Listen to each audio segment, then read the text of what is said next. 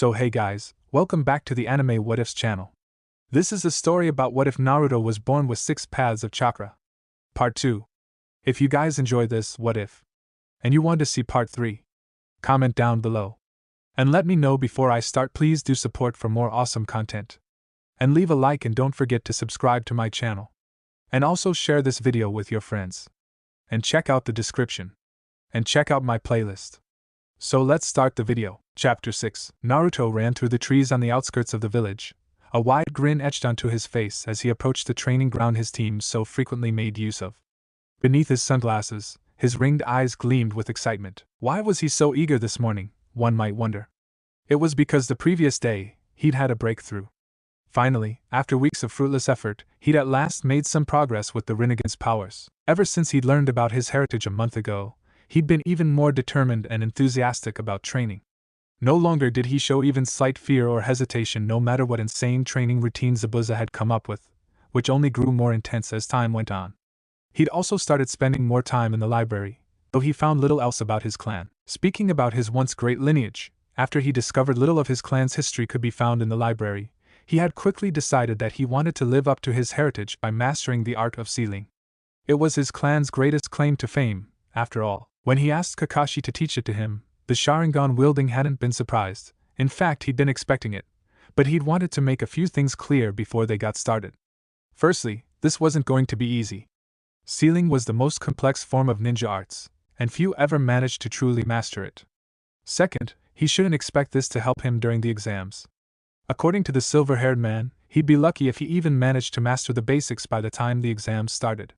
And third, though he could learn and master sealing, chances were that he would never be able to recover his clan's famed style. That had been no problem to Naruto.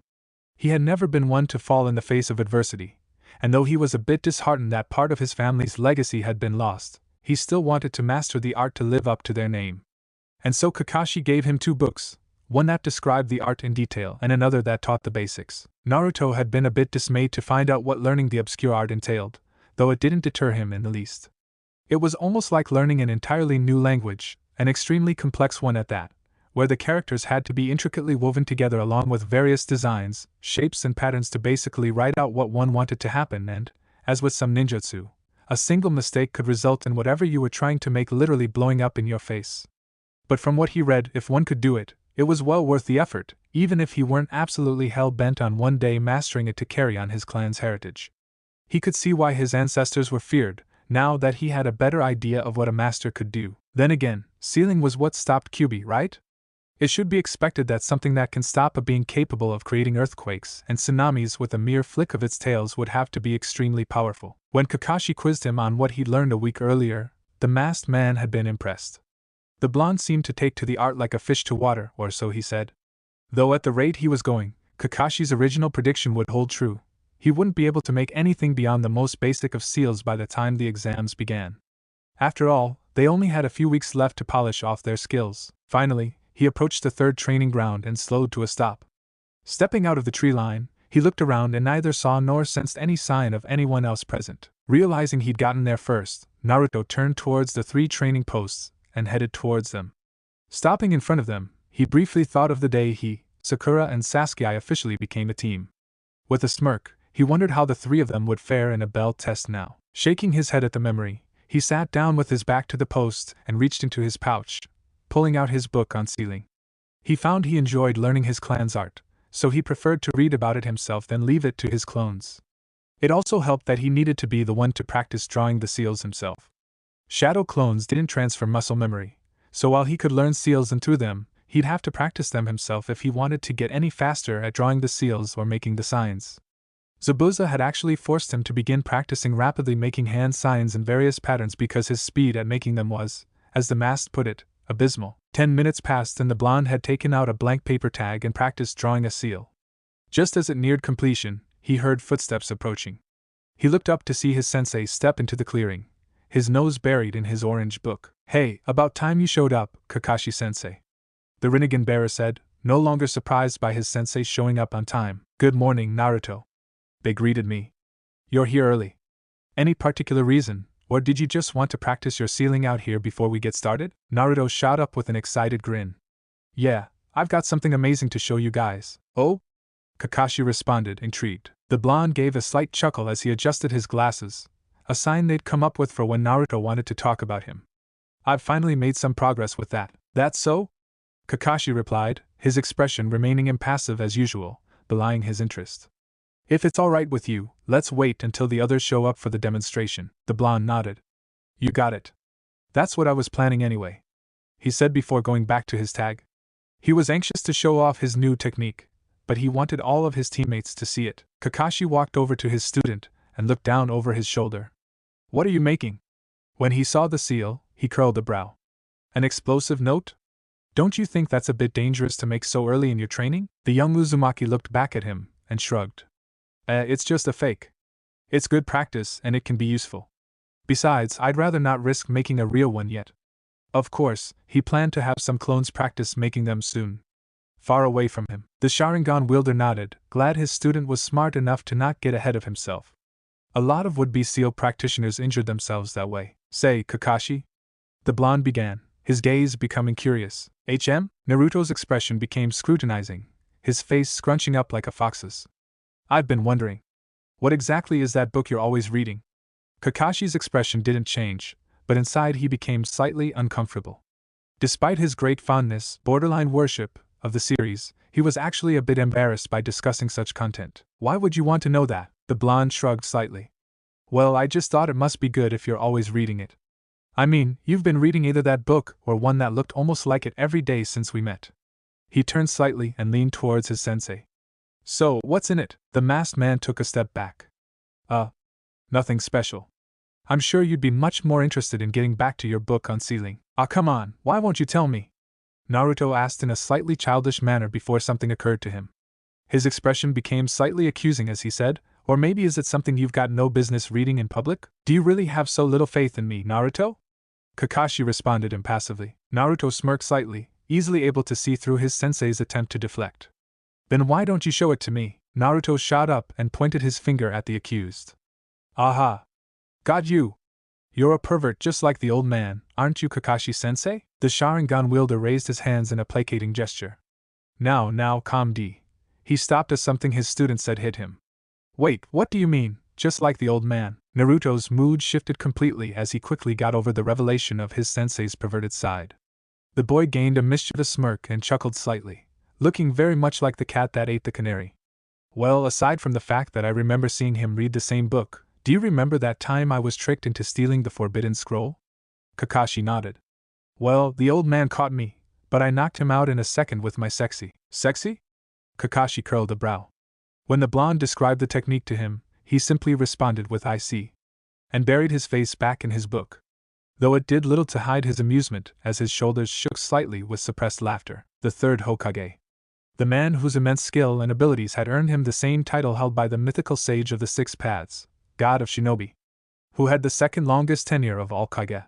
Taken down by a 12-year-old with a technique made to incapacitate perverts through massive blood loss. Simply hilarious. It was only a short while after the previous exchange that the others began to arrive. Soon, the group had gathered together deeper in the forest, Naruto standing off on his own while the others stood together, all interested to see this demonstration of the Rinnegan's abilities. While Kakashi, as always, had a neutral expression, the others were all watching with varying degrees of concentration, and there one could feel slight tension in the air. Sakura was obviously eager to see the display. After all, it wasn't every day you caught a glimpse of the power that earned a man a title like God of Shinobi. And unlike the third Hokage, who also bore that title, the sage of the six paths supposedly truly lived up to it. Zabuza's eyes were narrowed slightly and his arms folded as he waited to see the power that so easily bested his protege. Haku's expression was almost as unconcerned as Kakashi's. But then again, he'd had a first-hand experience of what those eyes were capable of. However, the most attentive was Sasuke. The raven-haired boy was completely focused on the sight before him. His eyes narrowed slightly as his irises bled red, his Sharingan, each now bearing two, activating almost subconsciously as he waited to observe the power possessed by his unacknowledged rival. Power he was growing more and more jealous of each time it outshined his own clan's powers. He couldn't stand being second, being in someone else's shadow, not after living in his brother's shadow for so long. Never again. 10 feet before the blonde sat a large stone about twice the size of Jinchuriki. Naruto, his sunglasses off and his legend revealed to the world, closed his eyes and took a deep breath before opening his purple ringed orbs and activating them. He raised his hand, his open palm directed towards the stone, and spoke the words that had echoed from deep within his subconscious when he first succeeded in using this technique. Its name, engraved into the genetic memory of his bloodline, Shinra Tensei, the result was instantaneous. The heavy stone was ripped out of the ground, carving a path in the earth as it was uprooted, and flung away like a speck of dirt in a windstorm. It hit a tree, the force of propelling it combined with its mass causing it to tear a chunk out of the side of the wood before it vanished into the forest. They all heard a crash as it impacted with another stone object far away. From the sound, they either cracked or shattered. This display brought out various reactions from the observers as the blonde grinned at his handiwork. Sakura's eyes widened in shock at how quickly and easily such a heavy object had been thrown away. It wasn't lost on anyone there how easily a human could be sent flying by such a force. Kakashi and Haku remained impassive, though the one-eyed did notice that Sasuke's hand clenched slightly. Zabuza gave an impressed whistle as he stared after the large rock before turning back to the blonde. Impressive. Not only is it powerful, but also extremely versatile. It could be used to cause some serious damage or, depending on how it can be used, a nearly impenetrable defense. Naruto, who was walking over to the group, grinned. Tell me about it. I spent all night thinking about different ways I could use it. Zabuza nodded approvingly before turning to the pupil. Haku, what do you think? Haku frowned thoughtfully, his keen and analytical mind going over everything he knew about the technique, before he spoke. It would certainly be a difficult power to overcome. To pull things towards the user and push them away with such force it could shatter even my ice mirrors. It seems that its ability is a form of gravity manipulation. Good observation. I reached the same conclusions, Kakashi said as he stepped forward, his book absent for once. Zabuza wasn't exaggerating when he bragged about your observational skills, he commented before turning to the blonde. Combine that with the innate abilities they grant, and you can see why the Rinnegan's power is so revered. Have you made any progress with the other powers we know of? Naruto rubbed the back of his head sheepishly. No, I haven't made any headway with pulling things towards me yet, the master shrugged. Don't worry about it. You've made impressive progress, especially considering that all you have to go on is what Haka told us about your fight. You should probably gain more experience with that technique before trying to learn something new anyway. Yeah, I thought so too, Naruto replied, placing his hands behind his head. So what are we up to today? Hold on. Before we get started, there's something I'd like to share with you guys, Kakashi interjected, looking at his students. Seeing their slightly curious gazes, he continued. It's a story of a battle I was in when I was about your age. Eh? A story from your youth? Sakura asked, interested to hear what her sensei had to tell them. Considering his reputation, it would almost certainly be exciting. It might even have taken place during some major event in the village's history. What's the point in having a history lesson now? Sasuke spoke up. Naruto's thoughts were in line with Sakura's. Come on Sasuke, this should be good. A wily old veteran like Kakashi has to have tons of amazing adventures under his belt. The older Sharingan wielder's sweat dropped. Was I supposed to take that as a compliment? I happen to be quite young, you know. You're not old until you have gray hair and your regrets outweigh your achievements, Zabuza stated. He was curious about what it was Kakashi wanted to tell his students, since it almost certainly involved a lesson he learned the hard way. That aside, from what he knew they were around the same age and he didn't appreciate being called old either. Now get on with it. Well, someone's impatient. Fine, Kakashi mused before turning his head to look at his students. This actually happened back when I was around your age. Really? So this was back when you were a genin like us? Naruto stated before his expression morphed into a questioning one when Kakashi chuckled in response. What's so funny? When did I say I was a genin when I was your age? Kakashi questioned, amusement clear in his eyes. He was sure he would enjoy their reaction to this. Actually, at that time, I had just made it. Naruto jerked back as all three of Genin's jaws dropped. Naruto seemed the most surprised by their facial expressions, but the reaction that was most amusing for Kakashi was Sasuke's. It was always funnier when stoic, impassive types like him were shocked speechless. What? You were when you were our age? That's right, Kakashi confirmed with an eye smile. Sasuke once again clenched his fist at the new knowledge once he recovered. His sensei had already made it at their age? Then what were they doing? Why was he progressing so slowly, unlike Kakashi and his brother? It was another reminder of how far he had to go. He had devoted his life to avenging his clan. It was the main purpose for his continued existence. But if he couldn't even come close to the level of strength that his brother and their sensei had at his age, How was he going to accomplish that lofty goal? That was the heart of the reason he was slowly becoming jealous of Naruto's growth rate as well. The blonde may have had the Rinnegan, and whether or not he was the same dead last from the academy, he couldn't possibly have the same level of natural talent as his brother. The man was a rare breed of genius. Everything, no matter how complex or difficult, came easy to the elder Uchiha sibling. The gap between Naruto and Sasuke's strength was slowly closing, and that was what unnerved the young Uchiha the most, as it made him question not only his own strength, but also his dream. How was he ever going to catch up to his brother if he couldn't even stay ahead of his teammate? The closer Naruto came to his level, the farther away his ambition seemed to become. And this revelation about Kakashi didn't help. Sakura, still reeling slightly from the shock, spoke up. But how can that be? Iruka-sensei told us that the minimum age to graduate from the academy was 10, Kakashi nodded. It is. In times of peace. At that answer, his students calmed themselves and listened closely. Kakashi closed his eyes and explained. When I grew up, tensions were high between our village and IWA. There was an unprecedented decline in national power, weakening the strength of the 5 great villages, and skirmishes with the minor villages were frequent. Everyone felt that war was just over the horizon, and sadly, they were right. During such times, the academy cuts back on history lessons and the like and focuses on ninja skills. They pass you along to a Jounin sensei the moment you have the necessary abilities. He opened his eyes and his gaze swept across the teens. You should be thankful. Lord Hokage wanted you to enjoy having a normal life before you were inducted into the life of a ninja, or, more accurately, Kakashi thought to himself. Sakura should be thankful for that. She was the only one of the 3 who didn't have a childhood full of pain and various traumas. But he wasn't going to bring this up now, and you didn't have to endure the horrors of war. That eased Sasuke's frustration a bit. His brother had also grown up during that war. That meant part of the reason he graduated so early and progressed so quickly was because he'd received better training and had been given a sensei that could focus on 3 students' unique needs and give them advanced lessons sooner due to the needs of the village. In that case, it was no surprise he was much stronger at the same age. Of course, he still had prodigious talent that had Sasuke wondering exactly how much of his growth rate could be attributed to the period in time he'd grown up in. So how old were you when you graduated from the academy? Naruto asked. 5. And I became 6. Once again, his students were shocked speechless by the revelation, Sasuke especially. Kakashi had actually graduated earlier than his brother. Sakura felt a little bad for their sensei, and it showed on her face, thinking of how hard it must have been to grow up on the battlefield from such a young age, even though she couldn't relate. It occurred to her that she was the only member of her team that had had a normal, happy childhood. Naruto had a similar expression to Sakura.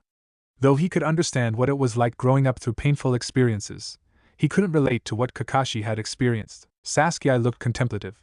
The memory of something Kakashi told them during their bell test, that the names of his closest friends, almost certainly his team, rose to the surface of his mind, and it occurred to him that this was probably when he lost them. He didn't know what it was like to live through a war, but he knew the pain of losing those he cared about. Haku gave them a look of understanding.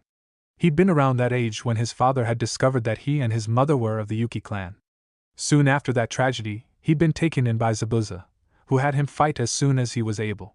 He had done some fighting during Kiri's civil war, so though the circumstances were different, he too was forced to grow up on the battlefield. Zabuza was slightly surprised that Kakashi had made genin earlier than he had. He'd graduated at 9, but it didn't really matter since they'd ended up on about the same level. He wasn't going to bring this up because this would no doubt remind them of exactly how he graduated, which would probably lead to questions. Not that he regretted or was ashamed of it in any way, he just had no desire to discuss his past at the moment. The Sharingan wielding decided they should get back on topic. Anyway, as I was saying, this is back when I was about your age, during the Third Ninja World War. My team and I had just received a mission to go behind enemy lines in order to sabotage their supply line and cripple their war effort. As I'd just been promoted, I was to lead our team for the first time. Though our sensei traveled with us, we were going to split up once we reached near the war zone. Sakura cut in. If you don't mind me asking, who was your sensei? Well, I'm glad you asked. Kakashi responded with a nice smile. My sensei was none other than Minato Namikaze. Silence followed that statement. Once Naruto recovered, he pointed at Kakashi and sputtered, Kakashi-sensei. You were trained by the 4th Hokage? He could hardly believe he was being taught by the former student of one of his idols. He had initially held some resentment towards the man known as the Yellow Flash for sealing the Kyuubi into him, but had let that go. After all, there had been no other way to stop the Kyuubi's rampage, so it was that or let it kill everyone. Besides, he'd given his own life to do it, and even aside from the admiration he felt for someone willing to sacrifice himself for the lives of his people, there was no point in holding such sentiments towards someone who was already dead. That being said, he wondered why he had been chosen. Was he just the closest child on hand, or was there some specific reason? Were his parents still around, and if so, what did they have to say about it? He guessed he would get those answers when he learned about his family. Kakashi chuckled. Well, he wasn't Hokage yet.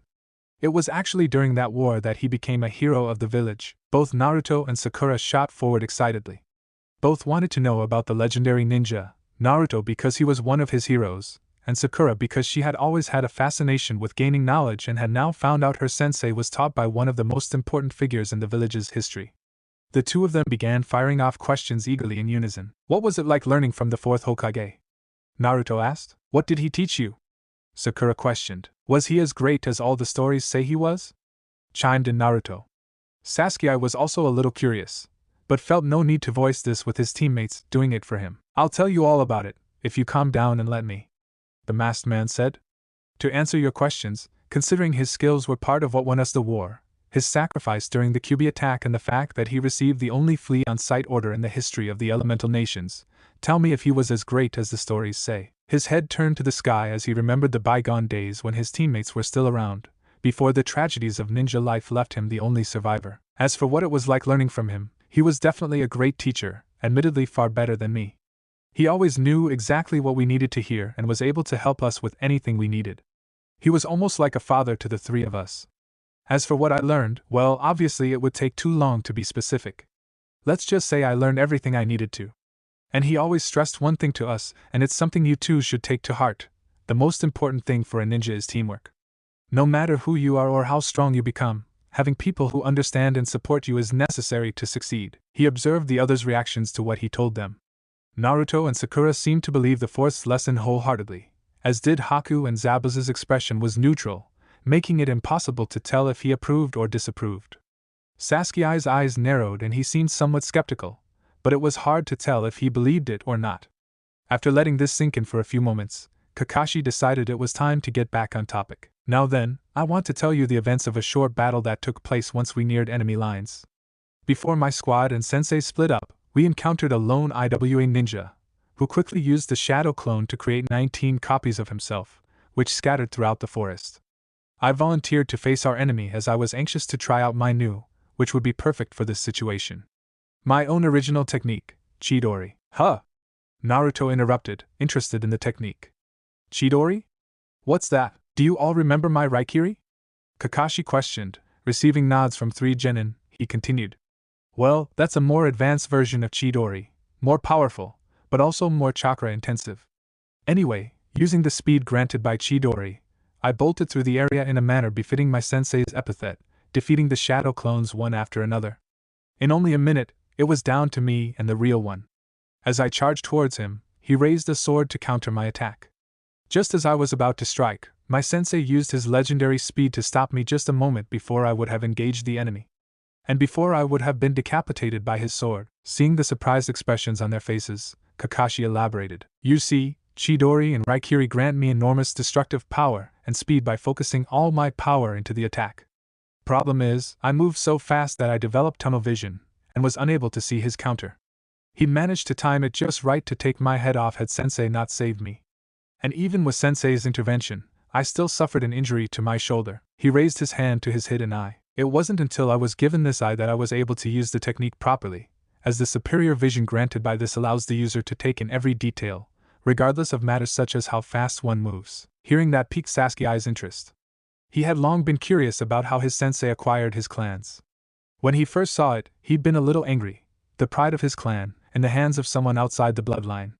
He knew he probably hadn't stolen it, given his personality and motto about those who abandon their comrades, since that would be far worse. But that still left the question of how it came into his possession. He wondered what the circumstances of this gift were. Now, Kakashi said, his single dark orb falling on Naruto. He had told them this story for 2 reasons. The first being, as Zabuza guessed, to teach them a lesson he'd learned the hard way. The second was to test Naruto's mental growth. There's a reason I told you that story.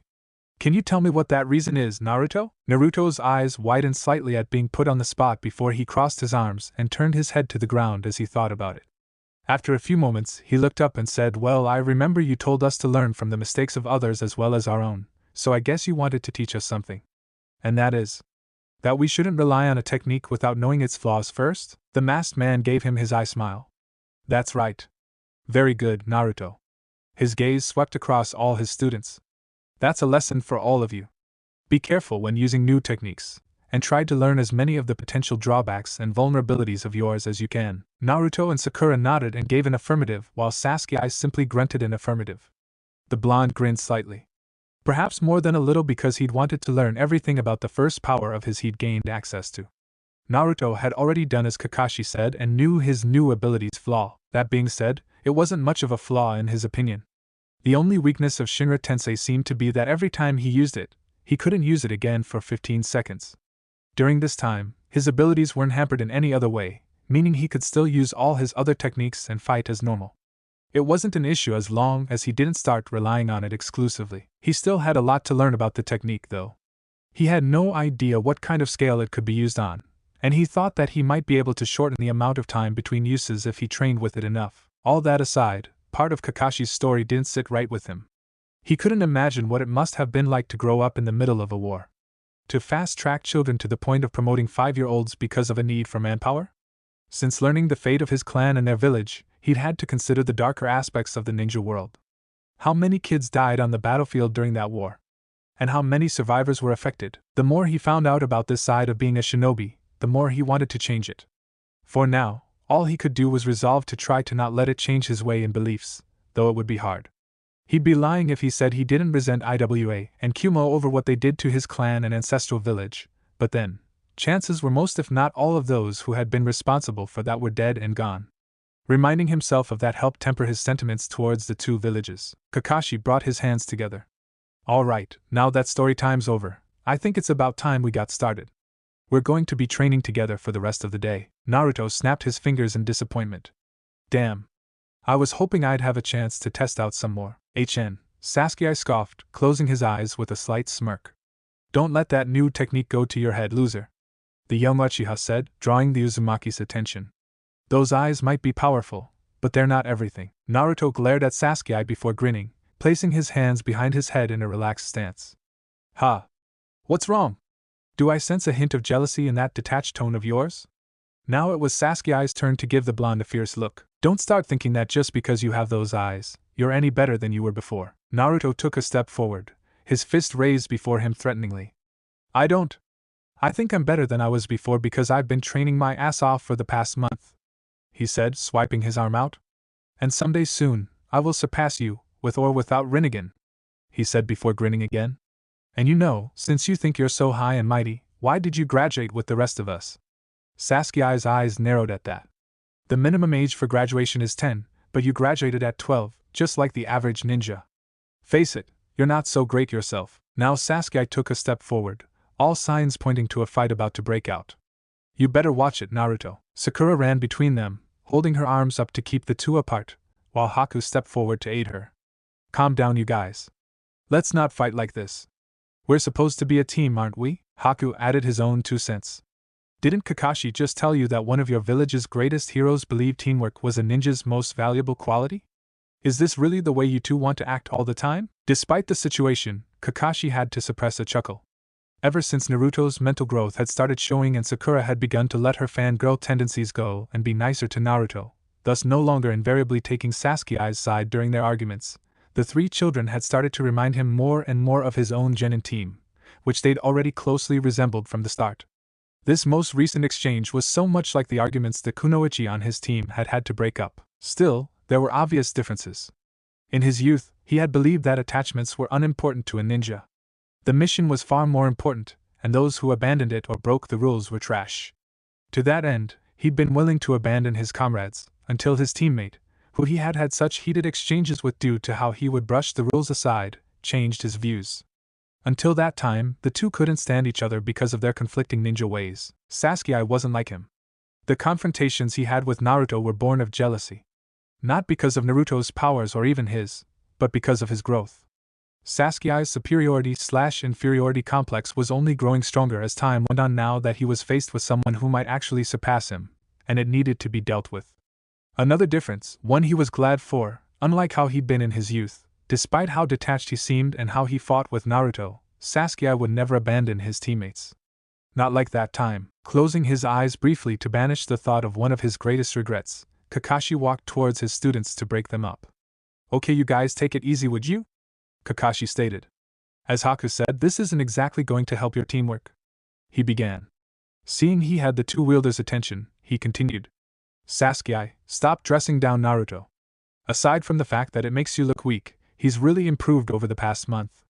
You'd have to either be a fool or delude yourself not to realize that." Sasuke scoffed and looked away while Naruto snickered. "And Naruto, didn't Zabuza teach you to better control your emotions? While it's understandable, you shouldn't rise to Sasuke's taunts so easily." Seeing the blonde look to the ground dejectedly, he stepped up to him, crouched so he was down to his height, and said just quietly enough for him to hear with a nice smile, "That being said, that was a good move pointing out when he graduated. If you do feel the need to retaliate, try something along those lines with just a bit more subtlety." When Naruto smirked, Kakashi stood up. "You two should really try to get along better. After all, teamwork is important to today's lesson." Seeing this got his students' full attention. With a slight flicker of amusement, he decided to keep them in suspense. "Now why don't we go find some place more appropriate?" With that, he turned around and began leading them to a larger clearing. Zabuza caught up with him. "Hey! Are you planning to do anything about those two? Not like I haven't seen guys that can't stand each other work well together before, but it's hardly good for the team, or the sanity of those stuck working with them." "Relax, I've already got something in mind," Kakashi replied, pulling out his orange book. Naruto scowled slightly at the sight of it.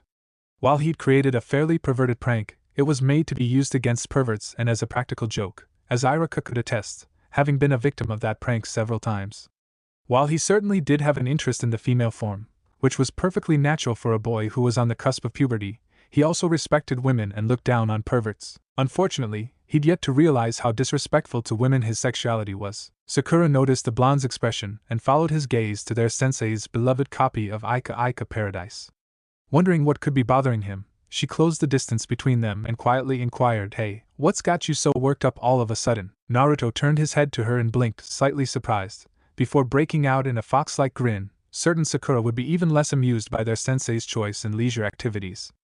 Bringing his mouth next to her ear, he whispered his discovery to her. In a moment, Sakura jerked her head away, her eyes wide with shock. "What?" This drew everyone's attention as the group halted and turned to look at the pink-haired girl, who was now shouting denials at Naruto, who had his hands up in a placating gesture, while obviously restraining his laughter at the thought of the trouble he just caused his teacher. Kakashi quickly decided to get to the bottom of this. "Hey, settle down. Can one of you please tell me what's going on?" "Oh, Kakashi-sensei." Sakura began, her tone somewhat relieved and sounding almost hopeful. "Naruto was just telling me you're some big pervert and that book you're always reading is basically porn." She closed her eyes and gave a wide, somewhat strained smile. "I guess that's his idea of a joke. I mean, there's no way a person of your caliber would go around reading something like that in plain sight all day, right?" Kakashi's eyes twitched. "Come on, Kakashi-sensei, say it's not true." "Kakashi-sensei? Well, it's not like that's the reason I read it. It wasn't, at least not the only reason. He genuinely did like the story and comedic portions too and felt the series was a work of literary art, but there was no denying the fact that it was definitely for adults only." "Why, you mean he's telling the truth?" Sakura said in a defeated tone. "Well," Sakura pointed accusingly as her temper erupted. "Kakashi-sensei, you pervert! Are you telling me you've been reading that garbage while we've been walking around the village where everyone can see it? Do you have any idea how humiliating this is?" The rest of the group watched as Kakashi tried in vain to calm his female student, who continued to rant over how embarrassing it was to know that her sensei was a pervert and lament that she had a sensei that went around all day reading what was basically porn in public. Sasuke's eyes narrowed in annoyance. Most of the newfound respect he'd acquired for his sensei at finding out he was the student of a legendary ninja evaporated in a heartbeat. Beneath his mask, Zabuza's mouth curled upwards and amusement was clear in his eyes. "Idiot. That's what you get for reading that in public." He liked the series too, but like most people, he wouldn't read it where other people could see it. Haku's shoulders were shaking. Like Naruto earlier, he was suppressing a laughing fit. He could safely say he enjoyed living in Konoha over being on the run any day. He couldn't remember the last time he'd been this amused. Naruto was no longer trying to resist, he was openly laughing, at one point wiping a tear out of the corner of his eye at his sensei's misfortune. Come on, Sakura. It's not that bad. Not that bad. Half the village has seen you with us, reading that trash the whole time. And do you know what kind of rumors could spread if Ino finds out about this? Anko threw her head back, her hand rising to her face and covering her left eye as she cackled. She sat at the Ichiraku ramen bar with a steaming bowl of the stand's famous broth before her. Seated on the stool next to her was Naruto, who grinned at Anko's reaction to his tale of the previous day's events, specifically Sakura's reaction to her sensei's choice in literature and his failed attempts to calm her.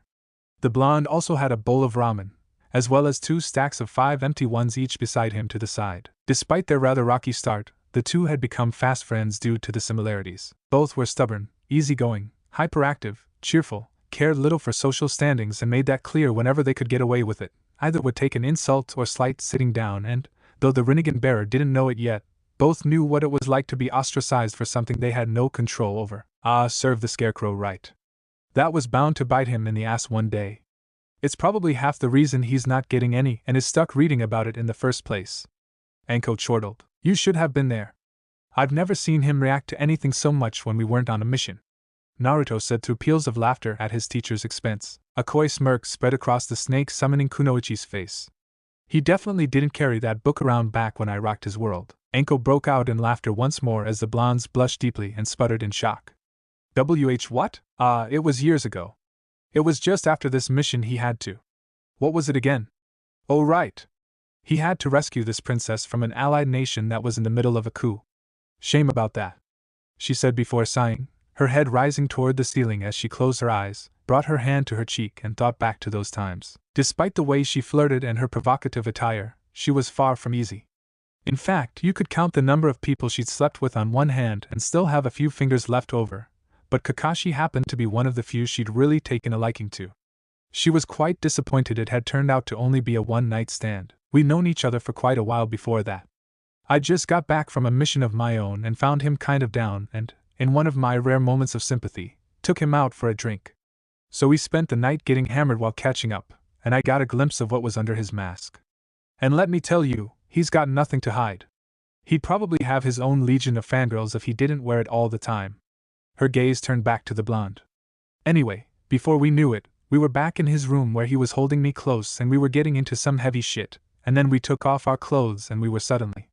Her grin threatened to split her face in half as the Rinnegan bearer's face had grown so red that it resembled a tomato, and she prepared to share with him every explicit detail of that night. Stop right there, interrupted Ayam, her own face flushed a shade of crimson as she stepped up to the counter.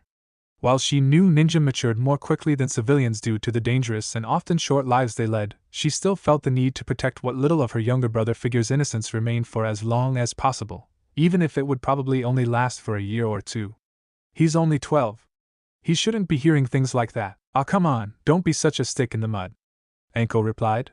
Seeing the waitress' eyes become chips of ice as she raised her ladle in a threatening gesture, heedless of the fact that she was staring down a skilled kunoichi, Anko decided it wasn't worth it. Besides, she could always scar the boy later. She raised her hands in a placating gesture. All right, I won't tell him about the hot, steamy night I shared with his sensei. Happy? I am back down, though her eyes remained narrowed, and moments later, she returned to her duties. The blonde spent the next few minutes recovering from the embarrassment. Finally, once he completely calmed down, he turned to see Anko obviously enjoying the noodles and broke the silence that had fallen over them. So, what do you think of the ramen? Isn't it the most delectable thing you ever tasted? Anko shrugged and closed her eyes. It's good, I'm not going to deny that, but I still say they can't compare to a nice stick of dango. Naruto stared at her in slight disbelief, unable to comprehend that someone could sample Ichiraku's ramen and not think it was one of the best things they ever tasted. Come on, how can you not see that ramen is the most delicious thing on the planet? The purple-haired woman looked down at him. And how can you not see that nothing can compare to the sweetness of dango? Once more, fierce sparks flew as they stared each other down, each willing the other to back down. Finally, Naruto said, We're just not going to see eye to eye on this, are we? Nope. Both returned to their meals and silence fell over the two in the wake of their battle of wills. After a few moments, Naruto spoke up again. Say Anko, you're a proctor for the Chunin exams, right? Got any tips or advice you'd be willing to share? All I've got for you is the same advice I'm going to give everyone else. Anko turned and gave the blonde a serious look. Try not to die. Naruto was visibly let down by that. Ah, come on. Isn't there anything you can tell me? Anko raised a brow. And how would that be fair? The young Uzumaki smirked. Since when do ninjas fight fair? Anko chuckled at that. It was just the response she was hoping for. Spoken like a true shinobi kid. But no, you'll just have to wait and see. Naruto huffed at that and turned back to his food to finish it off. As he picked up the bowl and drank what was left of the broth, Anko spoke again. But for what it's worth, I doubt you've got anything to worry about. Naruto had just emptied the bowl when Anko finished speaking and turned to her with a surprised expression. One serious difference between them was that Anko wasn't as sympathetic as he was and never sugar-coated anything. He knew she wouldn't say something like that without meaning it. He gave her his fox-like grin. Really? Thanks, Anko, no problem. Just don't let it go to your head, she said before a slightly malicious smirk spread across her face, and she spoke with a slightly energetic tone. After all, it's always the overconfident ones who wind up dyeing the exam areas red with blood. Naruto took her statement in stride, having gotten used to such things between her and Zabuza. Well, that's not going to be me. My team's going to pass with flying colors. The kunoichi just gave a short laugh at his enthusiasm. A moment later, Tucci approached the two. So, all done, or would you like another bowl? Nah, I think that's enough for today, he said with a wide smile. He then turned to the snake summoner. You said it was your treat, Riha? There was nothing but a cloud of smoke where the special once sat, which quickly cleared to reveal a folded piece of paper. The Rinnegan bearer, already knowing where this was going, quickly opened it up and opened it. Written on it was a short message. You should know better than to make a lady pay for your food. Anko. Sakura was beaming with anticipation as she walked across a bridge over the nearly steaming water of Konoha's hot spring, approaching the building proper.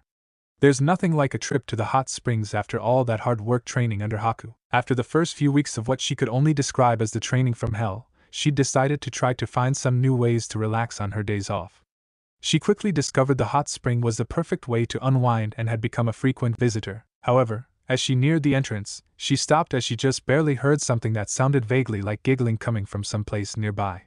Turning her head in the direction of the noise, the pink-haired girl briefly considered ignoring it, but after a moment's thought, decided to investigate. Peering around the corner of the wall surrounding the women's bath with a frown, her expression turned to one of shock and she couldn't stop herself from letting out a surprised yelp when she saw a man who seemed to have just hit his 50s. He was fairly tall, perhaps even taller than Kakashi Sensei, with waist-length, spiky white hair tied in a long ponytail with two shoulder-length bangs framing his face and red lines trailing down from his eyes.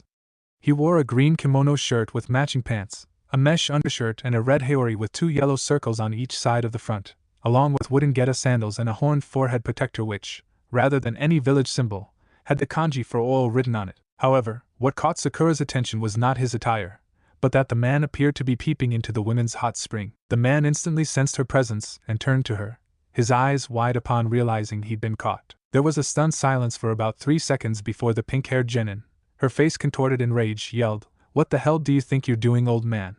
Pervert! Peeping Tom! Lecher!" She continued to shout accusations and insults at the old man, who made shushing gestures, well aware that on the other side of that wall were various kunoichi who would no doubt have all manner of pointy weapons on their person. Ah, the downside of doing his research in a ninja village. Hotter girls, far greater risk. Hearing frantic movement on the other side of the wall along with shouts of panic from some of the civilians and cries of outrage from others and all the kunoichi, the white-haired man bolted with Sakura in hot pursuit.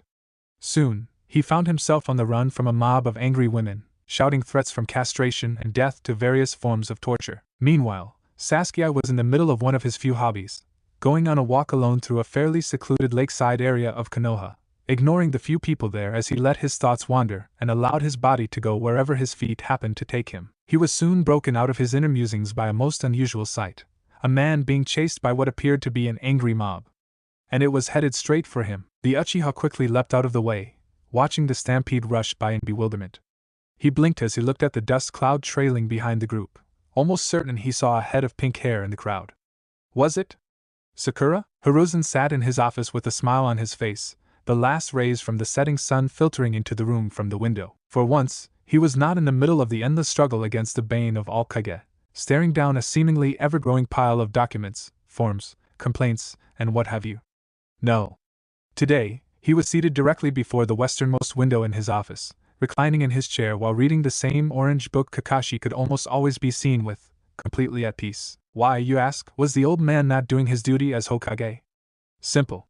Because a single shadow clone was sitting at his desk, working tirelessly at doing his job for him. After the pranking spree a month ago, Hiruzen had watched Naruto through his crystal ball, knowing full well he was the perpetrator. After all, there had been only one other prankster in the history of Konoha who could have pulled off all that had happened that day and not gotten caught, and that had been the boy's mother. While watching for any signs of what set this off, he happened upon a scene of Anko Mitarashi congratulating him for a job well done. It wouldn't take a genius to figure out what had happened, especially since she'd largely stopped bothering him after that, feeling her revenge was accomplished. Once he found out they had done this to get to him, he called them both to his office separately.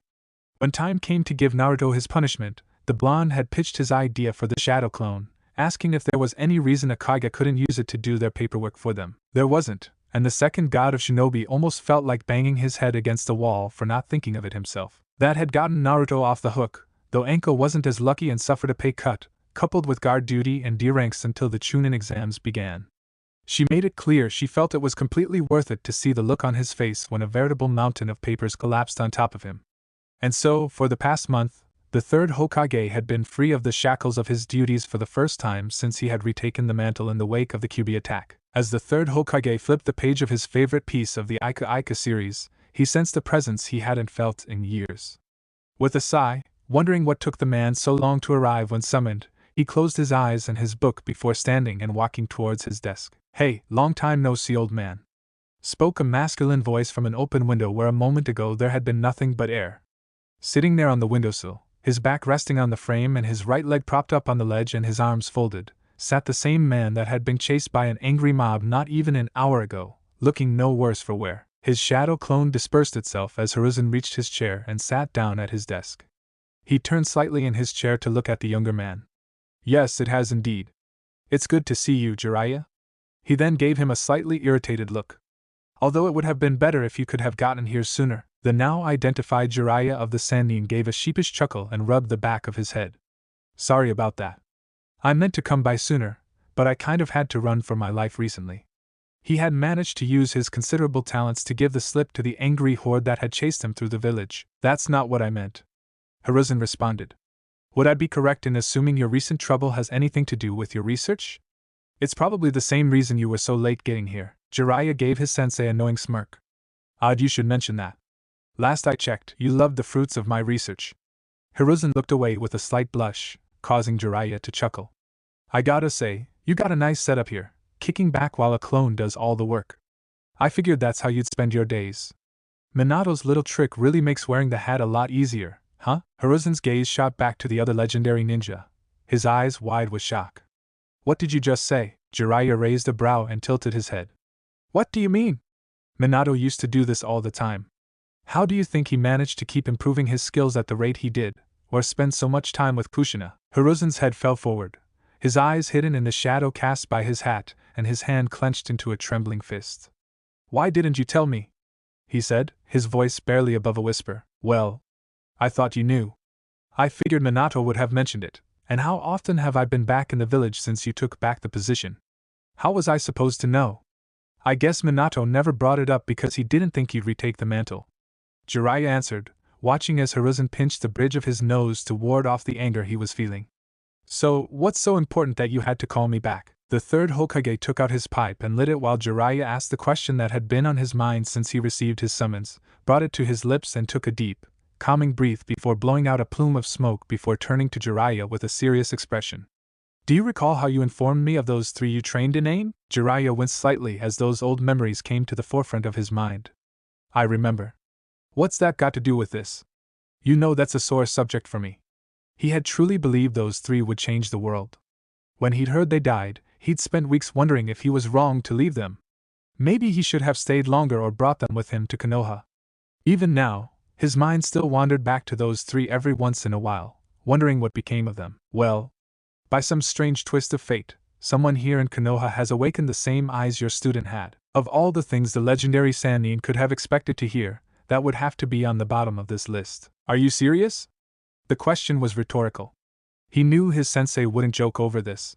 Those eyes vanished from the world for millennia, only to appear twice in a single lifetime. He said, wondering if there was any significance in this.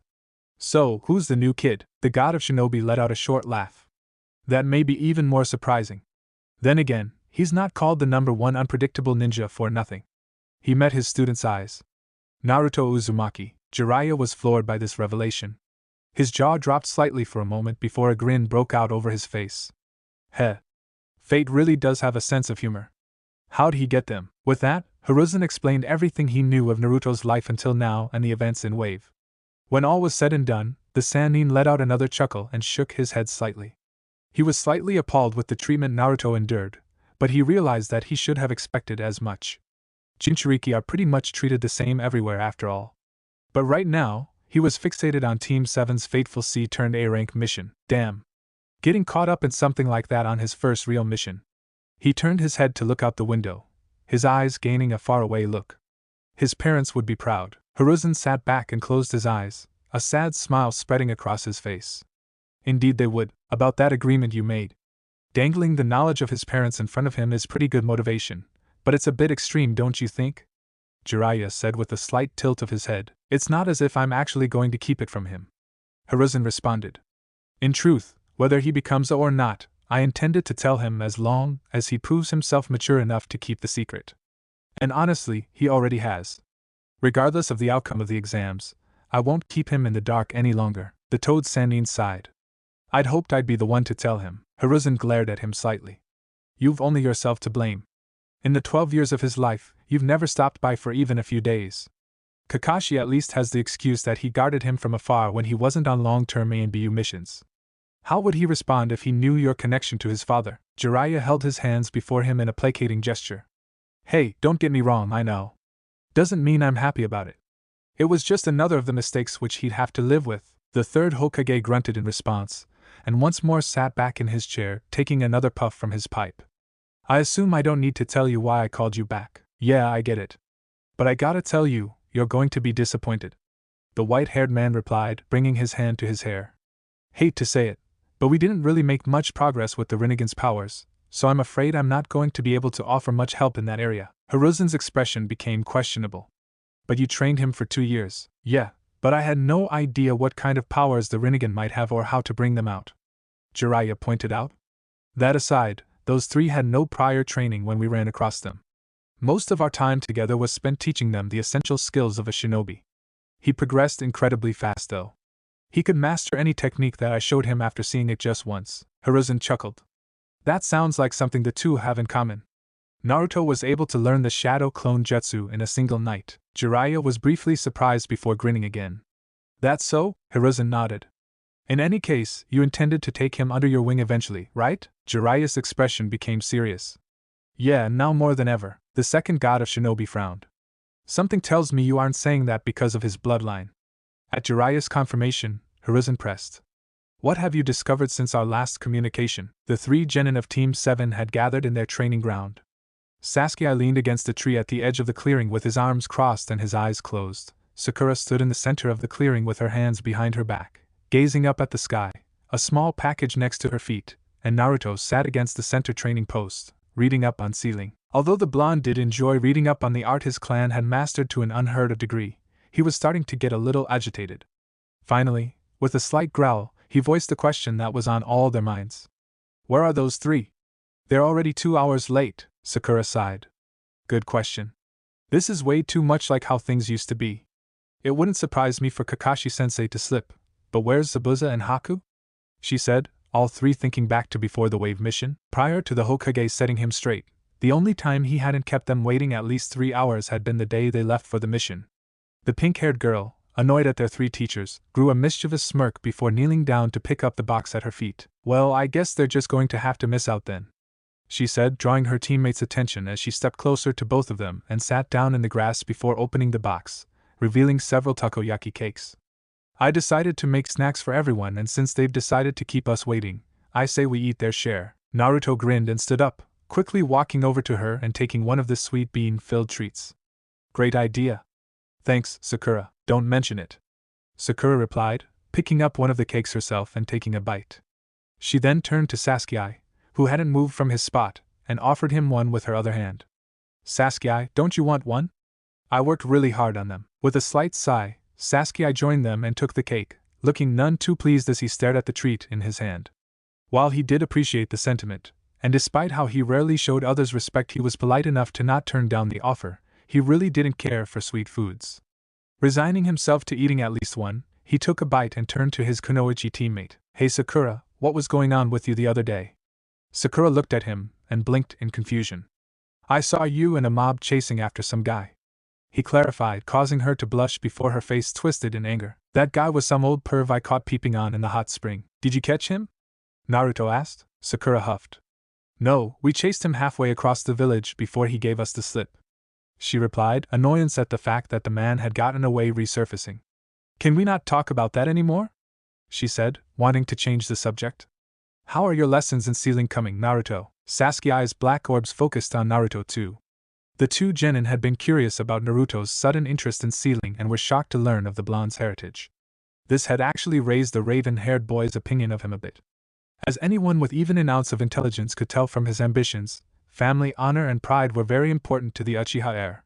The fact that Naruto had made it a goal of his to restore his clan and its name, and to master the art that they had apparently perfected was something the Sharingan bearer could respect. Naruto shrugged. Good as can be, I guess. I can make basic storage seals, but those aren't anything special. That's about as far as I've come. Well, at least you're coming along, Sakura replied before her voice took an excited tone. Just think.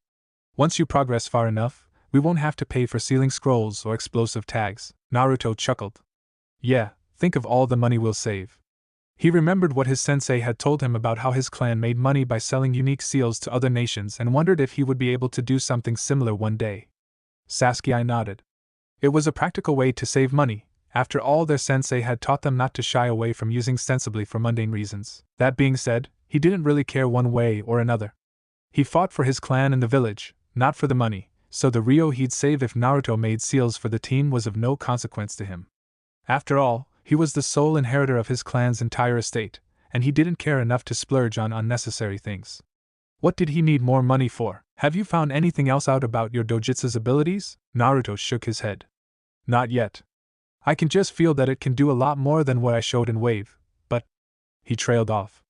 He was less frustrated with it now that he'd found something, but it still irritated him that he knew so little. Do you ever miss your old blue eyes? Sakura asked. The blonde turned to her and shrugged.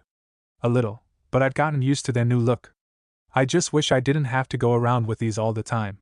He brought his hand to his sunglasses and adjusted them. I like them, but sometimes I really just want to take them off and show my eyes to the world. Sasuke gave an amused sound. Makes me glad I can deactivate my eyes, unlike you. Going around with them like that all the time is like having a target painted on your back. Yeah, well, at least I can do something with my eyes. Naruto shot back. Sakura was about to speak up to nip what might otherwise lead to a fight in the bud, when all three of the preteen's senses warned them of danger. Their heads all shot up to look at the east side of the clearing just as three shuriken burst from the trees at the opposite end of the training ground, aiming straight for them. All three immediately sprung into action, leaping out of the way, the two users activating their eyes as they flew through the air before landing about 20 feet from one another, each in their fighting stances with Naruto in the center, Sakura on his left, and Sasuke on his right. The two male genin could both see the chakra of the man, who was no longer attempting to hide his presence, and was simply obscured behind a thin covering of leaves which weren't enough to completely hide him. The first thing both noticed as their eyes read his chakra was that they didn't recognize his signature from anywhere. The second was that it was massive.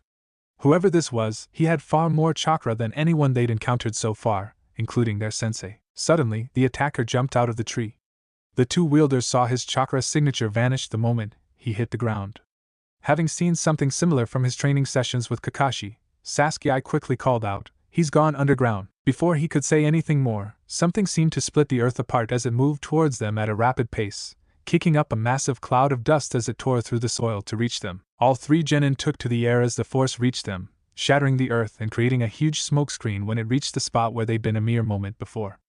They were quickly enveloped in the dust cloud while still in the air. As Naruto brought up his left arm to shield his mouth and nose from the debris in the air, he saw a figure moving through the air towards him. Seeing the assailant throw a punch, Naruto used the arm shielding his face to deflect the blow and counter with a knee, which the man caught. This was what Naruto wanted as he brought his right arm to punch the man's face. But his opponent bent his head backwards, Naruto's punch coming within an inch of his face and briefly covering most of his vision.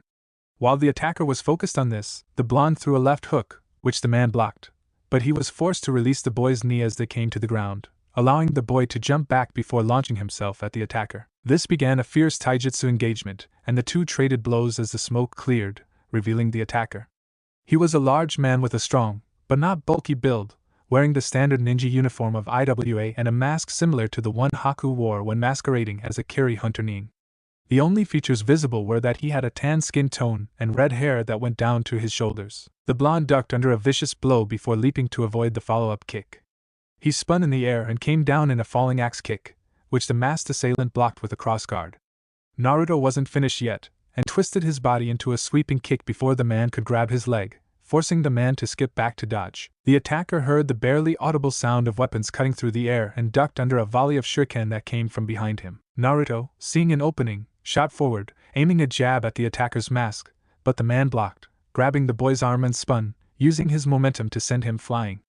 As he threw the blonde, he found that the Uchiha was joining the fray, springing off the ground and over the blonde, who recovered in the air and used his chakra to adhere himself to the ground, skidding to a stop across the dirt as the Uchiha came down with an overhead blow. As the masked attacker blocked his attack, Naruto launched himself back at the attacker. While their teamwork wasn't perfect, the combined assault kept the attacker on edge for a few moments until he jumped back to avoid a shower of and proceeded to skip back to avoid several more volleys of the small weapons. He caught one and immediately observed a purple liquid leaking off of it. His eyes narrowed behind his mask when he saw the weapon was poisoned. He directed his gaze back to his opponents, seeing that the kunoichi was nowhere to be seen and obviously the source of the poison needles and probably on the move, as well as the fact the two users were moving to resume their attack. He moved forward to meet them, using the poisoned weapon to aid in his assault. Dodging an attempt to stab him with the poisoned weapon, Sasuke grit his teeth in frustration. Just as in his spars with Kakashi, his eyes could follow every move his opponent made, but no matter what type of move was made, his opponent was moving just fast enough to avoid or block the attack, speeding up when it became necessary to do so. Both he and Naruto saw this and knew what it meant. Their opponent was toying with them, lowering himself down to a level that allowed them to keep up with him, but not allowing them to injure him. But for what purpose? They had no time to ponder this as they continued their assault. The Uchiha once more found himself on the receiving end of an attack that he could see but was too slow to block as the man weaved around one of his punches, brought out his arm and clotheslined him, sending him into the air before launching a kick into his chest and sending him sailing into a tree, the bark cracking under the impact. Naruto looked at Sasuke out of the corner of his eye and continued to press his attack when he saw the Uchiha was already getting back on his feet. As the masked ninja turned and blocked a punch from Naruto, he once again noticed the kunoichi launch another hail of poison at him. These hit their mark, striking him all over his back. Or they seemed to before he burst into smoke and revealed a log, littered with the small ninja tools. Naruto cursed inwardly at this as he and Sasuke turned their gazes towards Sakura's hiding place, knowing their enemy discovered it as well. Sakura's eyes widened as she saw her attacker vanish with the substitution from her perch on a branch hidden by leaves. Before she could make a move, she detected someone behind her, and quickly leapt just as he came down with a kick that tore the tree's limb off. As she sailed through the air, she reached into her pouch and threw several shuriken at the masked ninja, who deflected every blow before launching himself at her. The pink-haired girl brought her arms in front of her to block a kick which sent her flying out of the tree line and into the ground, slamming hard into the unforgiving earth and kicking up a cloud of dust. "Sakura!" Naruto called out as her teammates ran to her. Slowly, the pink-haired girl got up into a kneeling position as her teammates joined her, banishing any apprehension about the situation she might feel. Her team was in trouble, and this time she wasn't just going to stand aside and leave it to them. She wouldn't just watch them protect her. This time she would fight alongside them. "I'm alright," the pink-haired kunoichi assured her teammates as their attacker leapt out of the tree line, landing in a slight crouch with his arms at his sides. "So, you three are the students of Kakashi of the Sharingan, huh? Hey, I gotta say, you're better than you look." Naruto stood and glared at their attacker. "And you're even dumber than you look if you think no one's going to notice you attacking us out here. Who the hell are you anyway?" He knew that, at the moment, they hadn't done enough to warrant an assassination, and whoever their attacker was couldn't know about his Rinnegan. Could he? It wasn't much more likely that he'd know about the Kyuubi, so that probably wasn't it either. Was he after the Sharingan then? He'd mentioned Kakashi. Was this about some grudge with their sensei? And why did he think he'd be able to escape easily when the older Sharingan bearer might show up at any moment? I have to agree with my teammate. and I can tell you that doesn't happen often. If you're an assassin, you've got to be the worst one I've ever seen attacking at a place and time like this. Sasuke added his and Sakura's thoughts on their opponents similar to Naruto's. Sakura stared at their attacker. After all their training under Haku and being constantly exposed to Zabuza's killing intent when being trained together, she now showed no fear as she spoke, summoning as much authority as possible. What are you after and who do you work for? If you answer our questions and come quietly, they might go easy on you. The masked assailant chuckled. You honestly think you're a threat to me? Ha! And why should I answer your questions? He asked before bringing his hands together. After all, out of the four of us, I'm the only one who's going to walk away from here alive. He said with a calm and malicious tone before weaving hand seals with speed that surpassed that of their sensei before yelling. Earth style, mud silhouette. A surge of mud erupted from the ground before him, forcing the three genin to scatter to avoid the river of earth. Naruto's eyes widened as the unknown assailant appeared before him, seeing him in the middle of launching a punch at him. The blonde quickly made a single, cross-shaped hand sign. Shadow Clone Jutsu. The boy vanished in a cloud of smoke, one clone blocking the attacker while the other threw Naruto in and out of the fray. Through the Rinnegan, all three shared their fields of vision. Thanks to that, Naruto could see that Sasuke was moving towards them from the same direction he'd been thrown in before leaping in the air and running through hand signs. Once Sasuke completed the sequence, he inhaled deeply and brought his hands to his mouth before breathing out a stream of small fireballs. Fire style, Phoenix Flower Jutsu. The clones did their best to distract their opponent from the approaching attack, but once the fireballs were away, there was little hiding it. The unknown ninja swore to himself as the clones peppered him with blows from both sides, their ability to see through one another's eyes helping them coordinate their attacks, and they were doing everything in their power to keep him in the path of the approaching barrage. He caught a punch from the clone behind him and threw him into the path of the attack before lashing out with a kick, catching the other clone in the chest and dispersing it, allowing him to leap to the side just in time to avoid the attack. He quickly launched a counter-attack of his own. Earth-style, Rock Shuriken. Dozens of small rocks burst forth from the ground, moving rapidly towards the two users, spaced close enough together to provide little room to dodge. He watched as the attack approached, eager to see how they'd avoid this. Seeing the attack coming and knowing there were few routes of escape, Naruto brought up his hand and called on the power granted by the Rinnegan. Shinra Tensei, whatever the masked assailant could have expected, it wasn't what came next. He watched in slight surprise as an invisible wall seemed to form, shielding the blonde and his teammate as the stones shattered harmlessly against the unseen force. Before he could try to discern what just happened, he sensed the final member of the team come up from behind. He spun just in time to see another volley flying towards him. He rapidly moved his arms to block the projectiles as the pink-haired kunoichi closed the distance, two kunai held in reverse grips in her hands. He leapt backwards to avoid a swipe from the kunai and promptly spun around to avoid an attack from another shadow clone. Once again he found himself in the middle of a two-pronged assault, Sakura with her kunai from one side and the blonde doppelganger from the other. Finally, Sakura threw her kunai and in an impressive display, the attacker ducked, caught the weapon as it sailed over him, and directed it downward with a reverse grip, using it to stab the clone. Sakura leapt in the air and came down with a cry of effort, using her impressive control and charging her arm with chakra to increase her strength as much as she could. The attacker's eyes narrowed. As the kunoichi neared her attacker, a smirk broke out across her face. He leapt backwards to avoid her attack, the impact creating a dust cloud. While he expected an attack from her teammates, he couldn't have anticipated what came next. Fire style, Fireball Jutsu, Wind style, Gale Palm. The ninja turned around, his eyes wide to see Sasuke breath out large fireball about 3 times the size of his body, while Naruto brought his hands together, unleashing a wave of wind which hit the mass of flame and caused it to more than double in size and form a wall of fire and wind, promising agony and death to anyone unfortunate enough to be caught with its range. Before he could move to avoid the attack, he sensed an attack from behind. He quickly spun around to find another shadow clone. He grit his teeth as he blocked the attack from the doppelganger. Already his window to escape or counter the approaching maelstrom of flame had almost completely evaporated. He turned his head in the direction of the kunoichi, knowing she shouldn't have the time to escape and unable to believe they'd sacrifice her like this. Only to see nothing but a hole. Sakura had gotten out of the way with Earth style, hidden mole jutsu. Underneath his mask, the attacker smirked, realizing they must have planned all this in advance. Accepting his loss, mere moments before he and the attacking clone were consumed by the flames, only for him to disperse into smoke, revealing him to be another clone as well. Naruto's expression morphed from confident to shock as Sakura emerged from the ground beside the two users. The last sight his clone had seen was their assailant dispersing into a smoke. Guys. That was just a clone. It's not over yet. No, it's over. They heard the masked ninja's voice state calmly. They turned, all ready to continue fighting, to see him leaning against the tree with his arms crossed, relaxed. You guys are pretty good. I've gotta say you surpassed my expectations. Well, you have always said good teachers beget good students. The voice of their sensei entered the clearing. The three genin turned, confused, to see Kakashi, Zabuza, and Haku walk into the clearing. Kakashi-sensei, wa-dash. Wait a minute! Are you telling me this was all some kind of test? Naruto asked, obviously agitated. Yep. Kakashi replied with a smile. Haku was more apologetic. My apologies, the decision came from above us. We didn't really have a choice. Sakura's, who had similar feelings to Naruto about the impromptu test, expression morphed from anger to confusion. Above you? You mean the Hokage put you up to this? What's the old man thinking? And who the hell is that guy, anyway? Naruto fired off, not the least bit placated by that answer. The unknown ninja chuckled.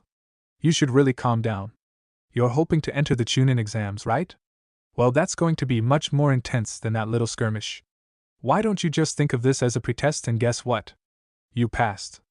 Naruto just glared at the man. As for who I am? Well, I'm glad you asked. With that, a cloud of smoke burst into existence around the man, which cleared to reveal Jiraiya. Unfortunately, he was immediately recognized by Sakura, who pointed at the Sannin accusingly before he could begin introducing himself. Hey! You're that pervert from the hot springs the other day! She yelled, causing the white-haired man to stumble out of his relaxed position. Kakashi just sighed. Really? What the? Are you kidding me? Why do we have to prove ourselves to some old perv? Naruto asked. Hey! I'm not just some perv.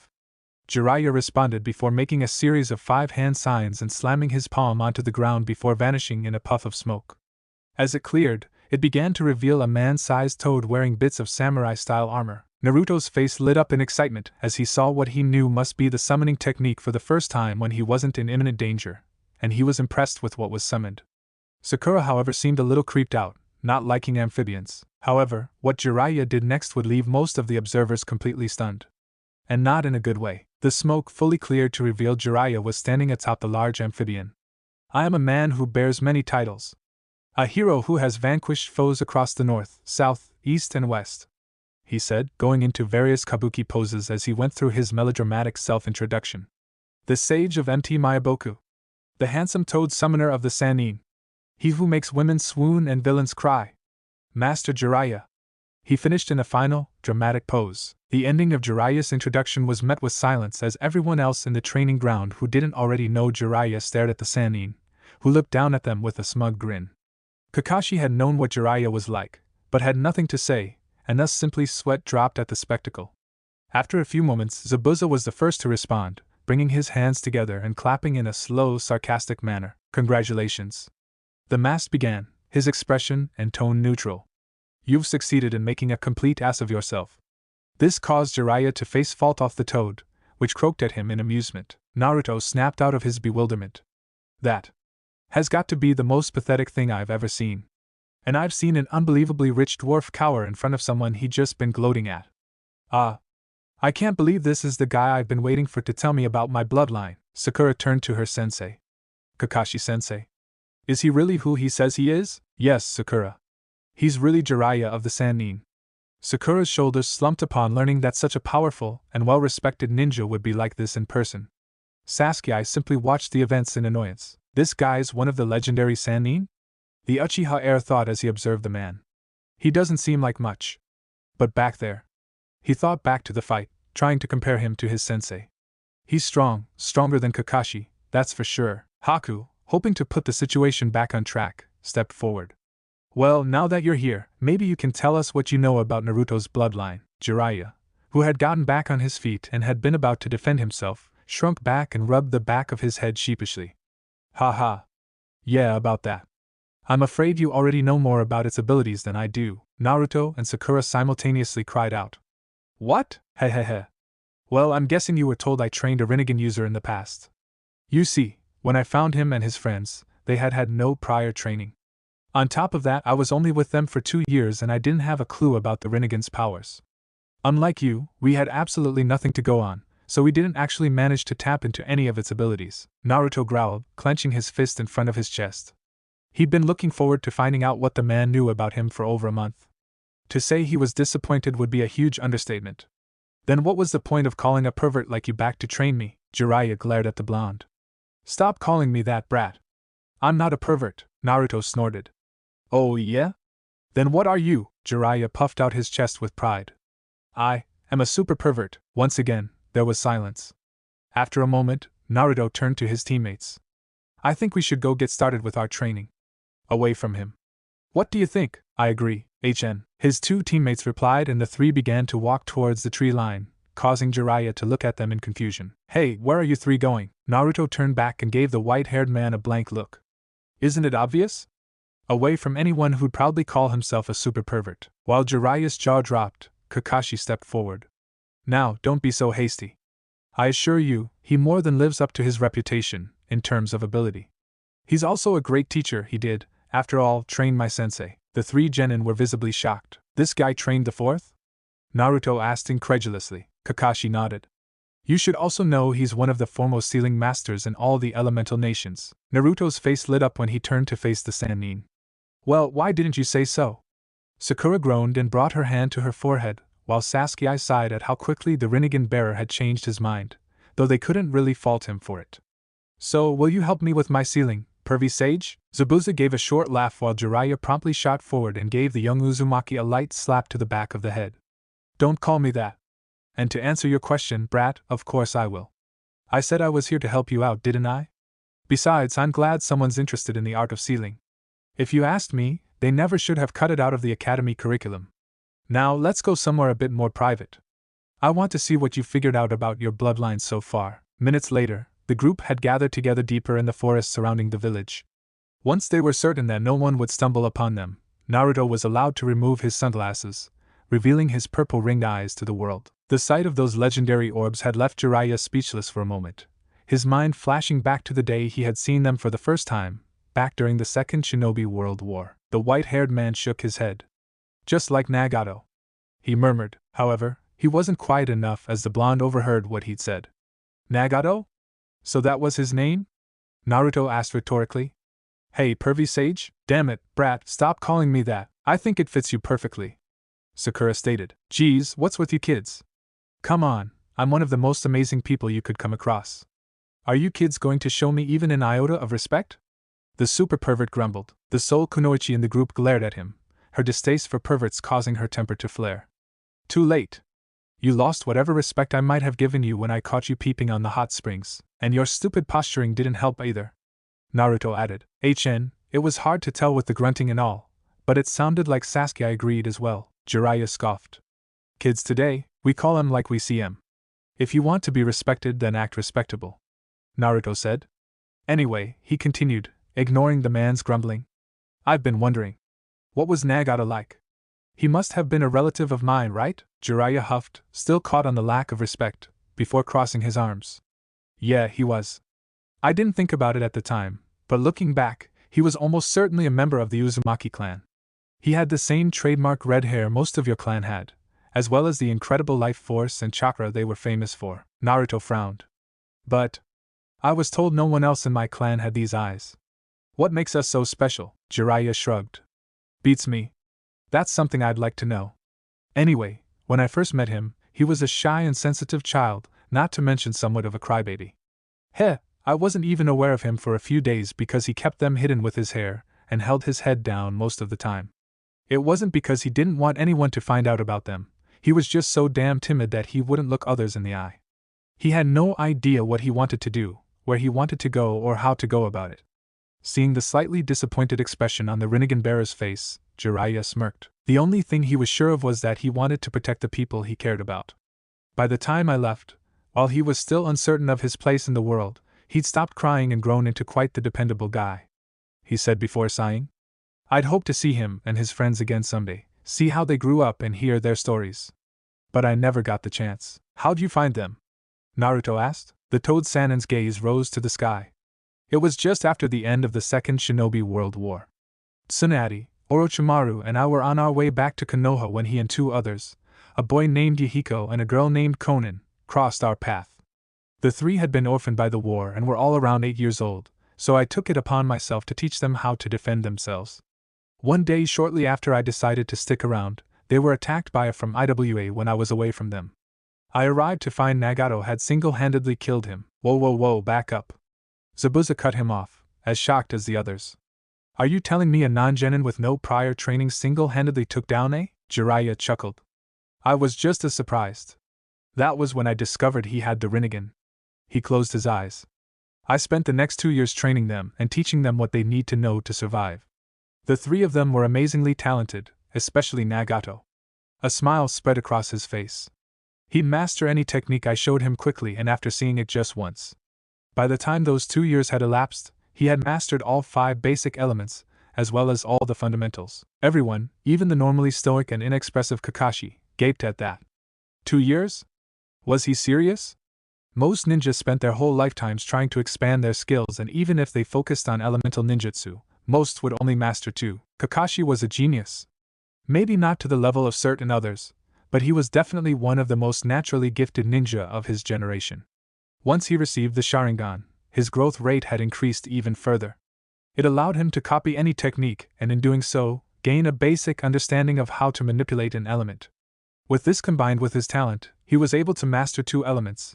The lightning element, which was his affinity, and the water element, gained advanced skill in the earth element and passable skill in the fire element. His proficiency with wind, however, was so low that it would be a waste to use the one wind he knew, no matter the situation. That was after over 20 years of experience and hard work. 2 years? That was insane, and he didn't even have shadow clones aiding him. The President realized that, if this incredible rate of growth was due to the Rinnegan, it was entirely possible that Naruto could fully master the wind and water elements in a matter of months. Jiraiya chuckled once more at their shell-shocked expressions. Anyway, once they were strong enough to defeat a shadow clone of mine in a no-holds-barred match, I decided I'd taught them enough, and I'd left them to find their own paths. He sighed. About a decade later, I'd heard they'd died. He looked down at the blonde. Sorry, but I don't like talking about it. Can we just move on for now? There's not really much else to say anyway. All right, Naruto said, a little disappointed that that was all he was going to learn and that he never had the chance to meet his fellow Rinnegan bearer.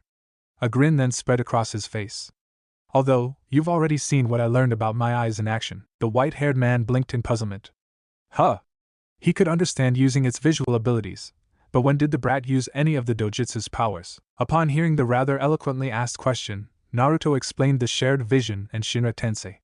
A look of understanding crossed the Sanin's features, now realizing what that barrier had been and how the shadow clones had been able to coordinate with each other and Sakura to such a degree. They'd been able to see the entire battle through the eyes of one another and the real Naruto, allowing them to perceive every move he made, similar to the Byakugan. Pretty impressive, huh? Naruto asked with his fox-like grin. You ain't kidding. Makes me wonder what else those eyes can do. According to Haku, it's also possible to invert the technique he's learned and pull things towards him, but he hasn't figured it out yet. Kakashi explained, causing Naruto to look a little sheepish at being reminded of his lack of progress. Jiraiya noticed and decided to remind the boy of what he'd accomplished. He's still figured out more than Nagato and I did in 2 years. Naruto brightened up at that. So, how are we going to do this?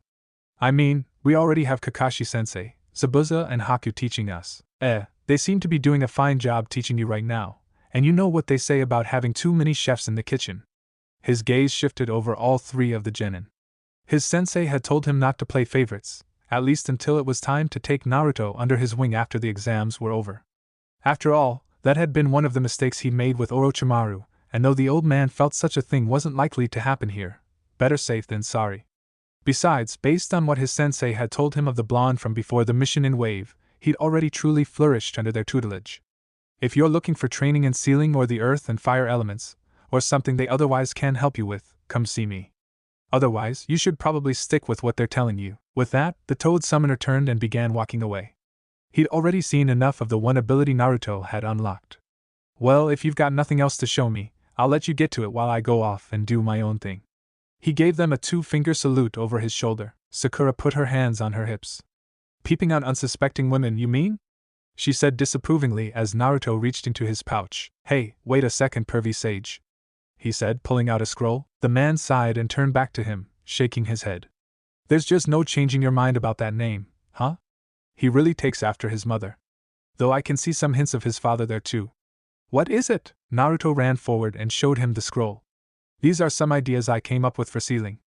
What do you think? Jiraiya raised a brow before taking and reading the scroll. After a few moments, he turned to the excited blonde, approval showing in his eyes. Pretty good ideas, considering you're just starting out. I like what you've got here, though. Thus began a discussion that ended with the two working out a daily schedule for tutoring and sealing, as well as fine-tuning the blonde's ideas. Hours later, the moon shone down on Konoha, bathing the village in the pale, silvery light of its. Haku looked out the window of the apartment he and his master lived in, gazing at the night sky before turning to his master, who sat at the nearby couch, sharpening a kunai before flipping the blade in his hand and examining it with a critical eye. While the sword-wielding rarely used the weapons, needing only his blade, he found the act of sharpening ninja tools relaxing. Well, this has been an interesting day, Haku said before turning to look at his master. Things are certainly quite lively here in Konoha, don't you think, Master Zabuza? Lively isn't the word I'd use to describe it, Zabuza replied. Though he never admitted it, he did like things around the village, though he sometimes found it a bit boring. There were times Konoha seemed too peaceful for his liking. Well, you can't deny there are some interesting people around here, the ice user responded. Meeting Jiraiya had been interesting. Haku could tell he lived up to his reputation, despite his personality. I'll give you that, Zabuza replied, briefly thinking back to his meeting with Anko before returning to his kunai. Hey Zabuza, HM? The masked man looked up at him. Haku looked at his master curiously. I've been wondering. I like it here, but it doesn't really seem like your style to want to live in a place like this. And the thought that you wanted to settle down is laughable. What made you decide to take Naruto up on his offer? Zabuza closed his eyes for a moment before responding. I was tired of working for trash like Gato, who was just as likely to stab us in the back as pay us.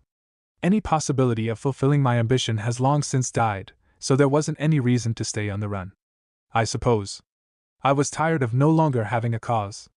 Haku nodded at that and started to turn back to the window. And? Because you weren't really cut out for that life. What? Haku replied, unable to keep the shock from his tone.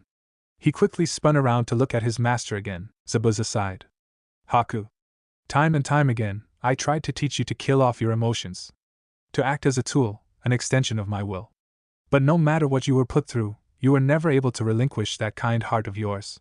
He snorted before continuing. I suppose part of me is pleased about that. You weren't suited for the life of a missing nin. And I can tell you, you wouldn't have lasted long as a ninja in the Kiri I grew up in. Someone as caring and altruistic as you isn't suited for either of those kinds of lives. But I knew Konoha would fit you perfectly. To be honest, that's the main reason I decided to join this village. Opening his eyes and looking at his student, his brown orbs narrowed when he saw the joyful expression on the ice user's face. Get sentimental on me, and I test out this kunai on you, Haku chuckled. That was more like the Zabuza he knew. Certainly not. After a pause, he asked, is it alright if I call you Sensei? Sure, go ahead. Chapter 7. Man, that mission was boring. Naruto complained loudly as he walked down the streets of Konoha, turning and looking over his shoulder at his teammates, who were walking behind him. Sakura to the right wearing a sleeveless version of her usual clothing, Sasuke with his hands casually in his pockets to the left, and Kakashi was trailing behind, reading his precious Ika as usual. I mean seriously, nothing happened. We just stood around the whole time. We know, we were there. Sasuke responded dryly, though inwardly he agreed with his teammate. He was hoping for an opportunity to test himself, but none had arisen since Jiraiya's test a few weeks ago. Sakura shook her head at the blonde. You shouldn't complain because we had an easy mission, or are you hoping for a repeat of what happened in Wave? Naruto placed his hands behind his head. No, nothing as extreme as that, I just wish something exciting would happen, you know? Even something as ordinary as attacking a bandit camp. Don't worry. The exams are right around the corner. I can guarantee you'll see plenty of excitement soon enough, Kakashi said to the blonde before looking over all his students. Almost as if on cue, he heard the call of a bird. Tilting his head upward, he saw said hawk flying high over the village. He stared for a few moments before turning back to his team. Well, I need to go submit the report for this mission. You guys don't need to come along since it was so uneventful. See ya. With that, he vanished in a burst of speed. Naruto broke out in his trademark grin as he looked at his fellow genin. Great. Then how about the three of us go and celebrate another job well done? Sasuke scoffed and turned away. Not interested, he said as he began to walk home. Come on, Sasuke. Sakura stepped forward. She may not fawn over him anymore, but she still wished to be with him. Besides, she wanted to let him know that they were there for him. After all, that was what a team and friends were for, right? Would it really be so bad to get a bite to eat with us? Sasuke closed his eyes and seemed to consider it for a moment before turning and resuming his path to his clan's compound. I have better things to do. Sakura watched the retreating figure of the object of her affections before sighing. She'd hoped that after learning how beneficial teamwork could be, he'd be more willing to let them in. Naruto watched her for a moment before stepping forward and placing a hand on her shoulder, getting her attention. Don't worry, I'm sure he'll lighten up someday. Yeah. Sakura replied, brightening up. So, where do you plan to go? Ichiraku's? Naruto shrugged. Nah, I know most other people wouldn't want to go there all the time. How about? He began to hear something behind him. He turned to see a square rock with eye holes approaching him from behind, coming to a stop the moment he turned. The young Uzumaki's sweat dropped. There were only 3 individuals who would attempt to sneak up on him with such an obvious disguise. I can see right through that disguise plain as day. Come out of there, you 3, I know it's you. With that, the poorly disguised box was lifted up to reveal Konohamaru and his friends, Moegi and Udan. The grandson of the Hokage crossed his arms and looked up at the Rinnegan bearer. Just as expected from the man I chose as my rival. Hey guys. Naruto greeted before his expression became slightly curious when he noticed what they were all wearing. What's with the goggles? Konohamaru reached for them with a wide grin. We're copying off of you, boss. Moegi took a step forward. Are you free right now? You promised to teach us something cool today. The blonde slapped his forehead. Oh right, I completely forgot. He then turned to his pink-haired teammate. Sorry, Sakura. I kind of promised them. Rain check? Sakura gaped at the Rinnegan bearer. You're going to teach someone? You. Naruto shrugged at her shocked expression, not seeing what the big deal was. Yeah.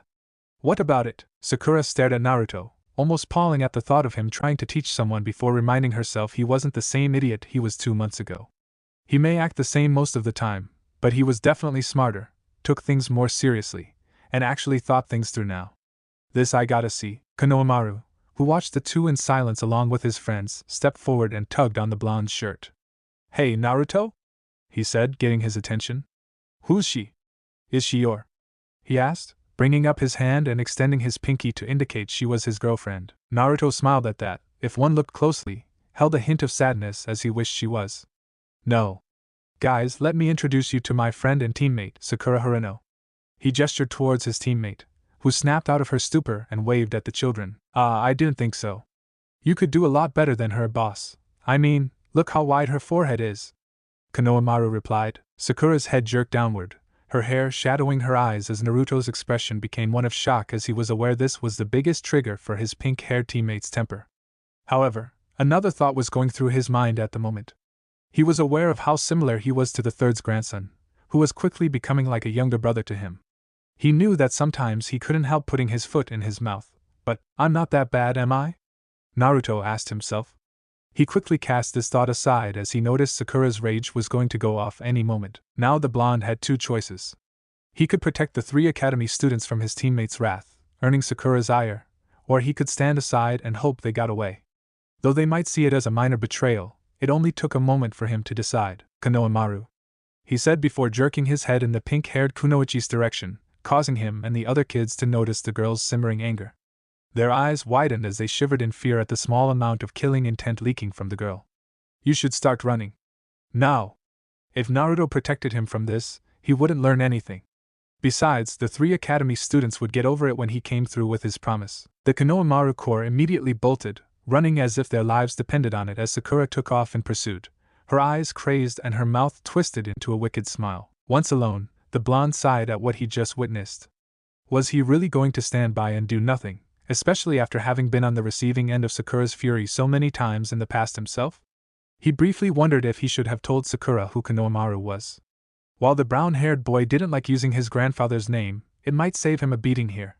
Deciding he'd better rescue Konohamaru, he started off in their direction only to halt when he heard a yelp in the direction the 4 had run off in. Meanwhile, in the mission room of the administration building where several were lounging as they awaited their turn to claim a mission or payment for a completed mission, Kakashi was handing the mission account to Irika. Thanks for the report, Irika said to the silver-haired man as he took the paper from him.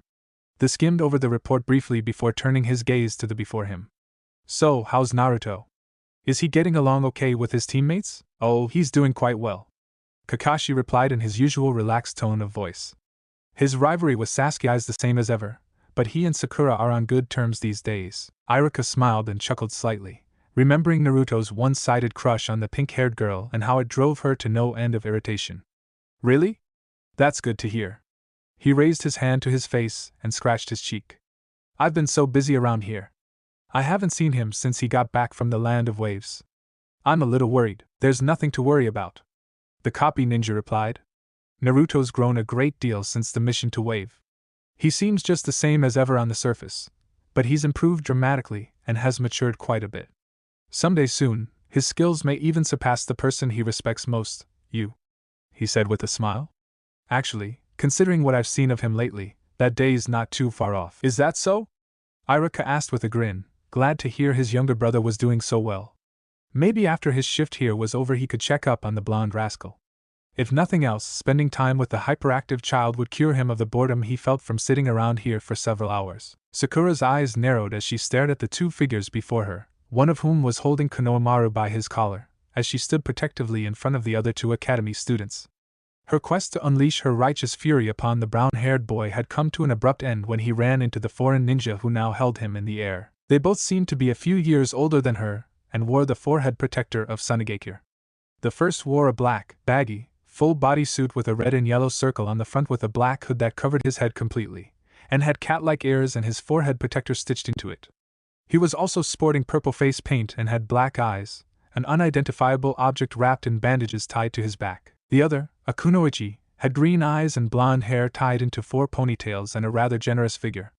She wore a light purple garment that went down about halfway down her thighs with a red sash across her waist that held a large iron fan to her back and fishnet worn over her shoulders and legs on her right calf and her left thigh. She wore a black forehead protector tied around her neck. That hurt, you little runt, the male ninja said to Konohamaru, his eyes squinted closed in a way that was similar to the way Sakura was accustomed to seeing from Naruto. The blonde kunoichi glared disapprovingly at her teammate.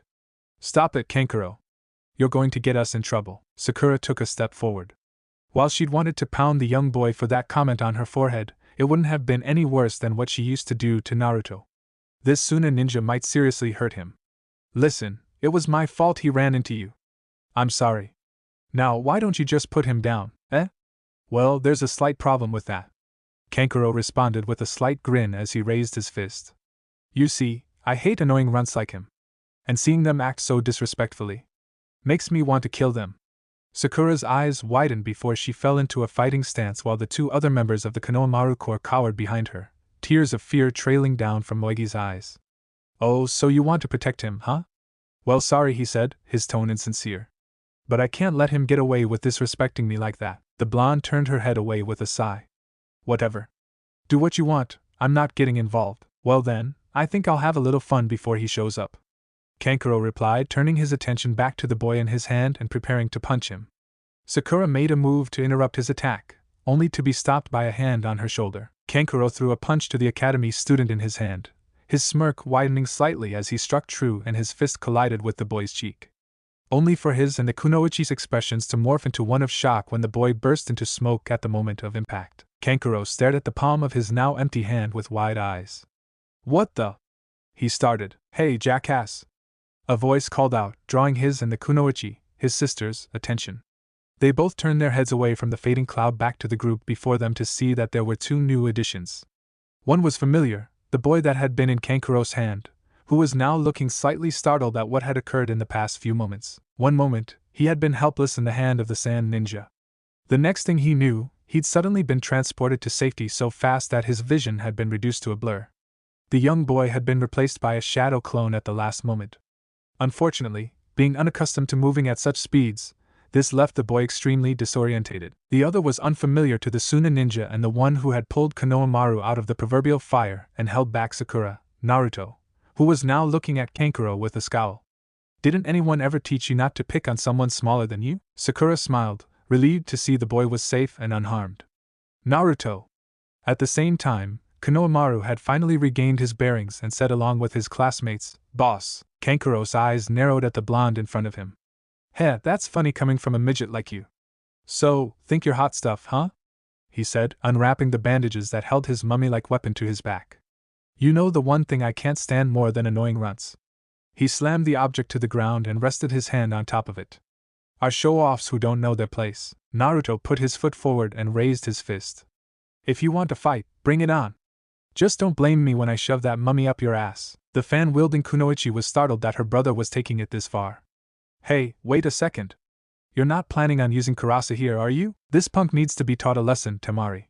Kankuro replied before suddenly, a rock collided with his wrist with enough force to tear the skin, causing him to recoil and pull his hand back, his mummy-like weapon dropping to the ground, as a small amount of blood trickled out from the wound. All eyes turned towards the source of the attack and saw Sasuke sitting there, casually tossing 2 more stones in his hand with his eyes closed. You shouldn't start a fight you can't finish, he said to the sun and before opening his eyes and turning his black orbs on the 2 foreign ninja. You too. What are you doing in our village, Sasuke? Sakura called out with a smile. The blonde kunoichi blushed slightly. The local heartthrob, I take it? She thought. Though the blonde's pretty cute too. Naruto grinned briefly, having known his teammate was there. Zabuza had trained him in stealth and helped him home. He had impressive but untrained skills in that field, which also improved his ability to detect others. Kankuro sneered. These 2 brats had been making light of him, and had to pay. So another punk crawled out of the woodworks, huh? Come on, I'll take you both, Kankuro. A calm voice, the one the Sunanin had dreaded to hear echoed through the area and cut off their conversation. All eyes widened in shock as they were suddenly alerted to this new presence. The attention of all those present were drawn to the source of the voice, a branch opposite the one Sasuke sat on. Standing upside down on the branch with his arms folded over his chest was a boy with short, spiky red hair and green, pupilless eyes. He lacked eyebrows and had thick black rings around his eyes and the kanji for love written in red on his forehead above his left eyebrow. He wore a black full bodysuit with short sleeves, legs that stopped just below his knees and an open neck, along with a white sash that went over his right shoulder and the left side of his hip and a wide leather band opposite it, which held a large gourd to his back and had a black Suna forehead protector wrapped around it. Looking down at his fellow Sand Shinobi, the newcomer spoke in the same calm manner, his tone unchanging. Stop. You're an embarrassment to our village. What? When, Sasuke thought, slightly startled before his eyes narrowed. He was there the whole time, I didn't even notice. Losing yourself over something as insignificant as this. How pathetic. Have you forgotten why we came here? The newcomer said, his tone and expression lacking any semblance of emotion. But they started it. Kankuro tried to defend himself. Shut up. Or I'll kill you. The redhead interrupted, causing Kankuro to jump slightly and tremble, beads of sweat rolling down his face as the threat combined with the redhead's soulless gaze chilled him to the bone. The black-eyed Suna ninja held up his hands in a placating gesture and gave the redhead a seemingly cheerful smile, his sister quickly adopting a similar posture. Okay, I got it. I'm sorry, I was totally out of line. Me too. Really sorry. Temari added. The redhead turned, his inexpressive stare trailing over the leaf villagers. I apologize for any trouble he caused, he said politely. So, he's the one in charge. Sasuke thought as he examined the boy he was sure would be a future adversary. He has an evil look in his eyes, it's like they're teeming with murderous intent just below the surface. This guy's dangerous. Even after training with Zabuza, I couldn't detect him. And what's with him? From that look in his eye. Naruto thought, staring at the redhead with a serious expression as he remembered the arctic stare he'd given his teammate and the slight amount of suppressed killing intent which emanated from the boy. He wasn't just talking or making an empty threat, he'd really have gone through with killing his comrade. This one managed to stop Kankuro with a pebble. And the blonde got that kid out of his grasp with no trouble at all. They made it look easy. They're good. The green-eyed boy analyzed the 2 who had dealt with Kankuro so easily before he vanished in a swirl of sand, reappearing beside his teammates. Let's go. We didn't come here to play games, he said before walking past his teammates, who followed after him. Wait, Sakura said, taking a step forward, causing the Suna ninja to halt. What is it? The redhead responded, not even looking over his shoulder. Sakura scrutinized the foreign ninja. You 3. You're genin from Suna, here to take the Chunin exams, right? You've got that right. Now since you know why we're here, can we go? The kunoichi replied in a slightly annoyed and patronizing tone. The Sharingan user joined his teammates with a body flicker. Before you go, what's your name? Temari brightened up considerably at that, pointing to herself with a wide smile. You mean me? No. You with the gourd. Sasuke replied, pointing past her at said ninja. Geez, real courteous of you there, Sasuke. Naruto grumbled, but he was ignored by his teammate. The redhead turned to face the leaf villagers, his expression and tone never changing. My name is Gaara of the Desert. I'm interested in you and the blonde as well. What are your names? Sasuke smirked. Sasuke Uchiha. The Kyuubi Jinchuriki gave them a small smile as he said, I'm Naruto Uzumaki. And this is our teammate, Sakura Haruno. He gestured to the pink-haired girl, who nodded. He then turned to his fellow blonde. And how about you? I didn't catch your name. Oh, you're actually interested? Temari asked, annoyed at being snubbed by Sasuke. Yeah, unlike my teammate, I have some manners. Naruto replied, not mentioning he'd been forced to learn said manners. That aside, he knew being ignored like that would piss him off. The blonde Kunoichi huffed before replying, it's Temari. Naruto put his finger to his chin and raised his head to the sky and said thoughtfully. Now that I think about it, he usually acts this way to all the girls around him. Kind of makes you wonder. Temari snickered at the implication. Sasuke rapidly turned his head to look at the blonde, his expression one of pure shock as he sputtered briefly before he broke out in a scowl. What exactly are you implying? If he was suggesting what he thought he was, then the Uchiha heir was going to teach him a lesson in pain that would make everything Zabuza put him through seem tame by comparison. And Naruto, don't say things like that. Sakura scolded. Relax, I was just kidding. Naruto waved them both off with a slight grin before turning to the amused Sand Kunoichi. Seeing an opportunity to mess with the face-paint-wearing boy, the young Uzumaki gave a mischievous smirk before plastering a friendly smile on his face, his eyes curling into eye smiles similar to his sensei's beneath his sunglasses. Before you go, how about I give you some friendly advice? He said. It'll make a bad impression of your village if you go around beating on kids who aren't even ninja yet. When Kankuro scoffed and was about to retort, the Rinnegan bearer continued. Especially when that kid happens to be the Hokage's grandson. Kankuro's dismissal of the blonde's words died in his throat as he and Temari were left visibly stunned by the revelation and the color drained from the boy's face. Unfortunately for Kankuro, his sister recovered first. Her mouth twisted into a snarl and with a growl, she raised her foot and slammed it down onto her brother's, causing him to cry out in pain before bending down to grasp his injured extremity, as Naruto snickered and Konohamaru laughed outright. You fool! The Kunoichi berated her sibling. You almost caused an international incident. And over what? Nothing. Kankuro looked up at his sister in mild panic, fearing her wrath and knowing he was probably going to get yelled at over this later. How was I supposed to know? And weren't you the one who just stood there and watched, Temari? Don't try to pin this all on Dash. Enough. Gaara intoned, his monotone voice causing both of his teammates, who happened to be his siblings, to freeze. Shut up, both of you. Why yes, Gaara. They both said meekly. Gaara scoffed before taking a few steps away before leaping out of sight. While Temari followed suit, Kankuro turned and glared daggers at the still snickering blonde, gritting his teeth in anger at the boy who'd made a fool of him before following his siblings. Once they were gone, Naruto stopped suppressing his laughter. Sorry about that, Konohamaru. I know you don't like using the old man's reputation, but no problem, the young Sarutobi said through peals of laughter. That was great, serves him right. Sasuke, doing his best to put his Rinnegan using teammates' earlier insinuation out of his mind, continued to look in the direction the Suna ninja departed in with a smirk. Things just got interesting. Unnoticed by all of them, 3 other genin rested on a higher branch of the nearby tree. All 3 had forehead protectors marked with musical notes, identifying them as genin from Otogekure. All 3 wore snake-patterned pants and scarves. The kunoichi of the group had long black hair with a violet ribbon tied near the end that matched her eyes, and wore a pale green vest similar to a flak jacket.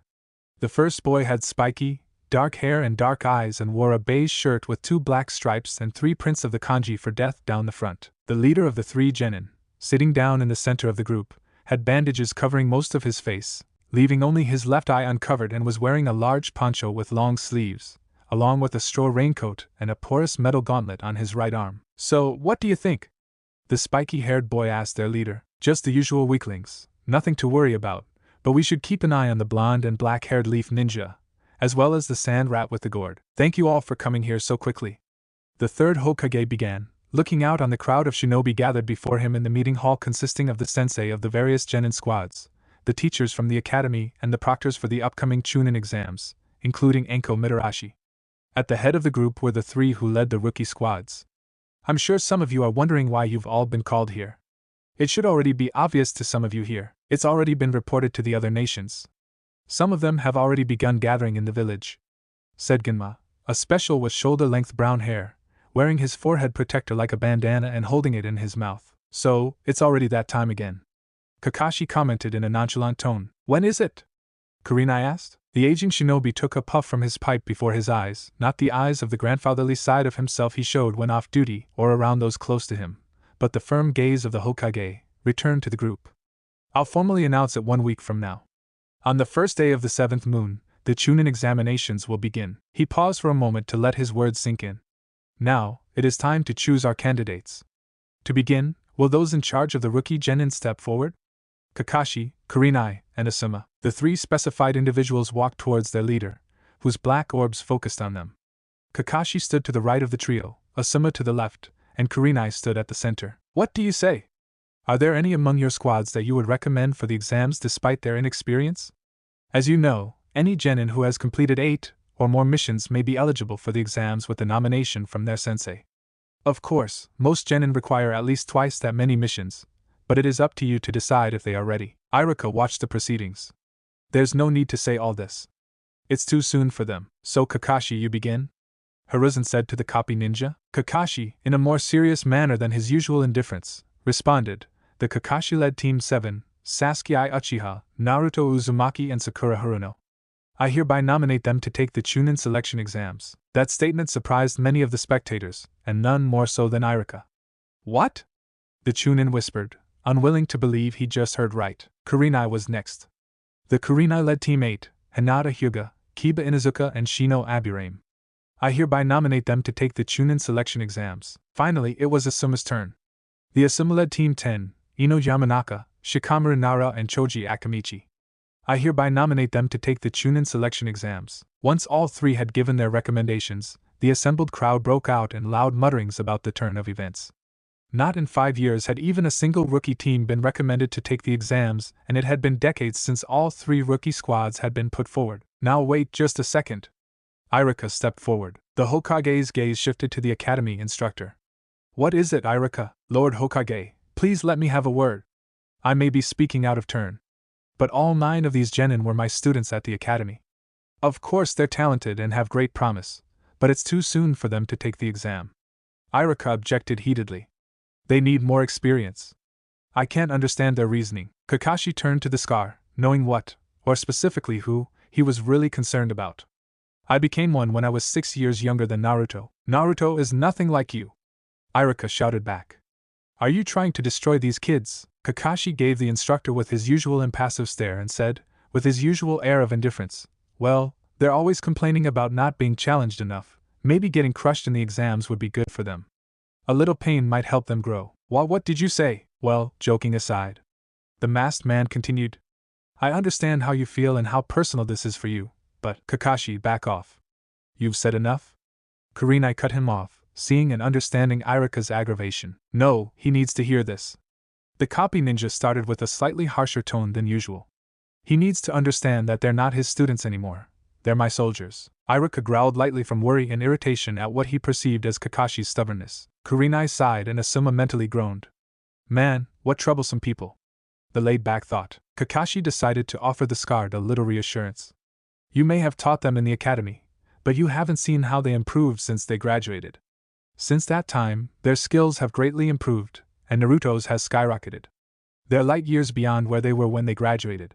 Trust me, I wouldn't have nominated them if I didn't have every faith they could succeed. Iruka took a step back. He knew that Kakashi spoke the truth, but at the same time, couldn't help but worry. But these exams could destroy them, you know that, Iruka. The Hokage cut in, feeling the argument had gone on long enough. You have made your point and I understand where you're coming from, but Kakashi is right. It is no longer your place to decide whether or not they are ready. Iruka finally relented, knowing their leader's word was final and it was out of his hands. Yes. I apologize, Lord Hokage. Good, then let us return to the matter at hand. The next day, the 3 genin of Team 7 had gathered together at a bridge, waiting for their sensei. Naruto stood with his back against the railing, reading a book. He had just finished his book on the basics of sealing and had moved on to the first volume of the series of intermediate-level sealing, written by none other than Jiraiya of the Sannin. The Sannin had actually given him the complete series as a reward for mastering the basics so quickly. Sasuke and Sakura were on the opposite side of the bridge. Sakura leaned over the railing, her elbows resting on it as she looked out at the river, while Sasuke rested against it a few feet away from her, his eyes closed. Sakura briefly glanced at the Uchiha heir, averting her gaze when a blush spread across her face at how cool he seemed. Even if she'd stopped gushing over him, she still felt the same, but she realized now with certainty that how she used to act did, in fact, annoy him. She then looked at Naruto. It still amazed a part of her to see him calm and quiet, reading of all things. A few months ago, she would have wondered if she needed glasses if she saw him reading so studiously. She turned around fully to face them. "Why do you think Kakashi-sensei had us meet here today?" Naruto shrugged and mumbled what sounded like "I don't know." If ninjas from other nations are showing up, the exams must finally be about to start. It probably has something to do with that. Sasuke grunted as he opened his eyes and looked away from them, thinking about that. He'd been looking forward to the Chunin exams ever since they'd heard of it. At last! The perfect opportunity to test himself against other powerful members of his generation. Gaara, and though part of him didn't want to admit it, Naruto came to mind. Nail on the head, Naruto. The voice of their sensei came from out of nowhere. Looking up, all three saw him sitting in a crouch above them on the arch of the bridge. "Yo!" They greeted each other once all their attention turned to him. He quickly leapt down and joined them. "Kakashi-sensei," the Jinchuriki said as he and his fellow genin gathered before their sensei. "So, it's finally time?" The copy ninja nodded, taking out 3 papers. "That's right. These are for you 3. He said, handing the sheets to his students. "If you feel you're ready, sign those and come to the academy tomorrow at 4 p.m. As one day of training won't really make any difference, I suggest you take the rest of the day off. That's all." And with that, he vanished in a puff of smoke before they had a chance to say anything. "All right," Naruto said with an excited grin as he held the consent form. "Finally! I can show everyone how much I've grown. This is gonna be awesome." Sakura smiled at seeing the blonde act like his old self before turning her gaze to her paper. Sasuke smirked. "For once, I have to agree with you." The blonde turned to Sakura as she looked at her sheet, a contemplative look on her face. "You okay, Sakura?" She closed her eyes for a moment. When she opened them, she gave the blonde a more confident look than she'd ever given before, wave unless Sasuke was involved. "Yeah. This is what we've been preparing for, right? This is my chance to prove I'm not just dead weight anymore," she thought. "Then let's go and celebrate," Naruto said before turning to Sasuke. "Are you coming this time?" Sasuke thought about it. He was in quite a good mood at the moment. Of course, he'd like to do some last-minute training, but he could do that afterwards. He usually preferred to do things alone, but fine. Both the other genin seemed surprised before a fox-like grin broke out across the blonde's face. "Great! Let's go." The next morning, the young Uzumaki slowly stirred from his slumber as the first rays of the new day filtered into his room. He slowly sat up, bringing a hand to his still closed eye and rubbing it as he muttered groggily, before he stretched, letting out a yawn as his still hazy mind began to catch up with him. He began to wake up far faster than he once did, having grown used to waking up early as a certain sadistic sword-wielding required of him. He edged over to the corner of the bed and sat there, once again rubbing the sleep out of his eye as he opened one of his purple orbs for the first time in the morning. Once he was up, he quickly ran through his morning routine. He got breakfast, a decently balanced breakfast of eggs, fruits and orange juice as opposed to his previous diet of cereal and ramen, brushed his teeth and took a shower. After getting out, he put on one of his track suits and his sunglasses as well as one small addition to his usual attire, a pair of black wristbands. He grinned as he put these on, having prepared the seals on them just for the exams. Afterwards, he took stock of everything he'd be taking with him.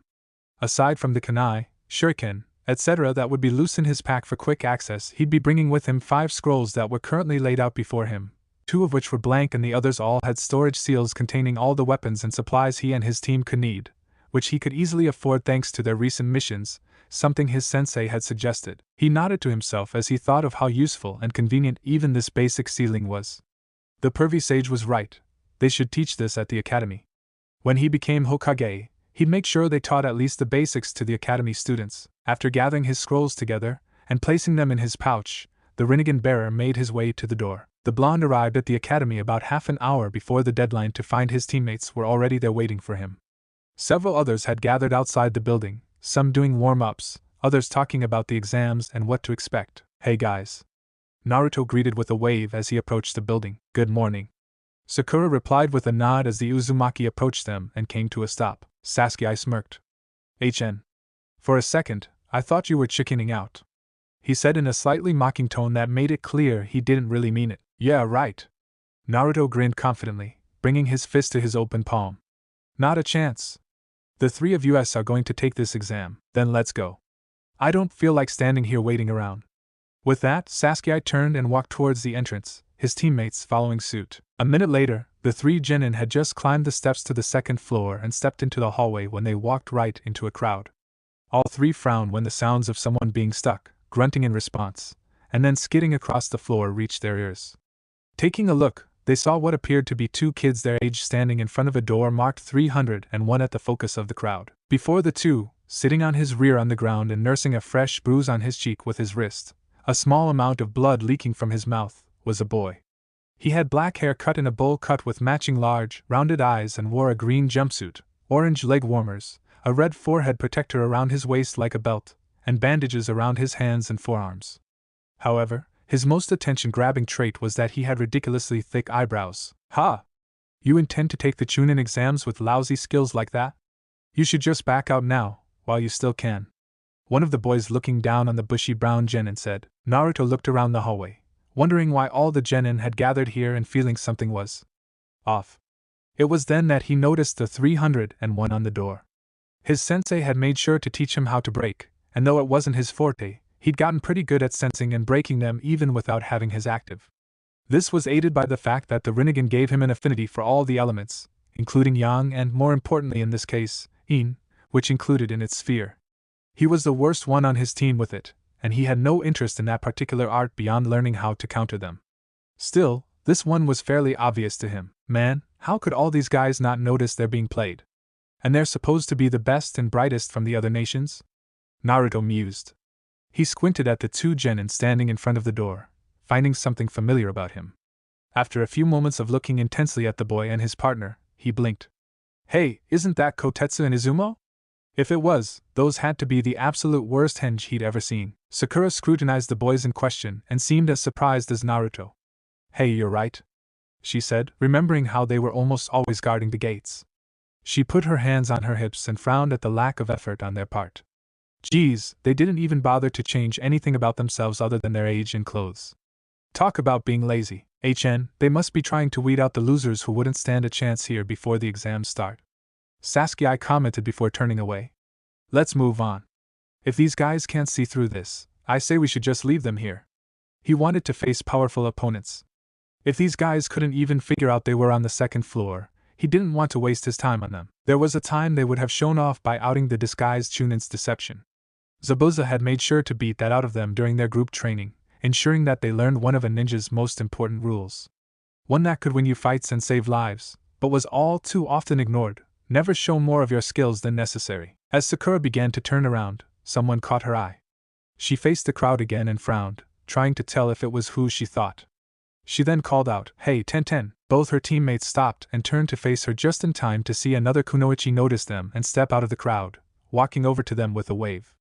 The girl had brown hair tied in two buns and dull brown eyes. She wore a pink, sleeveless blouse and dark green pants and a blue forehead protector. Hey Sakura, good to see you.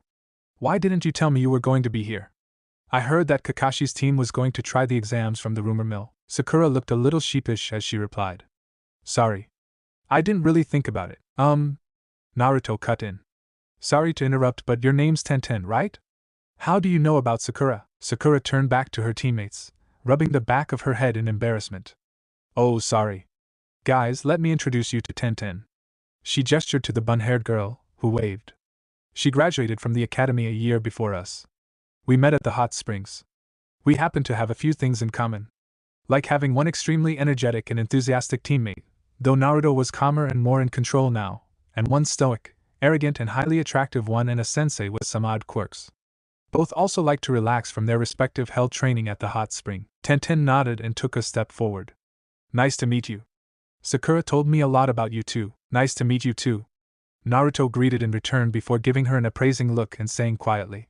Do you and your team know that this is the second floor? Tenten finished for him.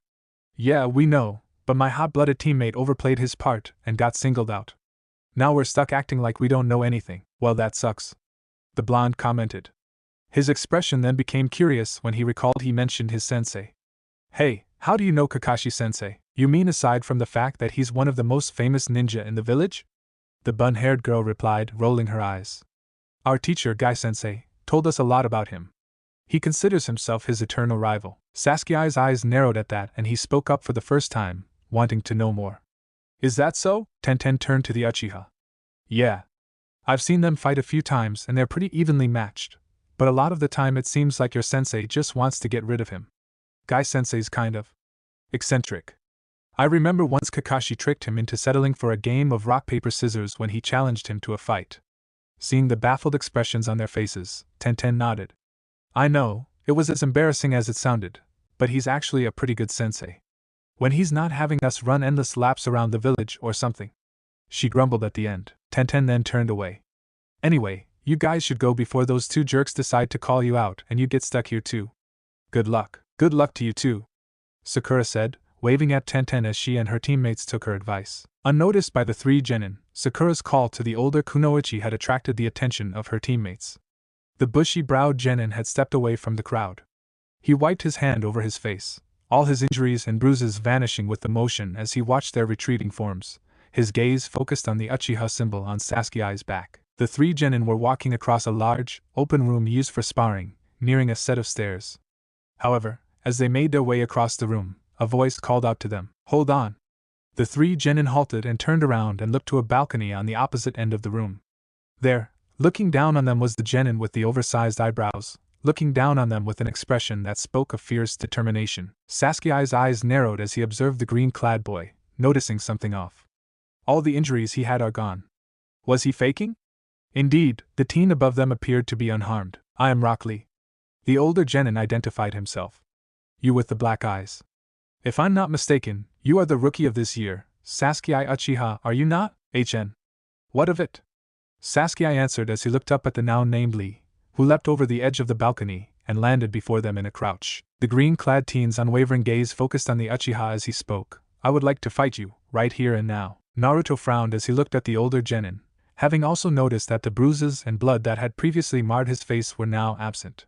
He must have been trying to hide his real strength back there. So why would he want to show off now? A fight? Right now? The Uchiha asked. Yes. I wish to test my abilities against the progeny of the famous Uchiha clan, Rock Lee said, determination practically burning in his eyes. But first. His gaze turned to Sakura and though his expression became no less intense, a smile spread across his face, light blush painted across his cheeks. Your name is Sakura, right? The pink-haired kunoichi blinked in confusion. Yeah, why? The smile on the bushy-browed genin's face broadened as he gave her a thumbs up and fell into a nice guy pose, complete with a spark of light from his teeth. Sakura, please be my girlfriend. I promise to protect you with my life. The members of Team 7 could only stare at him dully over the sudden shift in his demeanor. After a few seconds, Sakura managed to respond. Definitely not. Lee's face became a mask of despair and disappointment as his arms fell limply to his sides. Why not? Because you're a weirdo. Sakura answered bluntly, causing the green-clad teen's head to fall forward and his shoulders to slump further. Naruto snickered slightly and placed his hands behind his head as Lee stood still for a few moments before shaking his head as if to ward off the anguish he just experienced and fell back into his fighting stance. Very well. I will do everything in my power to prove myself to you. But for now, Sasuke, do you accept my challenge? Sasuke scoffed, closing his eyes and giving his soon-to-be opponent a confident smirk. You're challenging me even when you know of my lineage. You're even dumber than you look. His expression then turned serious, his eyes hardening into chips of ice. If you want to know more about my clan, then I'll teach you the hard way. Lee gave a smirk of his own. Bring it on.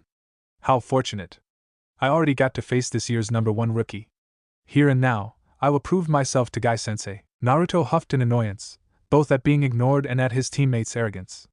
He inclined his head to look at Sasuke, his features twisted into a slight scowl. Hey Sasuke, don't go showing off all our tricks before the exams start, Sasuke scoffed. Like I need you to tell me that. Sakura took a step forward. Wait a minute, you guys.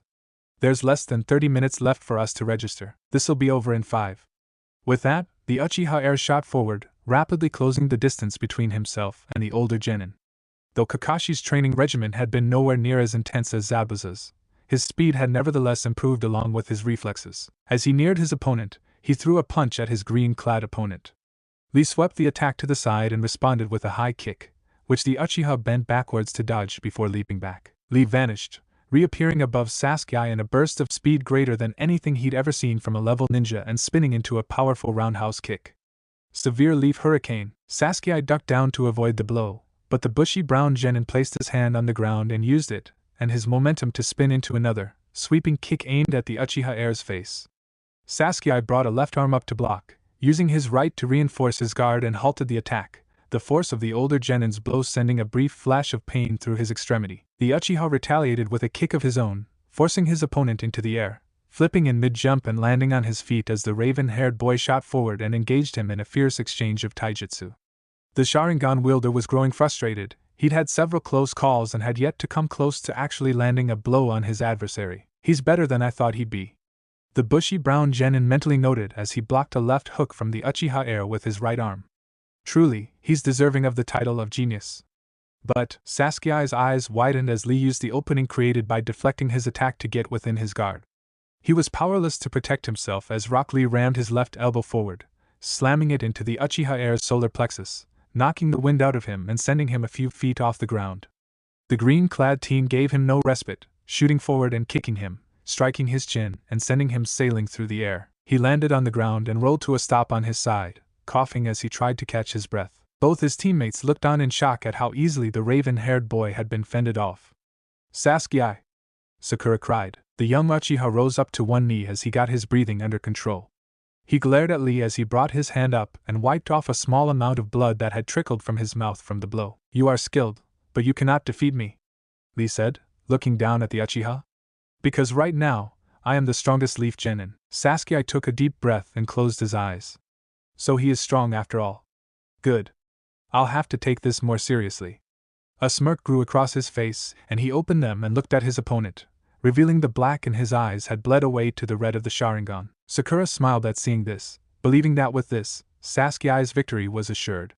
Lee's eyes narrowed almost imperceptibly as he looked into those crimson orbs. "So that is the famed Sharingan. I'm sorry, Gai-sensei, but I may need to break your rules. I may need to use that move. From the looks of it, he's just using extremely advanced taijutsu," Sasuke thought to himself as he launched himself back into the fray.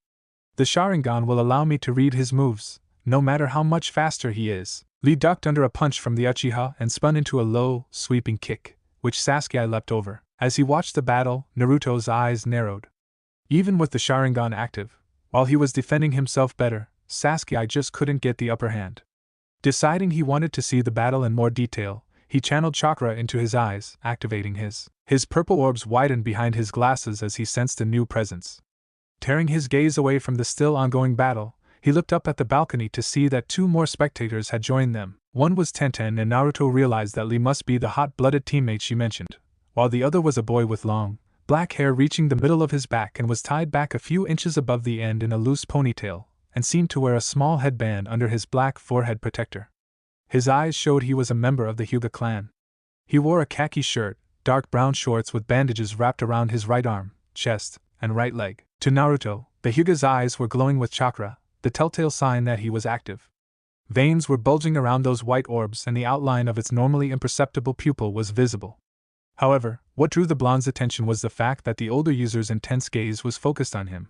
Seeing his eyes and knowing that the blonde had as well, Naruto had read up on while looking for information on his own and thus knew about the Hyuga's Byakugan, though there weren't many specifics about its abilities written down, and was aware that, along with Sasuke's and his own, it was one of the three great dojutsu, the three known as the most powerful of all eye-based genkai. He knew that his cover had been partially blown. Naruto sensed a hint of condescension in the Hyuga's stare when he noticed his, which stemmed from a combination of arrogance, his belief in his eye's superiority, and that a failure would always be nothing but a failure. He was well aware Naruto was the dead last of his class, and therefore under normal circumstances, wouldn't have paid him any attention. In response to this, Naruto glared at the white-eyed teen. At the same time, the Hyuga stared down at the blonde with his arms crossed and felt a small amount of surprise. He'd had similar thoughts to those of the blonde, surprised the rookie facing his teammate was doing so well without him, and could now see the glow indicating an activeness from the younger genin's concealed eyes, and his own narrowed as he studied this new development. As with many great clans, they were quite proud of their bloodline, believing themselves to be the strongest force in the Leaf, and thus acquired as much knowledge as they could on their rivals, especially the dwindling Uchiha clan. While that knowledge wasn't complete, there were many from other nations that they had vague knowledge of, if any at all, They knew that aside from the aforementioned Uchiha and their Sharingan, their Byakugan was the only eye-related bloodlines in the village. So then, how did the blonde kid, who he recognized as the dead last of his class and the infamous prankster of the village, have a? As far as he was aware, he had neither Hyuga nor Uchiha blood, and the wide-eyed teen highly doubted he was of either lineage. So what was this new rival to his clan's Genkai? He also absently noted that the blonde's chakra reserves were enormous. He'd never seen anyone possess this much chakra before, not even his sensei. Suddenly, the blonde tilted his head to look at him and his teammate, his eyes focusing on his Byakugan, staring at them with the same intensity as the Hyuga's scrutinizing gaze. The Hyuga matched his stare with one just as powerful. The two glared at each other, almost trying to will the other to back down and avert their eyes as if they were fighting to prove which of them was superior, until the sound of an impact and a grunt of pain from Sasuke drew their attention away from their contest of wills. With Sasuke's Sharingan blazing, allowing him to read his opponent's moves like an open book, he was still at a disadvantage before Lee's greater taijutsu skill, speed and experience. Sasuke managed to block another high kick from his opponent, but the force of the blow sent back a few feet, skidding across the ground. The Sharingan is certainly a useful tool, isn't it? Lee questioned. With it, you can read your opponent's chakra and decipher his hand signs and movements, allowing you to guess what he's going to do, almost before he knows himself. And what's your point? My point is that such an ability is pointless if you cannot keep up with your opponent. I use neither ninjutsu nor tricks. My moves are simply extreme taijutsu, and it is the worst matchup for your Sharingan.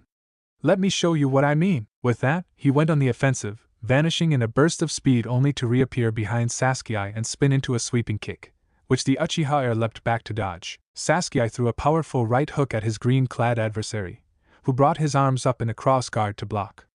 Lee allowed himself to be pushed back by the attack, jumping back a few feet. Sasuke leapt forward and threw a punch at his face, only for Lee to duck down. Sasuke's eyes widened as they followed him, aware he was wide open and powerless to do anything about it. Lee lashed out with a high kick, striking his jaw and sending him into the air, blood flying from his mouth as his lower jaw was slammed painfully against its upper half. Damn it! He's too fast. I can't keep up. Both the other members of Team 7 watched, mouths agape as Lee crouched down and vanished in a burst of speed, reappearing directly behind Sasuke in the air. The Uchiha turned his head and looked back at Lee out of the corner of his eyes. This is Dancing Leaf Shadow, good eyes. Lee complimented. Sasuke, you are a true successor of the Uchiha lineage, worthy of the title of genius. However, did you know that there are two different categories among ninja? There are those who inherit their power and do not have to work at it, and those who have to train every day in our lives if we want to get anywhere. My goal is to prove that hard work beats out raw talent. And I'll prove it with this attack. With that, he clawed out his fingers, causing the bandages around his left arm to unwrap. Sasuke grunted in response, wondering, but having no intentions of finding out what he intended to do with the bandage now trailing in the air behind them. Nice speech, but don't think it'll be that easy. He spun in the air and unleashed a kick of his own, which Lee blocked with his knee, maneuvering the bandages to begin to wrap around Sasuke. Both Naruto and Sakura prepared to move, able to tell that whatever the hot-blooded genin was about to do to their teammate would no doubt be extremely painful, only for a pinwheel to come out of nowhere and stick the bandage to a wall just as it was about to enclose around Sasuke for the first time. That's it, the large brown genin said. That's enough, Lee. Everyone present turned their attention to the source of the noise to find a large tortoise with a red shell with a yellow underside and swirls on the top, as well as around his eyes and a forehead protector around its neck. The bandage stretched as far as it could go, bringing Lee to a halt once it reached its limit. Both Sasuke and Lee flipped in the air, landing on their feet on opposite ends of the room. Sasuke immediately turned, sending a fierce look at his opponent who kneeled before the tortoise as his teammates moved to join him, silently fuming. He knew that if the tortoise had not interfered, he'd have just lost the fight. So you were watching us the whole time? Lee asked the reptile. Of course. That technique is forbidden, Lee, you know that? The tortoise chastised. I'm sorry. It's just that he's getting chewed out by a turtle. Naruto thought incredulously as he watched Lee the reptile dress down the green-clad teen. It must be his sensei's summon. Is that a summon? Sakura questioned as she watched the scene with the same amount of disbelief as Naruto. Yep. They heard Tenten say from behind them. Turning, they saw her and her Hyuga teammate approaching them from behind. He's our sensei's personal summoner, knee game, she said before looking at Lee and sighing. Geez, he tells us that we shouldn't draw attention to ourselves, and not half an hour later he's challenging a rookie and using a genjutsu. Why is he gotta be like this all the time? The Hyuga scoffed. He's obsessed with proving his belief that through hard work, one can move beyond their destined station. He turned a cold eye towards his kneeling teammate. You know as well as I do how far he'll go to prove his conviction. Something occurred to Sakura as she looked at the Hyuga. You must be Niji. Tenten told me about you. He nodded curtly. She informed me of such. You must be Sakura Haruno. He turned to look at Naruto. Naruto Uzumaki. Finally, his gaze fell on Sasuke. And Sasuke Uchiha, HN. Sasuke responded, still looking at his former opponent, while Naruto grinned. Nice to meet you. Hey, do you know Hinata? Naruto asked Niji. Yes, he said, his voice possessing a slight edge that wasn't there before, causing Naruto to frown.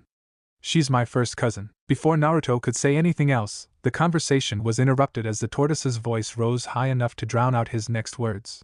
You think you can get away with a bunch of lame excuses like that?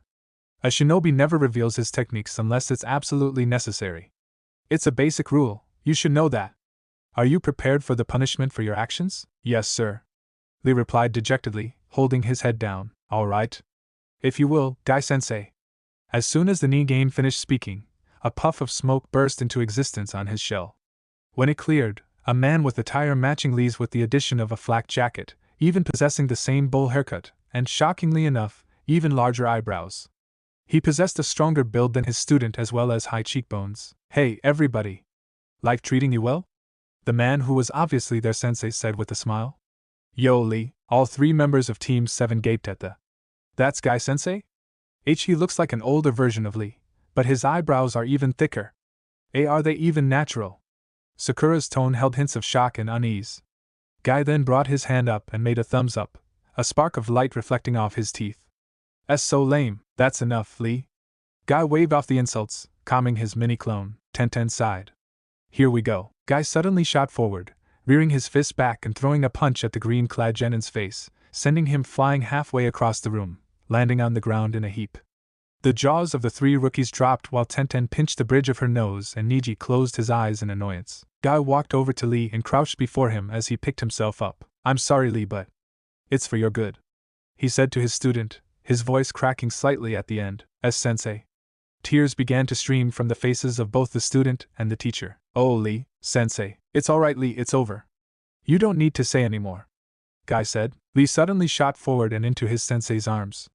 They embraced his mini-clone, and the pair tearfully cried out each other's names as a cliffside sunset, complete with water splashing against the rocks, appeared in the background of this emotional display. This image horrified Sakura and Naruto, both of whom frantically tried to break the illusion to no avail. Kai! Oh God, why won't it break? Sakura yelled, her eyes wide with horror and revulsion. After his futile attempt to break Naruto had activated his Rinnegan, hoping the superior vision and breaking abilities of his could see through this image. Sadly, it wasn't meant to be. And no way! Even with the Rinnegan, I can't see through it. What is this? At least it was slightly less dreadful in black and white. Sasuke, meanwhile, looked on in annoyance. His mind was too preoccupied with another thought to be consumed with disgust and horror at the nightmarish scene. How could I lose to someone that lame? Of course, this was probably a good thing, as he likely would have attempted to use his Sharingan to break the technique otherwise and thus been cursed with its perfectly preserved image for the rest of his life. Like he needed another mental scar. The two broke apart. Guy put his hand on Lee's shoulder in a reassuring gesture. It's okay, Lee. Mistakes are just another part of adolescence. Don't let it drag you down. You are so kind to me, Guy-sensei. Now, as punishment, run 100 laps around the practice field. Yes, sir. What's wrong with you two?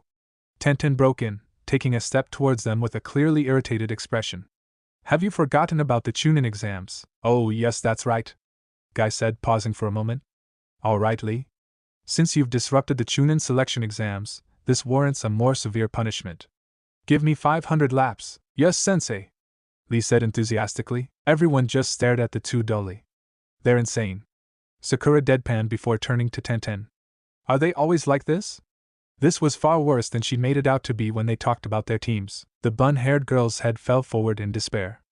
All the time, she said lamentingly. Guy then looked to the other genin in the room, focusing on the members of Team 7. If I'm not mistaken, those are Kakashi's kids.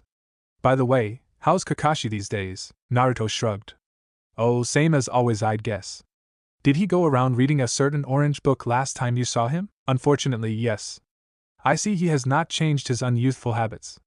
Guy responded with a slight, raising a few eyebrows at the word youthful, before he placed a hand on his chin and chuckled while his mouth curled into a smirk. So, I take it he told you about me? No, he never said a word about you. We just heard about your rivalry from Tenten. Naruto deadpanned, causing the bushy-browed man to jerk, his expression twisting into a grimace. You know, when she said you were a match for Kakashi-sensei, somehow I expected someone I could take more seriously, but you seem pretty goofy. What? Lee challenged. Settle down, Lee. Guy said, once more calming his mini-clone before looking to Team 7 again, his smirk returning. Well, you may find it hard to believe that Kakashi and I are rivals, but you know what they say. Suddenly, he vanished, reappearing behind them and continuing his sentence without missing a beat. Looks can be deceiving. Naruto and his teammates spun on their heels, shock clear in their features at the Jonin's speed. Just to let you know, our current record is 50 wins and 49 losses in my favor. Enjoying their astonishment for a moment, he pulled out a kunai. Now, why don't you all run along? Lee, your punishment will be postponed until the exams are over. He turned to Niji and Tenten. Niji, Tenten, I don't need to tell you that you two have come far in the past year. I know that you're ready for whatever you'll face ahead of you, and you're far more clear-minded than this knucklehead here. He gestured at Lee before throwing his kunai at the pinwheel, knocking it to the ground and causing Lee's bandage to fall loosely to the floor. Take care, my students! With that farewell, he and his summon vanished in puffs of smoke. Naruto turned to look at Lee, who was rewrapping his bandages. His eyes narrowed behind his sunglasses when he noticed his hands were heavily scarred. Sasuke, Lee began. I was not being entirely truthful when we fought. I told you I was the strongest leaf genin, but that was not true. There is another top genin, you are just a stepping stone. Next time we fight, I will crush you. Sasuke's eyes narrowed in response to that declaration. Niji gave a confident smirk and moved towards the stairs. I have to agree with my teammate. I look forward to seeing what your team is capable of, though I have to pity you. Naruto scoffed at that. Save your pity. You're going to regret those words when we wipe the floor with you. Niji gave a grunt in response, similar to Sasuke. We'll see, he replied, not wishing to waste any more time on this conversation. He walked ahead, following after his teammate, who simply jumped to the top of the stairs in a single bound. Tenten placed her hands on her hips and shook her head as she watched her teammates. Those guys, she said before following them, turning and waving at the rookie genin. See ya, Sasuke glared after the green-clad genin. Once all three of the members of Team Guy were out of sight, he spoke. Next time, I'll drive him to his knees, maybe, Naruto said nonchalantly. But you know, he probably wasn't going all out either. Did you notice? Both his teammates turned to him. His hands are covered in scars. He's probably trained himself into the ground, every day, and he's been at this longer than us. He then grinned. We're going to have to go all out if we want to win, Sasuke smirked. Come on, Sakura, Sasuke. Let's go. Naruto took the lead as they began making their way to the stairs. Soon enough, the three genin reached room 301 and were met with an unexpected surprise. Standing there waiting for them just before the door was Kakashi, his book hidden away. There you are. Glad to see you all got here in one piece, Kakashi said with a slightly lazy tone. Kakashi-sensei? What are you doing here? Naruto asked. Oh, I just came here to wish you all luck. You know, there's something I neglected to mention. The exams can only be taken as a team. Had any one of you not shown up, the exams would have ended here and now. Kakashi responded, pausing at their surprised expressions, then he gave them his eye smile. Once upon a time, I would have worried that one of you would back out. He didn't need to say that this was Sakura. But I didn't doubt for a moment that all three of you would show up, nor do I doubt that you'll go far in these exams. I wish I could say I was solely responsible for you coming as far as you have, but regardless, know that I'm proud to call you members of my team. Seeing the genin, even Sasuke smiling, he stepped aside. That's all I came here to say. Now go! The three then walked past their sensei. Flanking Naruto, Sasuke and Sakura each opened one of the large double doors before them. The moment they stepped into the room, all eyes were drawn on them. The members of Team 7 were met with the glares of virtually every other genin in the room, all from various villages including their own and many older than the rookies. The newcomers felt a wave of killing intent wash over them as the assembled older shinobi tried to intimidate the obvious newbies. Naruto, Sasuke, and though she faltered for a moment from the surprise of seeing so many individuals staring so fiercely at her, Sakura all returned their glares, showing that they wouldn't back down and making it clear they wouldn't back down. Both Naruto and Sasuke even met the killing intent with their own, the former being trained in its use by Zabuza, and both felt a hint of satisfaction when a few would-be adversaries averted their gaze. However, the tension that permeated the air around the three newcomers was broken a moment later with a loud, ecstatic cry of Sasuke. Before said Uchiha heir could react, Ino Yamanaka jumped on him from behind, wrapping her arms around his neck. "Where have you been? You have no idea how much I missed you." Sakura's eyes twitched. With a slight growl, she yelled, "Get off of him, Ino pig." She was very thankful that she'd heeded Haku's advice and for the fact that she had better control of her emotions at this moment. Earlier, she would have been blinded by indignation at Ino touching her Sasuke in such a way, and while that was still there, it didn't consume her thoughts. And so, she didn't miss the extremely annoyed look on the Sharingan wielder's face. "Oh, so you're here too, forehead? You haven't changed a bit. Still sporting that big ugly billboard brow, I see," Ino replied, pulling her eyelid down and sticking her tongue out. A tick mark appeared on Sakura's head. "What did you say? So you guys are here too, huh?" A lazy voice was heard. Shikamaru and Choji, who was currently munching on a bag of potato chips, walked over and joined them. "Hey guys, how've you been?" Naruto asked. Same as always. Man, this is all so troublesome." Naruto chuckled and rolled his eyes. "You think everything but sleeping is troublesome. That's not true, cloud watching is relaxing." Shikamaru replied glibly. Naruto just laughed at that before another voice cut in.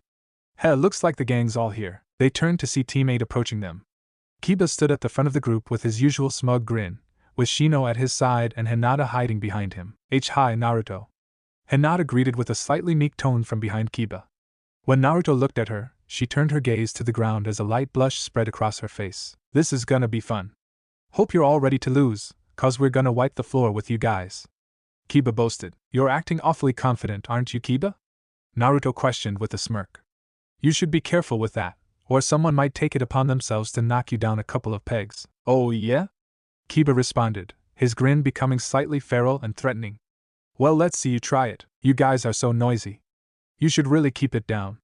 A voice none of the three teams recognized called out. Turning around, the rookie nine saw a young man in his late teens approaching them. He wore a dark purple, high-collar shirt and matching pants, a white undershirt, fingerless gloves with armored plates on the back of the hand, a white cloth waistband worn at an angle. He had gray hair worn in a ponytail, large circular glasses, and wore a Konoha forehead protector. "You guys are the rookies just out of the academy, right? Geez, you're carrying on like excited schoolgirls. This isn't a picnic, you know," he chastised as he reached them. "Who do you think you are?" Ino asked, angered by his criticism. The purple-clad genin gave them a polite smile. "I'm Kabuto. But instead of focusing on me, you should look behind you." The 9 genin did and immediately noticed that everyone in the room was glaring at them, still in the case of Team 7. Particularly fierce looks were coming from those that hailed from Amigakure. Several of the genin became nervous at being the subject of such hostility. Kiba lost some of the confident air that constantly hung around him. Ino shivered and Hinata took a step backward. Team 7 was largely unaffected, though Sakura was a bit put off that her posture faltered for a brief moment. But then, one of their more common group training sessions had been running through the forest with Sabuza hot on their trails, hunting them for 2 days with intense pain being the punishment for being caught. If they could be easily intimidated by a bunch of genin after that, they really would have been hopeless. "Those guys behind you are from Amigakure. They've got pretty short tempers," Kabuto warned. "The exams have everyone a bit on edge, so pipe down or you'll cause a scene." He chuckled slightly as he watched the rookies take stock at their competition. "I can hardly blame you for being clueless. You guys remind me of myself back when I took this test for the first time." "You said your name is Kabuto, right?" Sakura asked. "That's right." He nodded. "So this is your second time?" she asked. Kabuto reached for his pouch as he answered. "Nope, this is my 7th time. The exam is held twice a year, this is my 4th year." "This is your 7th time?" Naruto repeated incredulously. "No offense, but your team must really suck." "You'd think so." Kabuto chuckled. "But I assure you, the exams are really just that hard. So, you got any pointers?" Naruto tilted his head slightly. "Better than that," the older genin replied, pulling out a deck of cards from his pouch. "Since you guys are new and all, I'll share some of the info I've collected with you, with my ninja info cards." "Ninja info cards?" Sakura parroted as Kabuto kneeled to the ground, placing the deck before him. He placed his finger on top of the cards.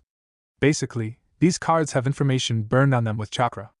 I have over 200 cards, containing all the information I've gathered in these 4 years." He flipped up the top card on the deck and showed it to the rookies, revealing it to be blank. "They may look blank, but..." He then placed the card face up on the floor before making a one-handed seal and focusing his chakra into it, producing a small cloud of smoke. What are you doing? Ino wondered aloud. My chakra reveals the information on these cards, he answered, and sure enough, when the smoke cleared, the once blank card now showed a map of the elemental countries, detailing the number of participants from each nation with a bar and a number. This is the number of participants and the countries they're from. Do your cards have information on individuals? Sasuke asked, thinking of his match against Lee. Of course. The information isn't perfect, but I do have it. Just tell me what you know about someone and I'll see what I've got. Kabuto replied with a smirk. Gaara of the Sand and Rock Lee of the Leaf. Can you tell me about Lee's teammates, Tenten and Niji Hyuga? Naruto asked, remembering that the wide-eyed boy was aware of him. Knowing he might have informed his teammates, he wanted to know as much about them as he could. He didn't notice Hinata's surprised look at the mention of her cousin. Do me a favor. Kiba began with a wide grin before pointing his thumb at Naruto. Show us what you've got on Naruto Uzumaki. The rest of the rookie nine turned to Kiba, more than a few with raised eyebrows. Naruto frowned. What the hell, Kiba? He asked before a grin broke out across his face. Oh, scared of going against me without knowing what I've been up to lately? Ha! Kiba gave a bark of a laugh. I just want everyone to see how badly you suck and let the air out of that big head of yours. Oh, like you're one to talk. Naruto replied before he shrugged and turned back to the cards, a serious look that most of those present weren't used to seeing from him crossing his features. Whatever. This will tell us how accurate these cards really are. Good point. Sakura said. Well, if it's okay with you. Kabuto responded before sighing as he picked up his deck. Man, you already know their names and villages, that's no fun at all. With a quick swipe of his hand, he pulled out 5 cards. With a quick application of chakra followed by a puff of smoke, the first card was revealed, depicting Rock Lee. Let's start with Rock Lee. He's 1 year older than you guys and he and his team have completed 20 D ranks and 12 C ranks. Their sensei is Mato Guy.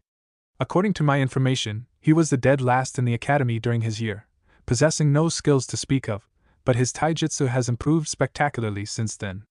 While he and his team were ready last year, their sensei felt it best to let them get more experience in the field, so this is their first time taking the exam too. The following card showed Tenten.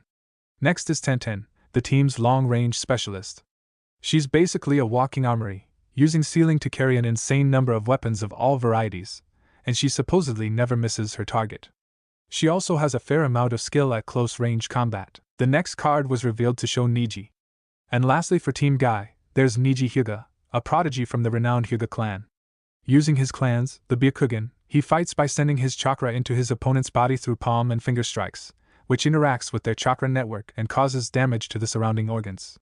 A skilled Hyuga is capable of killing an opponent with a single strike to the heart. A few of the genin turned to Hinata, mildly surprised at hearing what her clan was capable of.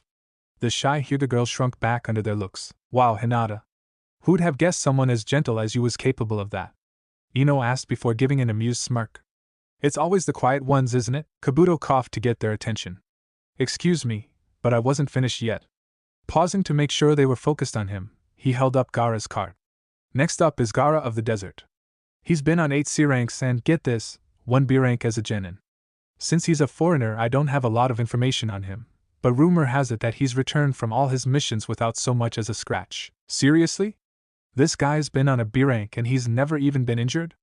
Shikamaru asked, visibly stunned, before his face twisted into a slight grimace. I knew this was going to be troublesome. Sasuke smirked at the prospect of fighting someone that strong.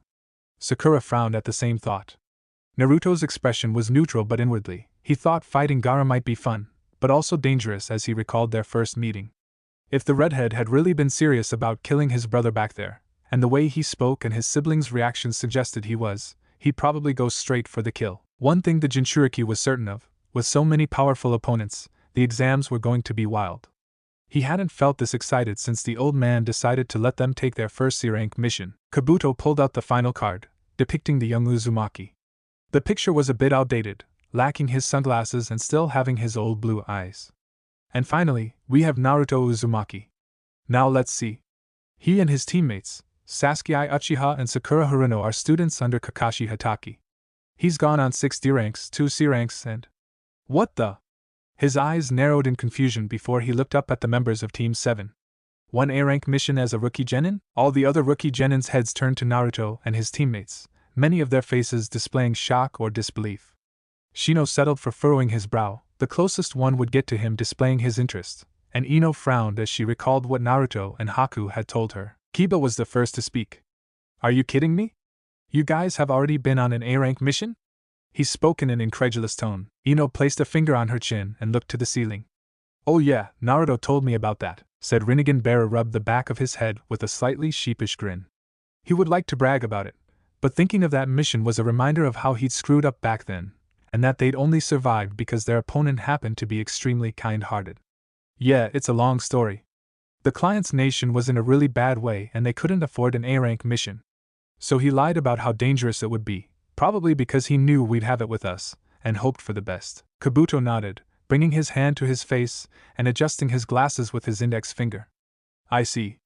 Nevertheless, just surviving an A-rank mission is impressive for genin, especially green ones. He returned to his card. It says here that he was the dead last in the academy, but he's had a dramatic rise in skill in the past few months. Most notably, he managed to learn a B-rank ninjutsu, the shadow clone technique, around the time he graduated. He can also use its A-rank genjutsu variant, and has recently begun learning sealing. Naruto furrowed his brow as he looked at the purple-clad teen. How had Kabuto known all that? He hadn't even used his sealing in the field yet. He supposed he should be thankful the gray-haired man didn't somehow know about him. Well, at least they knew his information was accurate. And Naruto still had many surprises left in store. As you can see, we've had quite the turnout this year, Kabuto said as he placed the cards back on the deck and put them away. Konoha, Suna, Kusa, Taki, Odo. The best of the best from the various hidden villages have assembled here for the exams. After a moment, he closed his eyes and added, well, I'm not so sure about Oto. They're a minor village that just sprung up last year, so they're no names at this point. But the other villages are full of talented kids. As most of the other genin considered just what they were up against, Naruto grinned and turned to the crowd, raising his fist in challenge.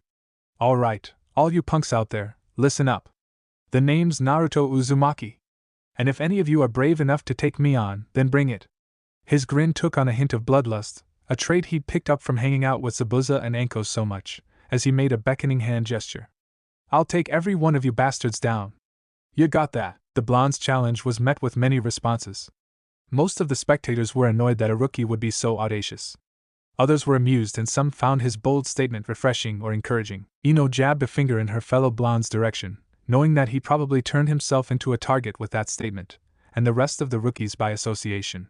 What's wrong with him? She yelled at Sakura. Sakura simply sighed, bringing her hand to her forehead.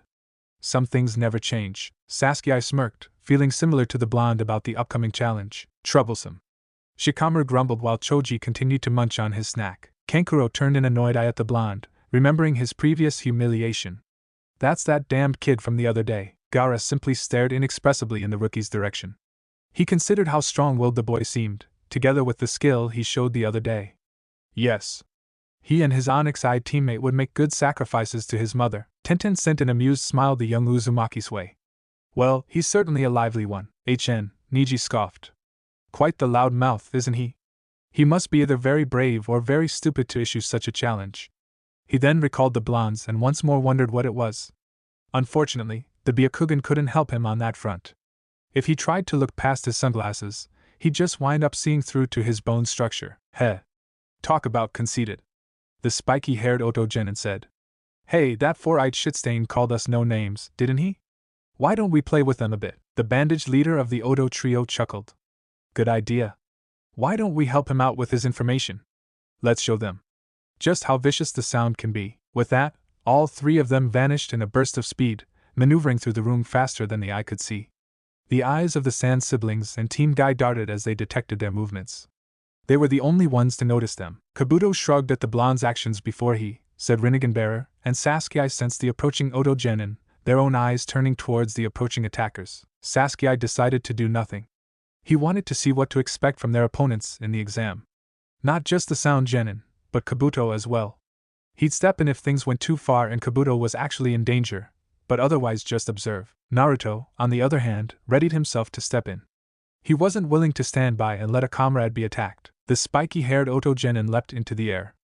Remembering the stunt the blonde Genin pulled the previous day when his younger brother figure had been grabbed by Kankuro, the Sound Genin threw a wave of shuriken at Kabuto and all the rookies. All of them jumped back to dodge, a few like Choji and Ino needing to be grabbed and pulled away. This put too much distance between Naruto and Kabuto for him to interfere. The next instant, the bandaged Oto Genin was directly in front of Kabuto. He swiped his arm at the gray-haired man, his sleeve pulled back to uncover the odd metal gauntlet he wore, who leaned back to dodge. These are Oto Genin, Kabuto thought, his mouth curling into a smirk as the attack narrowly missed him, only for his expression to morph into one of shock as his glasses cracked and shattered. What the? Sasuke narrowed his eyes, trying to figure out what happened. Shikamaru frowned as he tried to discern if the attack had grazed him, or if there was some sort of trick behind the mummified boy's attack. At that instant, Naruto appeared in front of the bandaged boy, his teeth gritted in anger and a growl leaving his throat.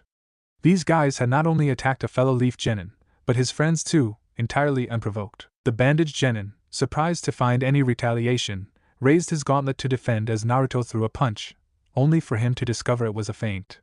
As Naruto's first impact with the cold steel that covered the Sound Genin's hand, he spun and the bandaged teen's single visible eye looked down to see the blonde's leg rapidly moving towards his face, already too close for him to defend. Naruto's kick impacted with the Oto ninja's face, sending him flying through the air, grunting from the impact.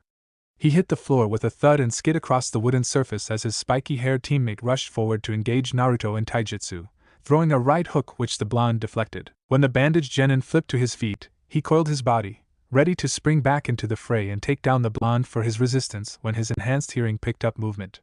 Unfortunately, he wasn't in a position to do anything as he felt something press against his neck. He looked down, and then to the side, to see the object in question was a kunai, held against his jugular by Sasuke.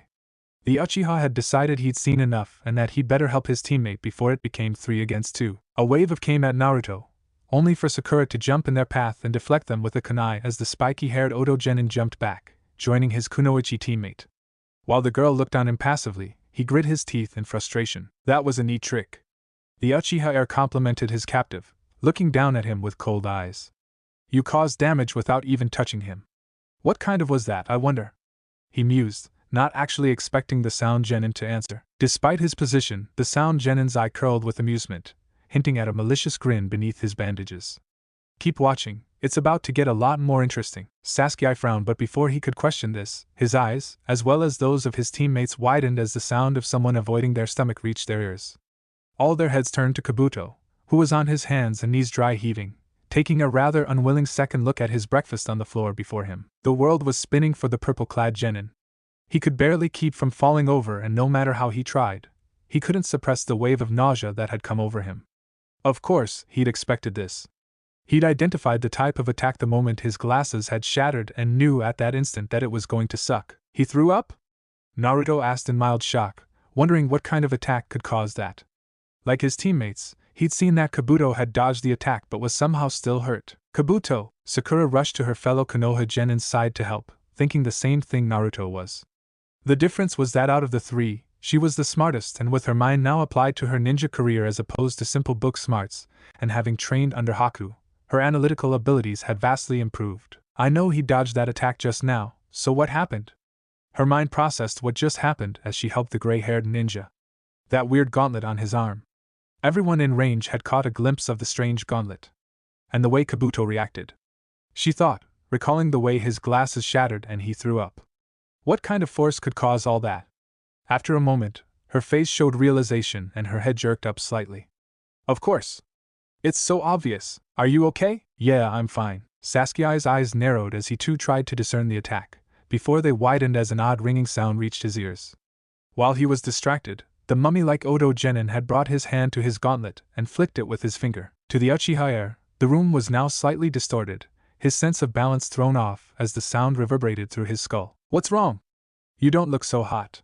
The Sound Genin said as Sasuke's hand moved about an inch away from his neck. That was all he needed to get away.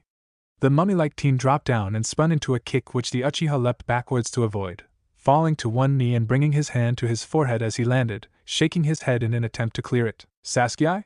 Sakura turned to him, knowing exactly what happened. The Sound Genin joined his teammates, and glared at the members of Team 7. He didn't really care about the fact that he needed to use his weapon more than he expected. After all, the way he showed it off before against Kabuto would probably alert at least a few of their adversaries that they didn't want to let him get close anyway, whether or not they figured out how he attacked, and he was confident there wasn't much anyone could do to counter it. He was, however, angry about being struck and captured. I hope you enjoyed your moment of triumph. After all, miracles only happen once in a blue moon. Naruto met the one-eyed Genin's fierce stare with one his own. Oh yeah? Well, why don't you try that again? I'll be happy to reintroduce your face to the floor. Before anything else could be said, there was an explosion of smoke at the front end of the room. All right, pipe down, you worthless bastards. A voice called out from the cloud. It was cleared to reveal the exam proctors, all of whom wore gray utility flak jackets. Their leader, the tallest among them, wore a black long coat and a bandana-style forehead protector. He had 2 long slash marks that ran down his face and black eyes. Sorry to keep you waiting. I'm Ibiki Moreno, the proctor of the first test of the Chunin exams. Chapter 8. All the assembled genin had their full attention focused on the imposing, scarred form of the first proctor, who looked past all the examiners, sending a glare at Team 7 and the sound genin. To start with, you 6, he said, pointing to them. Knock it off, who told you could fight? Do you want to fail before we've even begun? Sorry, guess we got a little carried away, Naruto said, placing his hands behind his head and plastering a grin on his face as he looked at the proctor. The leader of the sound genin turned to the scarred man, his back hunched over and his head bent oddly. Yeah, sorry. We're a little bit jumpy, this being our first time and all. Ibiki grunted in response. An amused grin briefly crossed his features before his stern gaze washed over all the perspective. I'll only say this once. There will be no combat without the permission of your proctor, and even then lethal force is prohibited. Anyone who even thinks of disobeying me will be immediately disqualified. Do you understand me? The spiky-haired sound genin gave a derisive snort. In other words, this stage of the exams for pansies. Now, if you're ready, we'll begin the first stage. Turn in your paperwork and you'll be given a number that determines your assigned seat.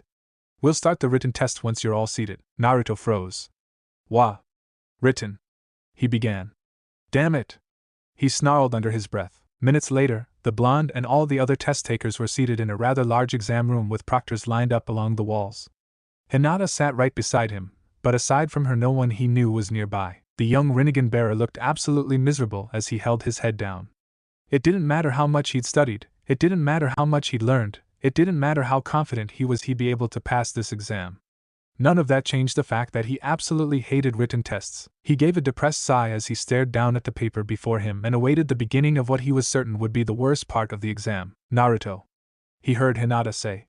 He turned to look at her, and she gave him an encouraging smile with a slight blush. Good luck. Oh, let's do our best. Yeah, Naruto replied with a smile of his own, causing her blush to deepen. All right, listen up. I'm only going to say this once, Ibiki said gruffly as he stared out at the exam takers. Once he saw no one was stupid enough to interrupt, he continued, taking a piece of chalk and writing on the board behind him without turning to face it. There are several rules to this exam. I'll write them on the board as I explain, and there will be no questions, so don't even think about interrupting. After letting this sink in, he turned to the board and wrote as he explained the rules. First off, everyone will start with 10 points. The test will have 10 questions, each worth 1 point. For every question you get wrong, you will lose a point from your overall score. So if, for example, you miss 3 questions, then you'll be left with 7 points, understand? He sincerely hoped no one present was dense enough to need further clarification. Thankfully, no one spoke up, so he moved on. The second rule is that this is a team test. Whether you pass or not will be determined by the combined score of you and your teammates. Why? Sakura said quietly, her facial expression showing a hint of fear. She knew Naruto was much smarter than he was when he graduated, but even with his clones, was 2 months of intense studying enough for him to be able to pass? Calm down, Sakura told herself, bringing her hand to her chest and taking a breath to help in that endeavor. Naruto will do fine. There's no way that after all this that he'd let something like this hold him back. Besides, even if he missed every question, Sasuke and I should be able to carry him. But what's with this point system? This third rule is that during this exam, anyone caught cheating will have 2 points deducted from their overall score for each offense. Those who lose all 10 of their points will be asked to leave. We've got our eyes on you. Kotetsu grinned as he reclined in his chair, freaking out several of the genin. Anyone caught cheating isn't worthy of being called a, Ibiki said before grinning slightly.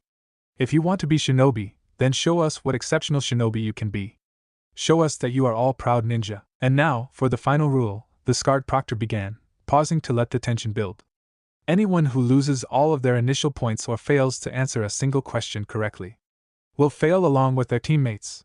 He took a moment to enjoy the reaction of several of the genin, worried either they would screw it up for their teams or that a team member would drag them all down. The final question won't be given out until the last 15 minutes of the testing period. You have 1 hour. Now. Begin. As soon as he spoke these words, all the tests were turned over and the assembled genin quickly began to read through the questions. In a few seconds, the sound of pencils meeting paper could be heard. But from only a handful of individuals. What is this? Sakura wondered as she looked over the test. These questions are all extremely complicated. It would take either an extreme amount of book smarts, experience, or both to even begin to figure them out. I'm fine, but I doubt anyone else here could answer any of them. Sakura's eyes quickly darted around the room, discreetly looking at their competition, many of whom were looking at their papers in confusion, and in some cases, mild panic. Sure enough, several seats away, Sasuke had finished scanning the sheet before him. He took a moment to consider everything he just read before closing his eyes and sitting back. Well, that's interesting, he said, a small but slightly bitter smile crossed his features. I can't begin to answer a single one of these problems. Naruto had come to the same realization. He'd skimmed over all the questions at this point, and he couldn't hope to answer even a single one. There was no way this was actually a level test. He doubted anyone in his graduating class aside from Sakura could pass it, but then, he noticed something fishy about the rules that Ibiki had come up with. Under normal circumstances, wouldn't you be immediately disqualified if you got caught cheating even once? Unless they want us to cheat. Naruto realized. Of course, it was so obvious. This wasn't a test of their book smarts. It was a test of their information-gathering capabilities. They were supposed to cheat without getting caught 5 times. Around the room, others began to come to the same realization. Identifying a test-taker who knew all the answers, Sasuke activated his Sharingan and began mimicking his pencil strokes. Neji and Hinata used their Byakugan to see through other test-takers' bodies to their papers. Gaara formed an eye out of sand and used it to spy on others. But here the blonde had a problem. Zabuza's training had improved his stealth abilities, and that combined with the Rinnegan's shared vision made him fairly effective at gathering information. Nothing he had would help him while he was under the hawk like the eyes of the Proctors. And as far as he knew, he had no ability that would really help him here. Of course, he wasn't alone in this. After all, not every team could be made entirely of individuals whose skills were geared towards information gathering, like Team 8. There were several others who had no way of spying on the other test-takers, including Sakura and highly skilled individuals like Rock Lee and Temari. But then, Sakura was probably the only genin present who didn't need to cheat, and some of those individuals had the benefit of being on more experienced teams who had ways of either relaying information to them or helping each other under the Chunin's radar. Team 7 did not have this advantage. He racked his brain in slight panic for a while, wondering exactly what he was going to do. Then his head jerked as inspiration struck him, and a grin spread across his face. The blonde put his pencil to the paper and began writing, making sure no one could see what he wrote. Minutes later he finished, looking over his work and nodding to himself before flipping the sheet over, reclining in his chair and placing his hands behind his head, tilted his head down and relaxed, much to the puzzlement of those around him and the proctors. What's he doing? Sasuke asked himself, frowning in the blonde's direction. He couldn't have gotten the answers that easily? What the hell did he do? Sakura looked in the blonde's direction, wondering the same thing as Sasuke before suddenly, her eyes widened and her head fell forward. When she looked up, a mischievous grin had spread across her face as she picked up her finished test. Just like I thought. About time Forehead's oversized brain was useful for something. Ino thought, having usurped control of Sakura's body with her mind transfer jutsu. She read over her rival's test, memorizing every inch before she would return to her body and then use her to relay the information to Choji and Shikamaru. Ibiki looked out at the various genin, his brow furrowing as he looked at the blonde. He wondered what the kid's game was. Had he gotten the answers without him knowing somehow? He seemed too relaxed considering the situation. Well, he'd find out soon enough. There were only a few minutes left on the clock. Kankuro interrupted the test, claiming he needed to use the bathroom. He left with an escort. Ibiki had to resist the urge to smirk. As if he couldn't see through that disguise. A few minutes later, and the 45 minutes had elapsed. It was time for the 10th question. Finally, time for the main event. All right. Listen up, here is the 10th and final question. But before I give you the question, there are some more rules concerning the 10th question you need to know before we can begin. Just as he was about to reveal the question, the door opened and Kankuro returned. Aren't you lucky? Ibiki said with a smirk. You made it just in time. I hope you found your trip to the bathroom enlightening. While Kankuro kept up a mask of calmness, inwardly he was shocked. He's seen through Karasa's disguise. He's on to us. Deciding to go ahead with the plan, he returned to his seat, subtly passing a cheat sheet to Temari along the way. These rules only apply to question 10, but they're vitally important, so listen closely. And try not to let them frighten you. Meanwhile, in the lounge, Kakashi, Zabuza, Kurenai and Asuma were all relaxing as their students took the exam. Zabuza sat away from the others while Kurenai and Asuma sat near each other, across from Kakashi. Asuma took a long drag off of his cigarette before looking at the copy ninja. "Eesh, you really screwed that one up, Kakashi," Asuma said with a slightly amused expression after Kakashi and Zabuza explained exactly what happened during the wave mission. "Putting a team of green genin through a mess like that without even calling for backup? I bet the old man tore you a new one." Kakashi chuckled sheepishly and rubbed the back of his head. "Well, we all make mistakes, right? And everything turned out fine in the end." "I notice you didn't answer my question," Asuma pointed out with a grin. Kurenai turned to the sword-wielding, raising an eyebrow as she stared at him.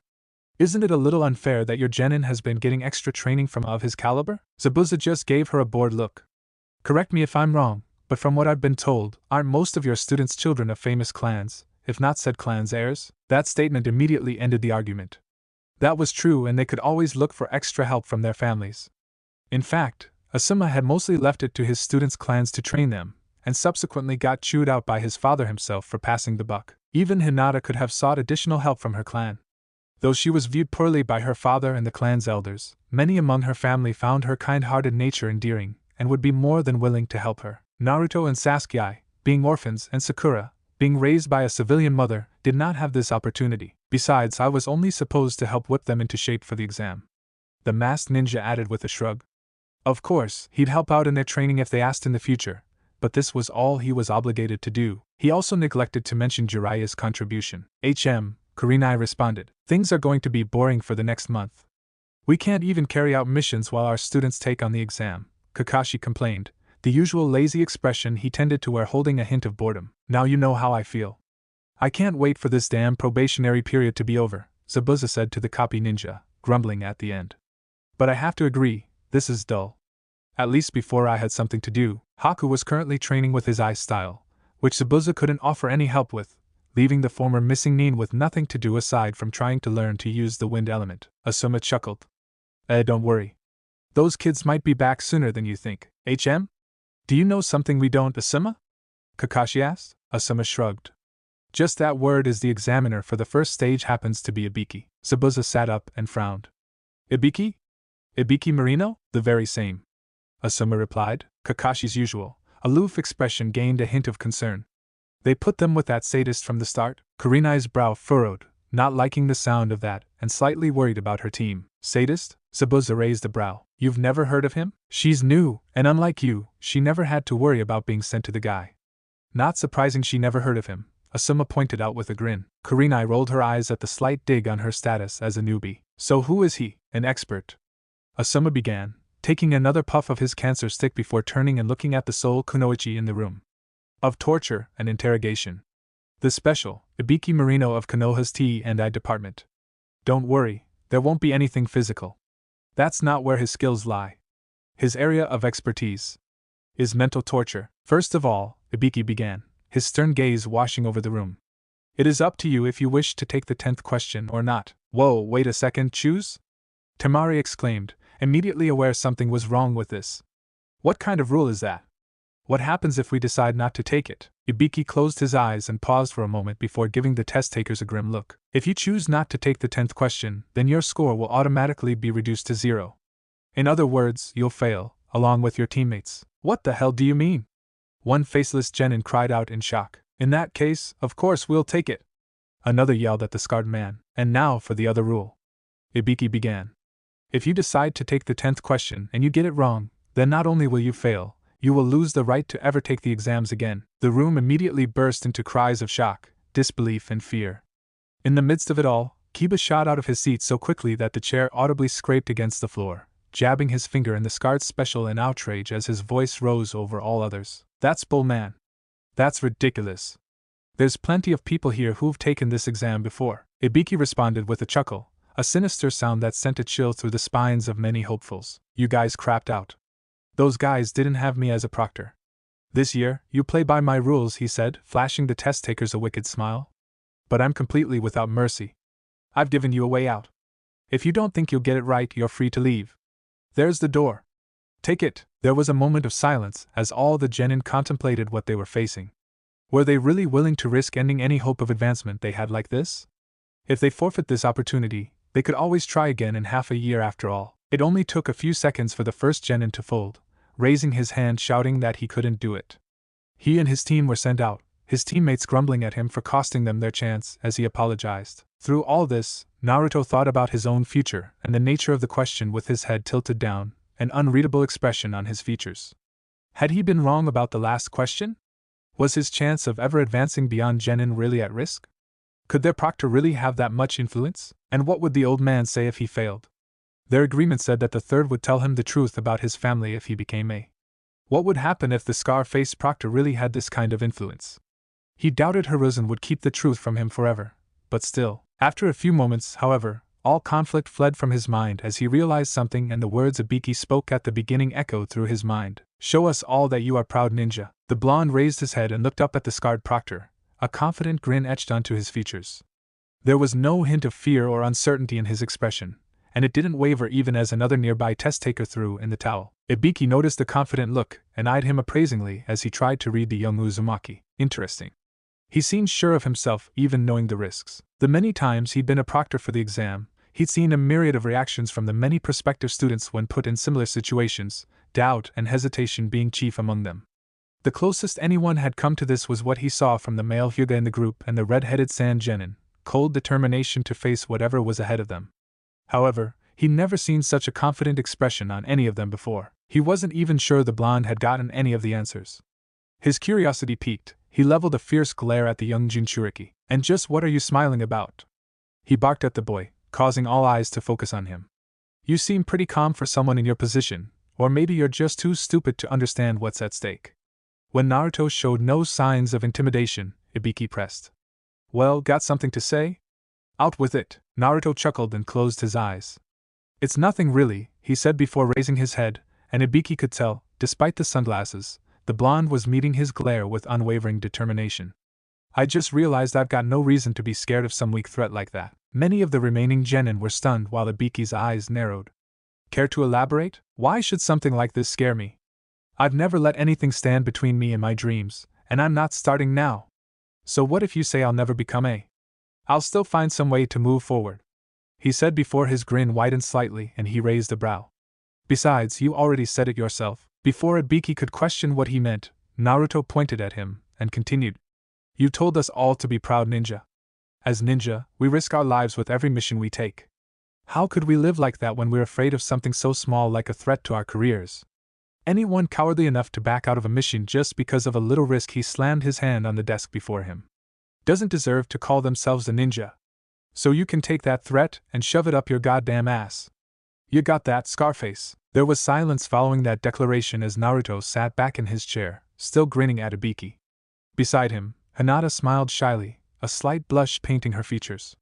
Seated away, Sasuke smirked while Sakura smiled as well. Any hints of uncertainty the pink-haired girl felt washed away by the blonde's words. The scarred stared at the blonde briefly before letting his eyes wander the room. Ibiki was a master at reading people, of analyzing the small cues and tells that show what a person is feeling, when they're scared, when they're desperate, when they're about to crack. Nothing escaped his notice. However, even a novice at the subtle art could see that the atmosphere of the room had shifted. No one's going to back out after that. Interesting kid. That little speech of his inspired the other hopefuls and blew away their fears. And whether he knew it or not, he realized the question's true nature. This one might have a bright future ahead of him. Ibiki turned to look at the clock with an unreadable expression, seeing there were only a few minutes left. Well, there's no reason to draw this out now. A glance at the sentinels told him they all agreed. Strong words, Ibiki responded stonily. Well, if that's how you feel, then let's get this show on the road. All the genin donned serious expressions and stiffened in their seats, preparing themselves for whatever the scarred proctor had in store for them. However, none of the prospectivers could have anticipated Ibiki's next words. To all those who remain, a grin broke out over Ibiki's face, one that left all the test takers in confusion. There was no malice in this grin. It was relaxing. Almost kind. I congratulate you on passing the first test. Stunned silence followed that statement as many of the young shinobi gaped at the proctor. Finally, Sakura spoke up. Wait, what do you mean? What about the 10th question? There was never a 10th question, Ibiki replied, his grin widening to show his teeth, further confusing the genin with his sudden shift in demeanor. Or more accurately, the 10th question was simply the choice to take it, or not. Temari, angered over all the wasted effort, shouted. Then what was the point of the first 9 questions? Are you saying all this was a waste of time? Of course not, the first 10 questions served their own purpose. And that was to test your information gathering abilities, Ibiki said, pausing for a moment to let this sink in before elaborating. First, as I explained at the beginning, whether you pass or fail depends on your whole team doing well. That would put pressure on each member to not screw things up for everyone. But the questions were not ones most, if any, genin could hope to answer. I'm sure most of you realized in order to pass, I have no choice but to cheat. Basically, you were supposed to cheat without getting caught. For that purpose, we had a few hidden among you, and anyone who cheated obviously failed. With that, the special reached up and unwrapped his bandana like a forehead protector. When he was finished, and unveiled what was hidden underneath the clock, many of those present were horrified by what they saw, some to the point of breaking out in a cold sweat, a sense of unease blossoming in their hearts at the thought that this might one day happen to them. Naruto could only gape. He'd called the man Scarface earlier, but he never could have expected this. Underneath Ibiki's bandana, the man's head was covered in horrible scars from either slashes or deep gashes where flesh had been torn off by blunt instruments, as well as burns and deep screw holes. There was hardly an inch of the man's head that was left unmarred, because there are times when information is more important than the life of any one shinobi. And on missions and battlefields, people risk their lives to get their hands on it. With that, he began to rewrap his bandana before continuing. This is what could happen should you chance upon misinformation. Important information in your hands can be a powerful weapon for your comrades and village. So we had you gather information through cheating. This separated those who didn't have the right abilities. But what about the 10th question? An aim genin asked. At this, Ibiki smirked and chuckled. A bit slow on the uptake, aren't you? The genin fumed, but before he could respond, Ibiki pointed at Naruto, who was a bit surprised at being singled out, though he only barely showed it. That blonde brat already told you the 10th question's purpose. It was a leap of faith, a decision to take it or not. A difficult choice, as one would cause your entire team to fail, and the other put your career on the line. After pausing for a moment, he elaborated. You can't turn down a mission just because of the dangers you could potentially face. The ability to be courageous and survive any hardships. That is what it takes to be a leader. Anyone who would take the coward's way out. He smirked as he echoed the blonde's words. They don't deserve to call themselves ninja, let alone. All of you have passed my test.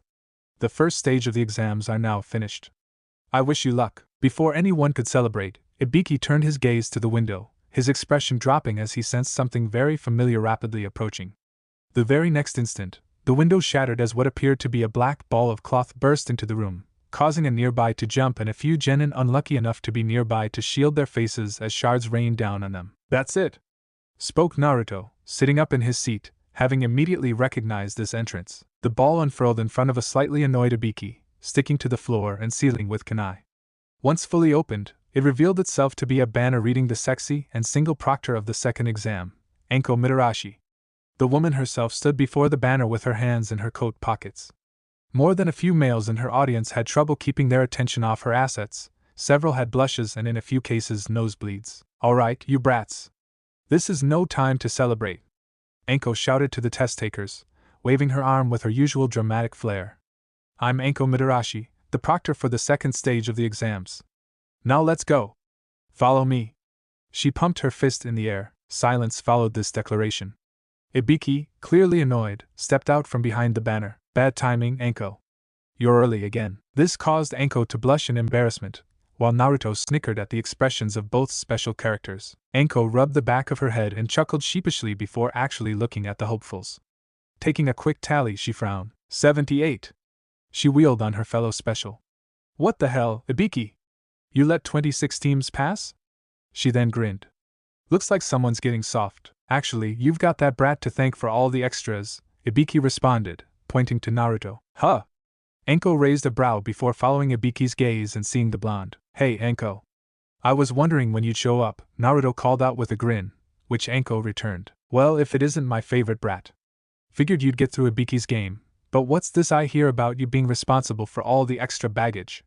She asked, putting a hand on her hip. The blonde shrugged. It's not like I did much. I just said a few words and all the wannabes who were ready to back out sat back down. The purple-haired kunoichi chuckled at that, while Naruto's teammates looked at the young Uzumaki in slight confusion. How does he know her? I mean, she acts kind of like him, but when did they meet? Sakura wondered. Oh, stop being so modest. It would take a lot more than that to break this guy's hold over these little brats. Anko jabbed her thumb in Ibiki's direction. You've gotta have some serious balls to pull that off. Naruto chuckled at that before Anko gave a predatory grin. But that won't be enough to get through what I've got in store for you. By the time I'm through with you, I'll cut your numbers in half at the very least. She sent out a small amount of killing intent, causing many of the test takers to shiver. Now follow me. I'll explain once we get there. With her piece said, she jumped out the window, not giving the genin even a moment to get up. Naruto quickly got up to follow her, the perspective quickly doing the same once they recovered from the shock. Soon, the teams had gotten back together as they followed after the snake summoner. Naruto, Sakura said, stepping up to walk alongside the Rinnegan bearer. How do you know her? The rest of the rookie 9, who happened to be nearby, listened closely, most wanting to find out about their new proctor, and in Kiba's case wondering how Naruto knew such a hot kunoichi. Oh, we ran into each other around the village. Literally. And we kind of hit it off. She's given me some great advice, and she's not so bad once you get to know her, Naruto said, placing his hands behind his head. Let me give you some advice. There are a few rules to follow when dealing with her, the Rinnegan bearer began before beginning to tick them off on his fingers. 1. If she gives you an order, follow it. 2. Don't sass her unless she likes you. Oh, and 3. Whatever you do, do not mess with her dango. Naruto shuddered at the end. Sakura frowned at his reaction, wondering what the special could do to make someone like Naruto afraid. What happens if you break those rules? At best, she'll cut you. At worst, she'll break your bones or feed you to her snakes, Naruto answered nonchalantly. The other 8 genin looked surprised and Ino froze mid-step before chuckling nervously. Heh. Real funny, Naruto, she said to her fellow blonde. Naruto turned to them with a deadpan expression. I wasn't kidding. After a moment, Shikamaru spoke up. Man, this gets more troublesome by the minute. Ibiki, meanwhile, was busy collecting the tests now that the first stage was over. As he walked up and down the rows, he came across Naruto's test.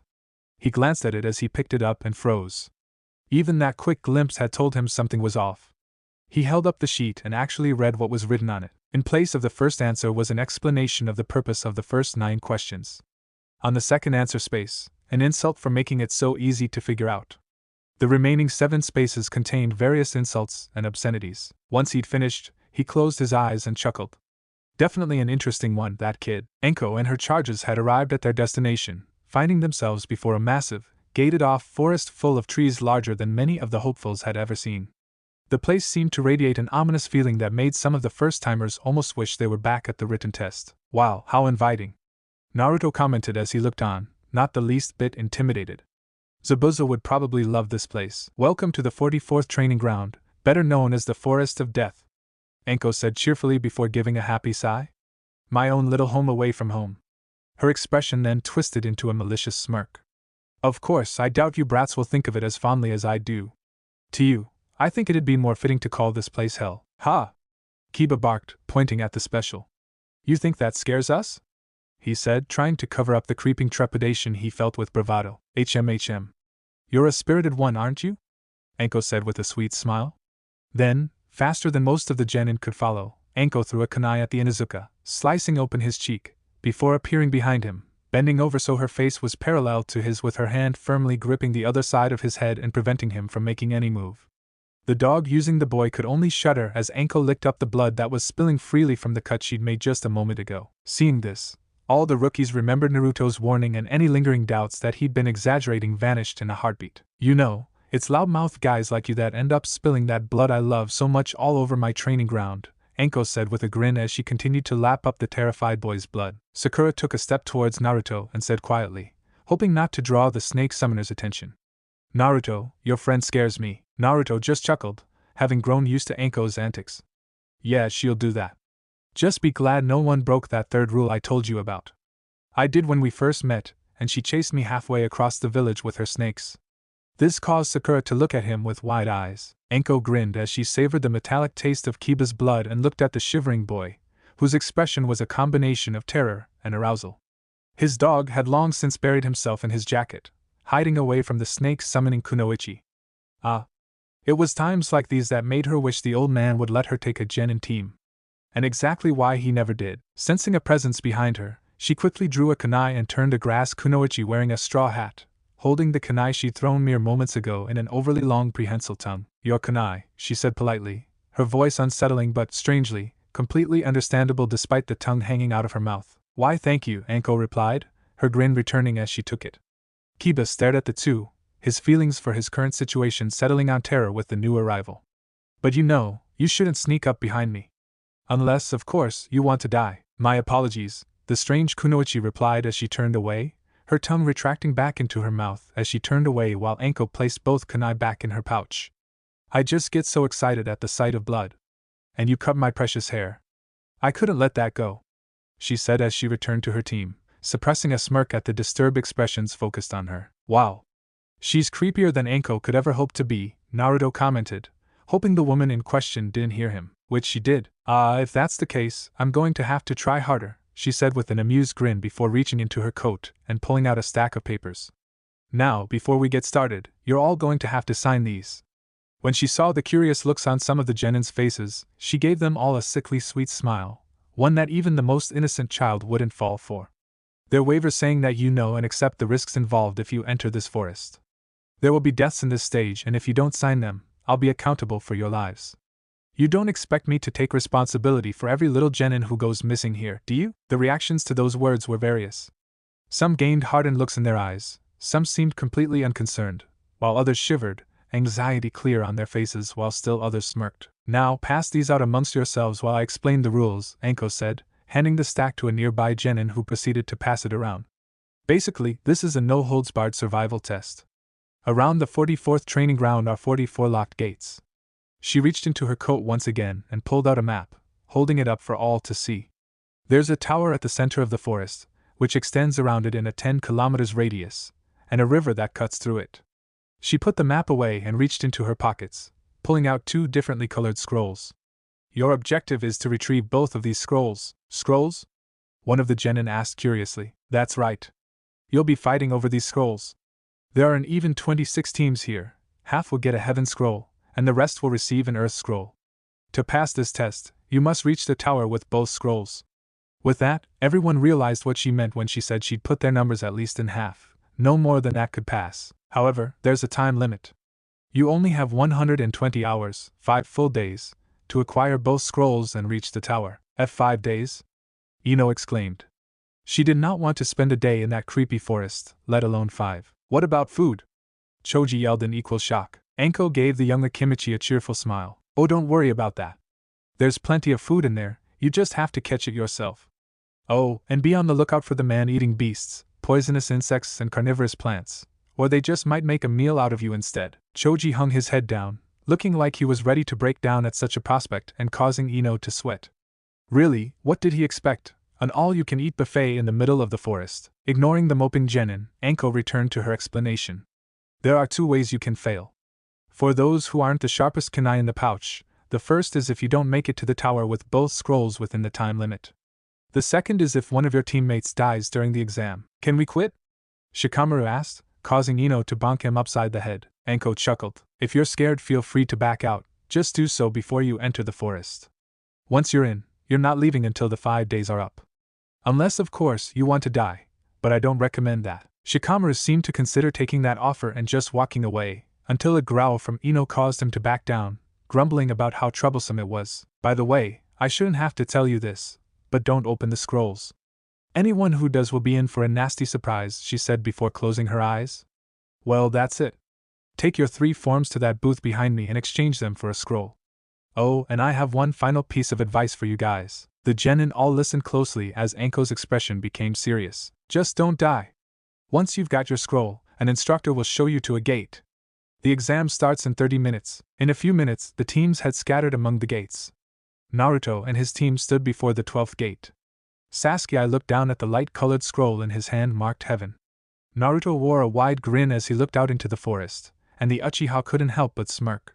Both wanted to know that ahead lay the strong opponents they'd been waiting to face. Sakura gulped slightly, aware that this would be the first time since she started training seriously where her life would be in danger. Before she closed her eyes, took a deep breath, and looked forward. Her expression hardened into one of determination. She would not fail her team here. Looks like we're in for one hell of a party, wouldn't you say, guys? Naruto asked, turning back to his teammates. Sasuke grunted in response, though his smirk widened showing he agreed. Sakura simply nodded. Finally, Anko's voice sounded over the loudspeakers. The second test of the exams starts now. At that moment, every team shot through the gates, vanishing into the massive trees as the all-out battle began.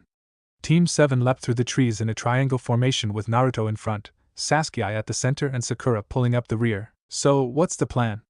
Sakura asked. Sasuke's onyx eyes turned to Naruto. I was thinking. The usual. Naruto grinned. What do you know? I was thinking the same thing, he said before scanning the area ahead, looking for a hiding spot. Soon enough, his eyes landed on the base of a large tree with its base and roots above ground, creating a dark and obscure hollow space. Deciding it would make adequate cover, he pointed to it and called out, "That looks like a good spot to hide out." His teammates nodded before they changed direction, bounding from tree to tree down to the forest floor right before the designated tree, then stepping into the dark base of the tree. Examining their surroundings with a critical eye, Sasuke nodded, confident that this place would serve its purpose before turning to the blonde. Good call. Alright, do your thing. Naruto made a familiar cross-shaped hand sign, like I need you to tell me. The usual, as they called it, was a method of gathering information and keeping lookout they made during one of the many survival exercises their team undertook under Zabuza's advice, with their 3 teachers tracking them. Naruto would use his shadow clones, not only in an effort to throw them off track, for example, scattering spare articles of clothing they brought along when they realized Kakashi was tracking them through scent, but also as scouts and an advanced warning system. The shadow clone's ability to relay knowledge was useful in this endeavor, but even more so was the Rinnegan's shared vision. The ability had an extremely large range, and better yet, Naruto found he could sense his clone's location, and vice versa when they both had the Rinnegan active. The blonde was certain this would prove invaluable here. An oddity, one Naruto wasn't certain was shared by all or unique to the Rinnegan, was that his clones couldn't activate them on their own. Either they had it because Naruto had it active when he made them, or they wouldn't be able to activate it at all. That was no big deal though, as once his clones found something he'd create a few more with his activeness and have them tracked down. In an instant, 20 Naruto clones poofed into existence before bolting away from their location and vanishing into the immense forest.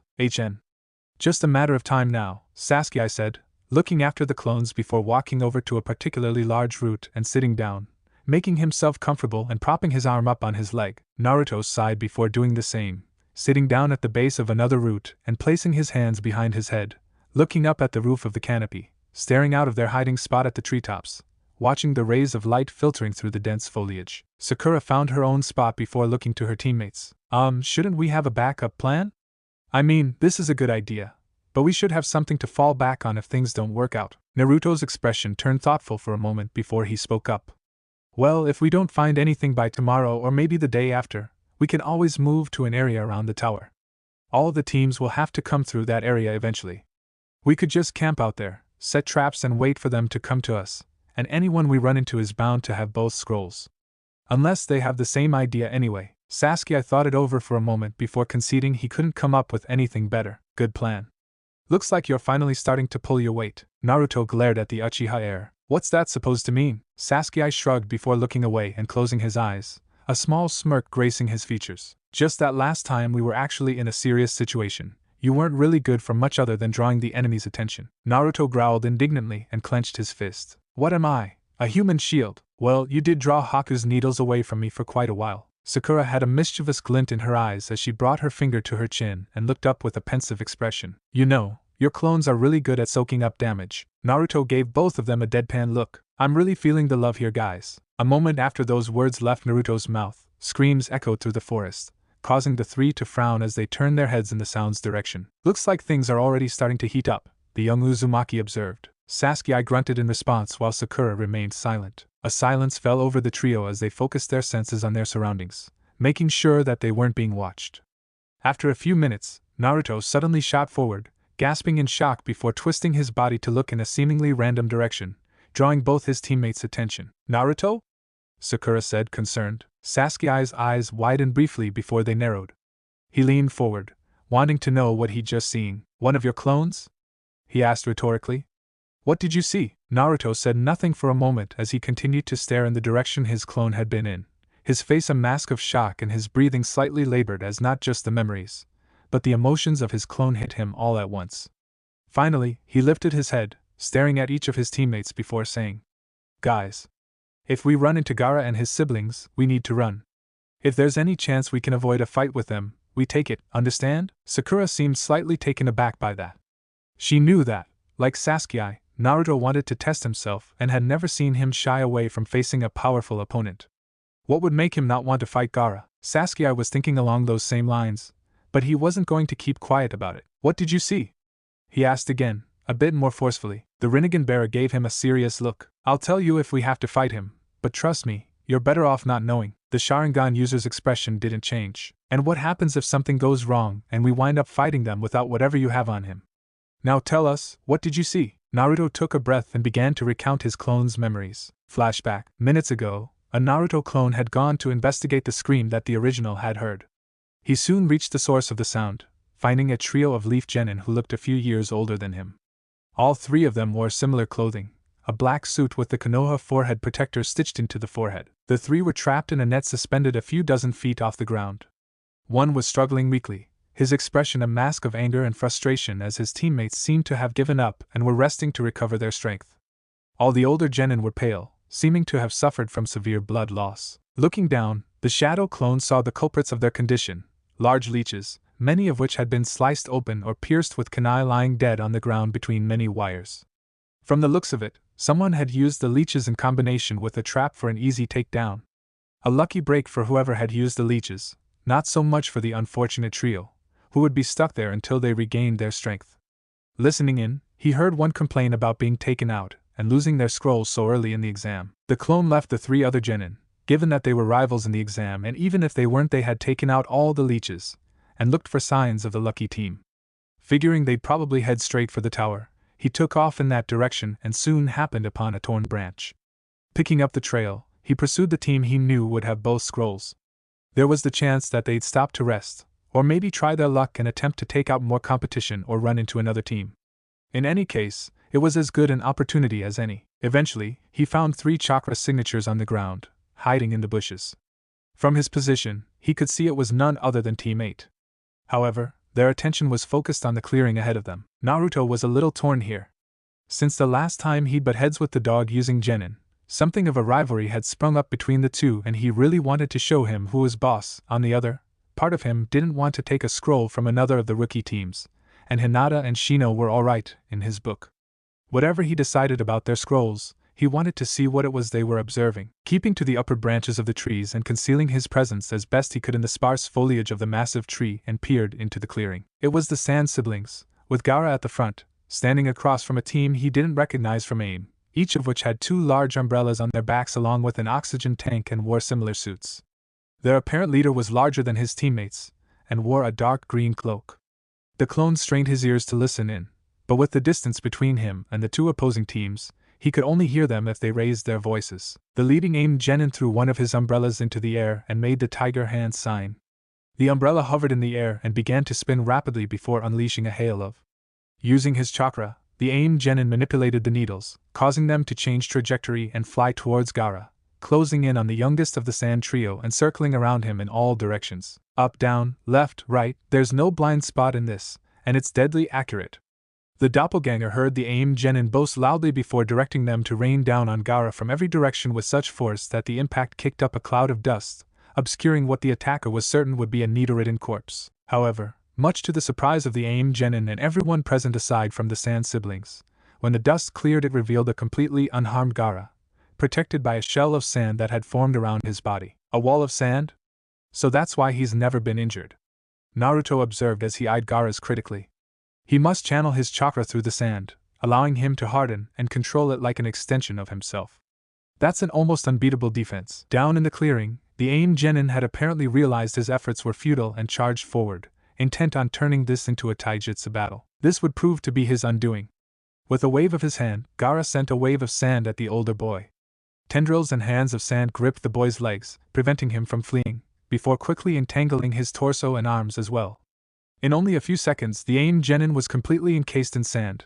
Only his face, a mask of shock and terror, was visible, and a powerful offense. The blonde could tell that something awful was about to happen, but still, he watched as Gaara manipulated the sand, lifting the trapped genin into the air as he stepped forward, grabbed and opened one of the umbrellas. Naruto's feeling was proven true a moment later.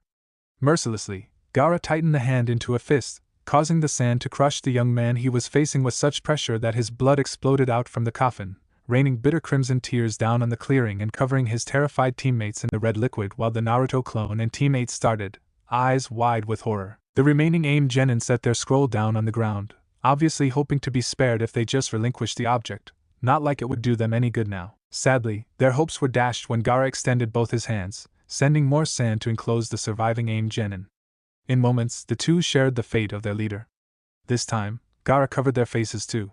Screams of terror echoed throughout the area before two more showers of blood erupted across the clearing. Naruto had known Gaara was dangerous, but this was beyond what he'd expected. He'd seen people killed back on the bridge in Wave, though he hadn't taken any of those lives himself, but this was just brutal. Then, Gaara turned his gaze towards him before looking elsewhere and raising his hand once more. This time his focus was Team 8. The clone's gaze hardened at that. There was no way he was going to let that happen to them. If it came to that, he'd throw himself at them as a distraction.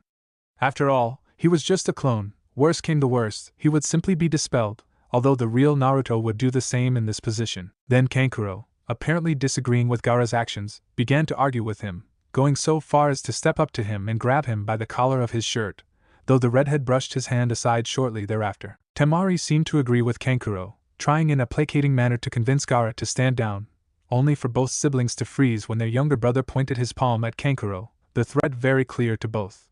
The sand user then pointed his hand at teammate again. Naruto tensed and focused his chakra, preparing to save his fellow leaf genin if need be, but much to his relief, Gaara only used the sand to reform the cork of his gourd.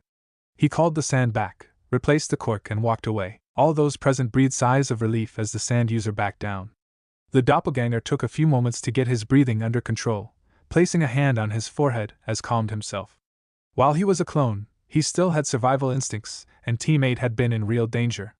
After that, he knew the original wouldn't wish to pursue Team 8. He dispersed himself to relay what he'd seen to the original. End flashback. Both Sakura and Sasuke stared at Naruto with wide eyes as he finished his tale. What Naruto hadn't wanted to tell them was what his clone had seen a moment ago. Sakura had agreed with Sasuke. After all, this could be something they'd need to know later. Now, Sakura wished that Sasuke had just left it at that. There were a few moments of silence as the three processed what they'd just learned before Sasuke spoke up. Alright. As much as I hate to say it, if we do run into those three in the future, it's probably best if we rely on Naruto to take that guy on. Sakura seemed taken aback by that. Sasuke, how can you dash? Sakura, Naruto cut in, causing her to turn to him. He's right. I'm best suited for it. Sakura seemed to want to say something before Sasuke said, I wasn't saying we should leave him high and dry if we have to fight Gaara. I meant that his water has the best chance of countering that sand. Sakura calmed down.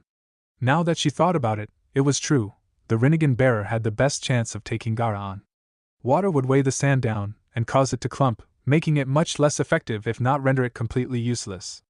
On top of that, he was the only one of them who might actually survive getting caught by the sand, as he could simply use Shinra Tensei to blow the sand away. Sasuke, meanwhile, wasn't happy at the thought of needing to rely on someone else against an opponent. He knew it was the smart choice, but that didn't mean he had to like it. His fist clenched as his mind dwelled over the idea of another opponent Naruto could defeat that he couldn't. He resolved that, if he did have to face Gaara, he would find some way to defeat him. It would be the next milestone on his path to reaching his brother. Naruto's head suddenly jerked in another direction, the memories of another clone reaching him. Looks like we've got some live ones. My clones found another team of Suna ninja with an earth scroll. He stood up, still looking in their direction, activating his and making the cross-shaped hand seal for his shadow clone. Let's go. As Naruto and his team made their way to the group his clones had scouted out, another of his doppelgangers was leaping from branch to branch, focusing all the chakra in its existence to increase its speed to the absolute limit as it tried to lead its pursuer away from the direction it now knew its original was heading in. Its eyes widened behind its sunglasses as it felt a wave of killing intent crash down on it from above. Its head jerked to look above it to find an enormous snake lunging at it from above, its massive maw wide open and ready to swallow him whole. The doppelganger barely managed to jump out of the way, leaping off of the branch a moment before the serpent reached it, tearing the large branch off of the tree as easily as one would snap a twig. The snake quickly slithered up the tree the Naruto clone had landed on, wrapping around it as the clone jumped out of it. Kukukuku. The chilling chuckle of the serpent's master reached the clone's ears as it flew through the air. Looking out of the corner of his eye, he saw the scales of the serpent part as the creature's master, the creepy Kusa Kunoichi, rose out, covered lightly in mucus. This has been quite amusing, but I believe it's time this game of cat and mouse came to an end, wouldn't you agree? The clone had been trying to escape, hoping not to reveal any of its original's abilities against the obviously dangerous adversary, but now it was clear it wouldn't get away. It raised its hands to make hand seals, but it only managed to form a single one before, much to its surprise and disgust, the woman's tongue shot out of her mouth with insane speed.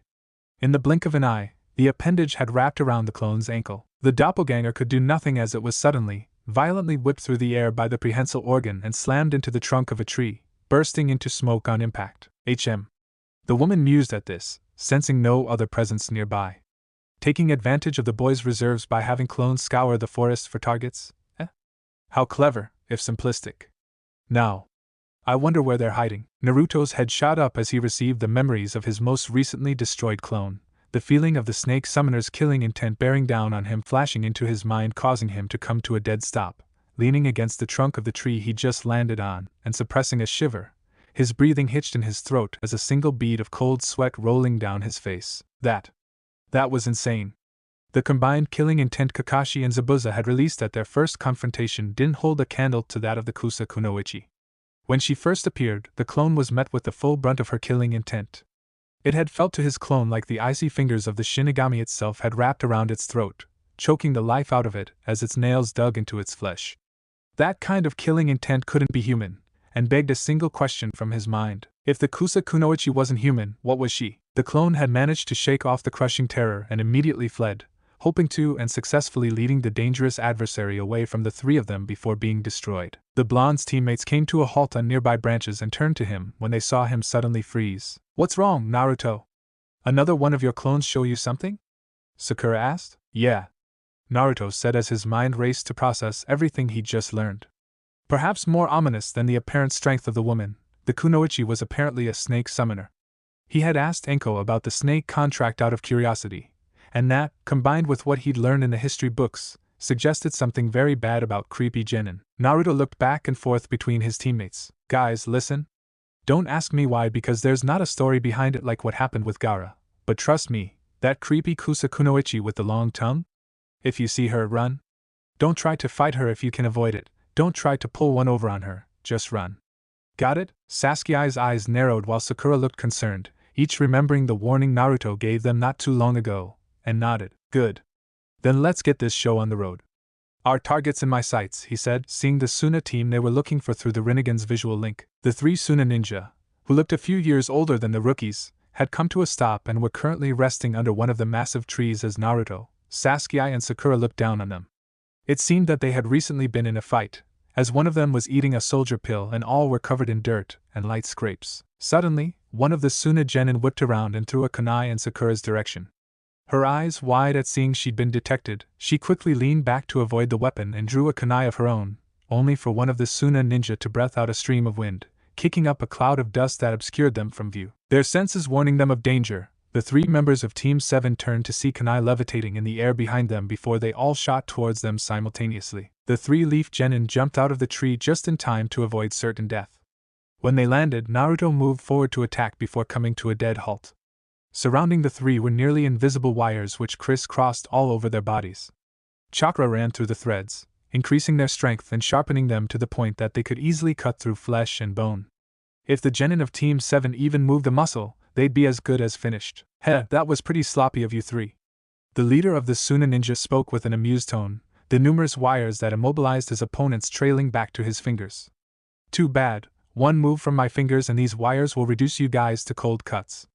I'd say surrender your scroll or die, but since you can't move, it'd be a pretty pointless question to ask, wouldn't you say?"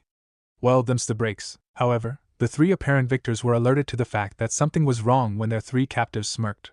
Suddenly, three kunai hit the ground in a triangle formation around them, each with a small bomb attached.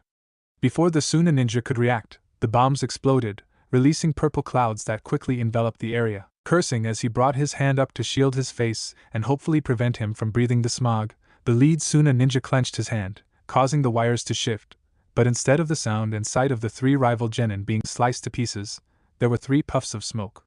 Their apparent captives had been clones. They leapt back and out of the clearly dangerous purple cloud. The leader sensed something behind him and turned to see Naruto diving towards him. His arm reared back to punch him. Normally, the Suna ninja would be able to block this encounter, but his body was feeling sluggish. It didn't respond quickly enough, and all he could do was watch as Naruto's fist closed in on his face, confirming what he already knew, that cloud had been poison. Naruto first collided with the Sun A ninja's face, sending him to the ground with a small trickle of blood escaping his mouth. He brought himself to his knees, only for a kunai to press up against his neck. He turned to see Sasuke standing behind him, holding the weapon. His eyes darted to his teammates, to see one buried in the ground up to his neck and the other in a similar predicament to his own. In his case it was Naruto who held him at knife point. So, Sasuke began. I think this is the part where we say surrender your scroll or die, he said, throwing the older genin's words back at him. Damn it! The Suna ninja cursed. Don't bother with him, Sasuke, Naruto said, and his teammates turned to see he was holding up the Suna team's earth scroll, his captive now laying on the ground unconscious. This guy's the one who had the scroll. Sasuke grunted in response as his captive glared daggers at the blonde, before he was knocked unconscious with a single swift chop to the neck. Normally, that wouldn't have been enough, but with the poison in his system weakening his constitution and slowing his heart rate, that was all it took. Sakura's hostage suffering the same fate soon after, though she used the bottom of her kunai. Alright, you hold on to the scroll, Sasuke ordered the blonde. Now let's get out of this forest. If we hurry, we can make it before sundown. Naruto gave an amused smirk. What's wrong? Scared of being out in the forest after dark? Sasuke grunted. Hardly. I just don't want to deal with the other teams attacking under the cover of night when we've already got both scrolls. Naruto rolled his eyes. Whatever you say, Sasuke. Of course he'd already known Sasuke's reasoning, he just couldn't help making a remark. A moment later, he turned and looked out to the forest with a slightly grim expression as a set of memories reached him. That Kunoichi had just destroyed another of his clones, which he was still using to gather information on the other teams and the forest. This was not a good sign, as this was the 7th one she had destroyed. There was no chance she couldn't have found another group more easily by now, which could only mean she was targeting their team. Sakura gave him a concerned look at his change in demeanor. Naruto, is something wrong? No, Naruto replied after a moment. I was just thinking. I agree with Sasuke. We should get out of here. Naruto then made the hand sign for his most used, and 3 clones burst into existence, still active and blazing on him and his clones. Sasuke looked curiously at the blonde. What are you doing? The purple-eyed blonde turned to his teammate as 2 of his clones used Hengut Sakura and Sasuke's forms. I just thought it would be a good idea to send some decoys ahead of us. You know, in case anyone had the same idea we had and decided to camp out near the tower. Sasuke frowned, knowing that there was something more Naruto wasn't telling them, but nodded. In short order, the 3 genin had returned to the trees and were making their way to the tower at top speed, leaping from branch to branch faster than the untrained eye could follow as they made their way to the tower. They hadn't even made it a quarter of the way before Naruto's head shot up. Incoming! Just a moment later, a giant serpent shot out of the canopy above the trio. The 3 genin leapt out of the way as the serpent slammed, jaws wide open, into the tree with such force that the entire thing, massive as it was, shook from the impact. Just as Naruto landed, he sensed something coming towards him, fast. He jumped backwards just in time to avoid a swipe. When Naruto could see his attacker, he found himself rather disturbed by the sight that met him. It was the Kunoichi, but then, he'd expected that from the snake. What he hadn't expected was for the woman to have her body in such a distorted state. She had her body coiled around the branch, as if she were a serpent herself. The mysterious Kunoichi gave a sinister-sounding chuckle, the sound and mockery of what such a gesture should be that unnerved the 3 genin. Well, she began as she slithered up the branch, her body righting itself as it uncoiled until she was standing up straight, looking down on her 3 targets. Of course, at this point, the Kunoichi bitterly expected them to be decoys, and had decided to make the blonde suffer for it if he didn't provide adequate entertainment, but one must always be thorough. It would seem this little chase of ours has come to an end. You've worked hard to throw me off your trail. So, I wonder. She took a step forward, bringing a clawed hand over her face.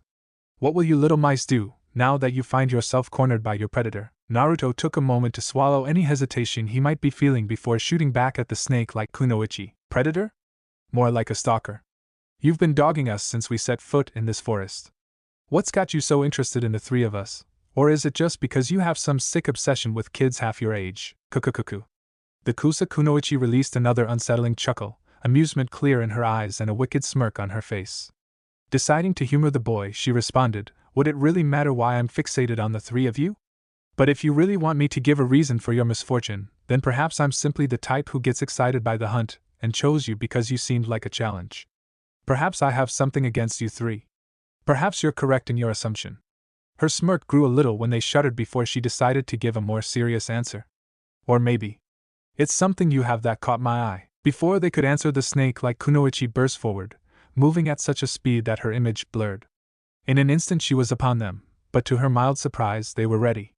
Wanting to get rid of the annoyances before going after her true objective, she targeted Sakura first, but the young Kunoichi had already dropped into a combat stance and intercepted her punch, though she was unable to counter as the older Kunoichi lifted her foot, attempting to kick the pink-haired girl's chin, forcing her to step back, then leap away when the snake summoner brought her foot back down, the impact shattering the bark of the branch they were on. The serpentine woman ducked as Naruto jumped into the air and unleashed a sweeping kick aimed at her face, before catching a punch from Sakura while Naruto used the momentum of his spin to throw another fist her way from above, which she deflected by grabbing his wrist. She then became aware of Sasuke, who had pulled out a trio of shuriken and sent them flying her way. She twisted her body around the weapons before throwing the two of them away. Normally, she would have brought them into the path of the weapons, but it wouldn't do if one of them died at this point. However, that didn't mean it wasn't a prime opportunity to take one of them out of the battle. While Sakura was rapidly speeding towards a branch, Naruto was on a collision course with the snake, which had silently slithered up the tree. She watched as the giant reptile opened its mouth to swallow the blonde whole, but the next moment something occurred that would shock the snake's summoner. Naruto, who shouldn't have been able to see or sense the snake, pulled out a kunai with an explosive note and threw it at the snake's mouth. The serpent jerked back, hissing in pain as the weapon lodged into its upper jaw before it detonated, blowing its head away in a shower of blood and gore. The snake-like Kunoichi then frowned as, out of the corner of her eye, she saw Sakura dispel into smoke, revealing it had been yet another clone. Sensing Sasuke was coming to attack from behind, she whipped around with a clearly annoyed expression and unleashed a multitude of serpents from her sleeve, which grabbed onto the boy and bit him in various places, causing him to burst into smoke as well. She then turned to the sole survivor of the trio of clones, who was diving down at her from an upper branch. Her mouth twisted into a scowl, she prepared to intercept, only for her expression to take on a hint of curiosity as the clone reached for the zipper of its tracksuit, a slightly predatory grin on its features. Her eyes widened as the clone unzipped its jacket, revealing well over a dozen explosive tags. A second later, she found herself on the receiving end of an improvised imitation of the shadow clone explosion technique. The resulting blast was strong enough to destroy the branch, sending flaming chunks of wood falling to the forest floor. When the smoke cleared, the snake-like Kunoichi was standing on the still intact base of the ruined branch, completely unharmed. She let out a furious snarl at the fact that it had just been another set of clones. She then calmed herself, knowing that she was near the real ones and reminding herself to be patient. That was the only reason she would suddenly be faced with decoys like this. The boy was only delaying the inevitable. But that in itself was an issue as she didn't have much time to accomplish her goals. Her face then took on a contemplative appearance as she thought about what she'd seen in that fight. The blonde was pretty clever, and with his ability to detect that serpent when he should not have been able to. She gave another malicious chuckle as she thought about what she'd witnessed. Well, it seems there may be more to you than meets the eye, Naruto Uzumaki. Far removed from the conflicts taking place in the aptly named Forest of Death, Kotetsu kneeled down to observe a rather gruesome discovery. Izumo and another leaf looking down over his shoulder. Lying on the ground before them were three corpses, each having been dead for several hours and had already grown cold. More alarming, however, were their identities and the condition of the bodies. All three were genuinely meant to participate in the exams. This has to be some kind of genjutsu, Izumo stated, looking slightly disturbed as he scrutinized the bodies. Geez, this early on and there's already a problem, Kotetsu murmured before looking up at the series of statues behind the corpses. He ran his hand through his hair before giving out an order. Go and alert Anko. Right. The nameless said before vanishing with a body flicker to do just that. Anko, meanwhile, was sitting on the roof of the booth where the genin had received their scrolls, letting her legs hang in the air as she enjoyed a meal of dango and red bean soup. Ah. Is there anything as delectable as dango? She wondered aloud. Once I'm done eating, it would probably be a good idea to head to the tower. The fast ones will probably be done by tomorrow. She took the two remaining dumplings off the stick she was on and munched happily on them before throwing the now bare stick at a nearby tree, where it joined dozens of others in a perfect imitation of the symbol of Konoha. "Anko, we've got trouble!" they yelled as he arrived on the scene. The snake summoning kunoichi tilted her head to the side. "HM? What's the problem? We found bodies, 3 of them. And there's something strange about them." Anko frowned at this. An ill wind blew through the area as Anko and the Nameless joined Kotetsu and Izumo before the bodies, sending leaves and blades of grass soaring through the air as she looked down at the 3 corpses, her face a mask of apprehension and sweat rolling down her face as she registered their condition, and exactly what it meant. "As you can see," Kotetsu began, "they have no faces, it's like they've been melted off." And just as he said, the faces of the 3 corpses were blank, possessing no eyes, nose, mouth, or any real structure. Anko's breath quickened slightly as her mind raced at the implications. There's no doubt about it. This was his. But what's he doing here? Why now? Show me their pictures. She barked out the command as she rounded on the "Yes, of course," Izumo said before handing her the pictures. It hadn't been hard to discover their identities, even in their condition, as there had only been 2 teams from Kusa. Anko grit her teeth as she saw the top photo and immediately recognized it. It was the Kusa kunoichi who'd handed her back her kunai. This is the face he stole? Then at that time, he'd already. Damn it, this is bad. You 3, report the situation to Lord Hokage and have some ANBU sent to the Forest of Death. I'm going after them now. While they made their grisly finding, both Sakura and Sasuke wondered what had suddenly gotten into Naruto. Just a few minutes ago, he'd ordered them to change course, even though they had already gone off the most direct path to the tower, and was now leading them on a winding, ironically, serpentine path as if he was trying to throw something off their trail. More worrying was the sense of urgency Naruto gave off as he did so. To some degree, the 2 were glad he'd changed to this degree. His old self wouldn't be so cautious and would likely just charge headfirst into whatever awaited them. That being said, they'd also never seen Naruto so close to panic before. The fact that they didn't know what had gotten the young Rinnegan bearer so alarmed didn't do much for their nerves either. What had he seen that could have scared him to this degree? Finally, Sasuke had had enough wondering and voiced the question that was on his and Sakura's minds. "Naruto, this has gone on long enough." The young Avenger spoke with a slightly irritated tone. "You've been acting strangely ever since we took out that Suna team back there, and now you're acting like we've got some kind of devil on our tails. What's got you so worked up?" Naruto grit his teeth, though his frustration was focused on the situation. "It's Kusa kunoichi from before." His voice was clearly stressed as responded without looking back. "She's the reason why I sent those decoys ahead of us. Ever since this test began, she's been destroying my clones left and right, and just now she destroyed those 3 clones I sent ahead. I hope that stunt with my clones slowed her down some, but I doubt that was enough to stop her. We have to get out of this forest before she finds us." "But," Sakura began, a sinking feeling growing in the pit of her stomach as she began to understand. There's no way she wouldn't have run into another team that was easier to track down by now. If she hasn't given up after all this time, then she's not interested in the scrolls. Sasuke finished for her, realization clear on his features.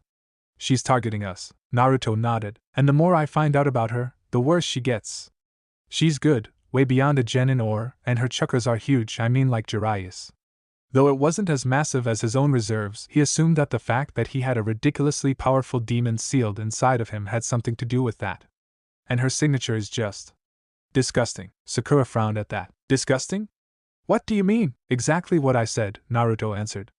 "Not even counting the fact that her chakras are purple while everyone else's that I've seen so far is blue. Every chakra signature has a unique feel to it. Hers is not only twisted, it's like she's added all kinds of things to herself, and warped her body and chakra to the point that I can't even tell if there's really a human buried underneath it all. It almost made me sick when I saw it. And that's not even the worst part." His description of the snake-like woman's presence had sent shivers down the pink-haired kunoichi's spine, and she paled slightly at hearing there was something worse about her. "What is it?" she asked, afraid of his answer. Naruto's expression turned grim and he said, "She summons snakes." At that, Sakura's face lost all color and her breath hitched in her throat. After meeting Jiraiya, she looked up what she could about the Sannin out of curiosity, and knew what Naruto's words meant. The Rinnegan bearer saw this and knew she was aware of exactly how screwed they were if someone this skilled associated with him was targeting them. Sasuke curled a brow at his answer, and he tilted his head to the side, trying to understand what was so bad about that. Amusingly, given that he was the Rookie of the Year, he was the only member of the team not in the know. "So what? You said that the Anko woman summoned snakes too." "That's exactly the point," Naruto responded harshly while still keeping his voice down, turning his head to look at Sasuke over his shoulder. I asked Anko about that, and there's only one other guy in all the elemental continents that has that contract. If she didn't get it from Anko, then she got it from him. Before Sasuke could ask who this person was, Naruto's entire body jerked, his face a picture of shock before hardening. Through his Rinnegan, he saw a glint of the sickly purple chakra that belonged to the Kunoichi. Shit, she's onto us. Guys, move! Both his teammates' eyes widened before all three focused their chakra to speed up. A moment later, just as they took to the air for their next jump, their bodies locked up, their breathing reduced to struggling gasps as their minds were numbed by sheer terror. The awful, overpowering killing intent of their hunter rained down on them. So powerful was the Kunoichi's bloodlust that it caused the three genin to hallucinate, each seeing themselves being brutally killed. In the blink of an eye, they saw themselves being slashed with swords, torn open and ripped to pieces, their blood painting all the surrounding trees red, before finally, it ended with the image of kunai flying straight at them from ahead and digging into their skulls. As the visions ended, the members of Team 7 found themselves back in reality, as the bloodlust vanished as quickly as it appeared, falling through the air as their bodies refused to respond as the crippling fear continued to grip their hearts. Naruto was the first to shake it off, having endured killing intent from Zabuza on a regular basis and this Kunoichi's through his clone, but even so he wasn't unaffected. He could feel his heart pounding in his chest and his hands trembled slightly for a moment. He turned to his teammates, and was slightly relieved at what he saw. With the threat of impending death by falling staring him in the face, the Uchiha heir managed to compose himself by biting his lip hard enough to send a trickle of blood down his chin, using the pain to overcome the fear as one might, and had grabbed the still immobile Sakura. It was at this moment that Sasuke fully realized how much danger they were in, while his teammates' actions were enough to set off alarms. After all, the blonde had never been one to shy away from a powerful opponent, and he didn't think that his recent growth and maturity would change that. Still, he thought that whatever it was, they could handle it. But that was just pure killing intent. The Sharingan wielder realized as he tried to get his breathing under control. The cold chill of fear he hadn't felt since the day he saw his clan slaughtered made itself known in his core. Whatever this is, we need to get away or we're dead. The two of them managed to reach a lower branch or bound off of it, bolting forward at top speed. Sakura, are you alright? Sasuke asked the girl he was currently holding to his body, who could only choke out an unintelligible, strangled sound, still under the effect of the killing intent and being unable to articulate a response. Her entire body was trembling, and despite the warmth natural to the land of fire, the girl felt as if ice water was flowing through her veins. Damn it, she's frozen! Not that I can blame her, but this doesn't make our situation any better. Naruto, he said, about to tell the blonde to throw some clones at whatever monster was on their tails. I know! Naruto shouted as he made a cross-shaped hand sign, preparing to use the shadow clone jutsu when he froze. That sickly purple chakra signature was now ahead of them, and gathering chakra for something. Get back! Now, at that moment, dozens of serpents, each large enough to choke the life out of a fully grown man, burst from the foliage, speeding towards them with their jaws wide open, poison gleaming on their fangs. The two genin immediately reversed direction, leaping backwards off the branch they landed on away from the snakes, but it wasn't enough.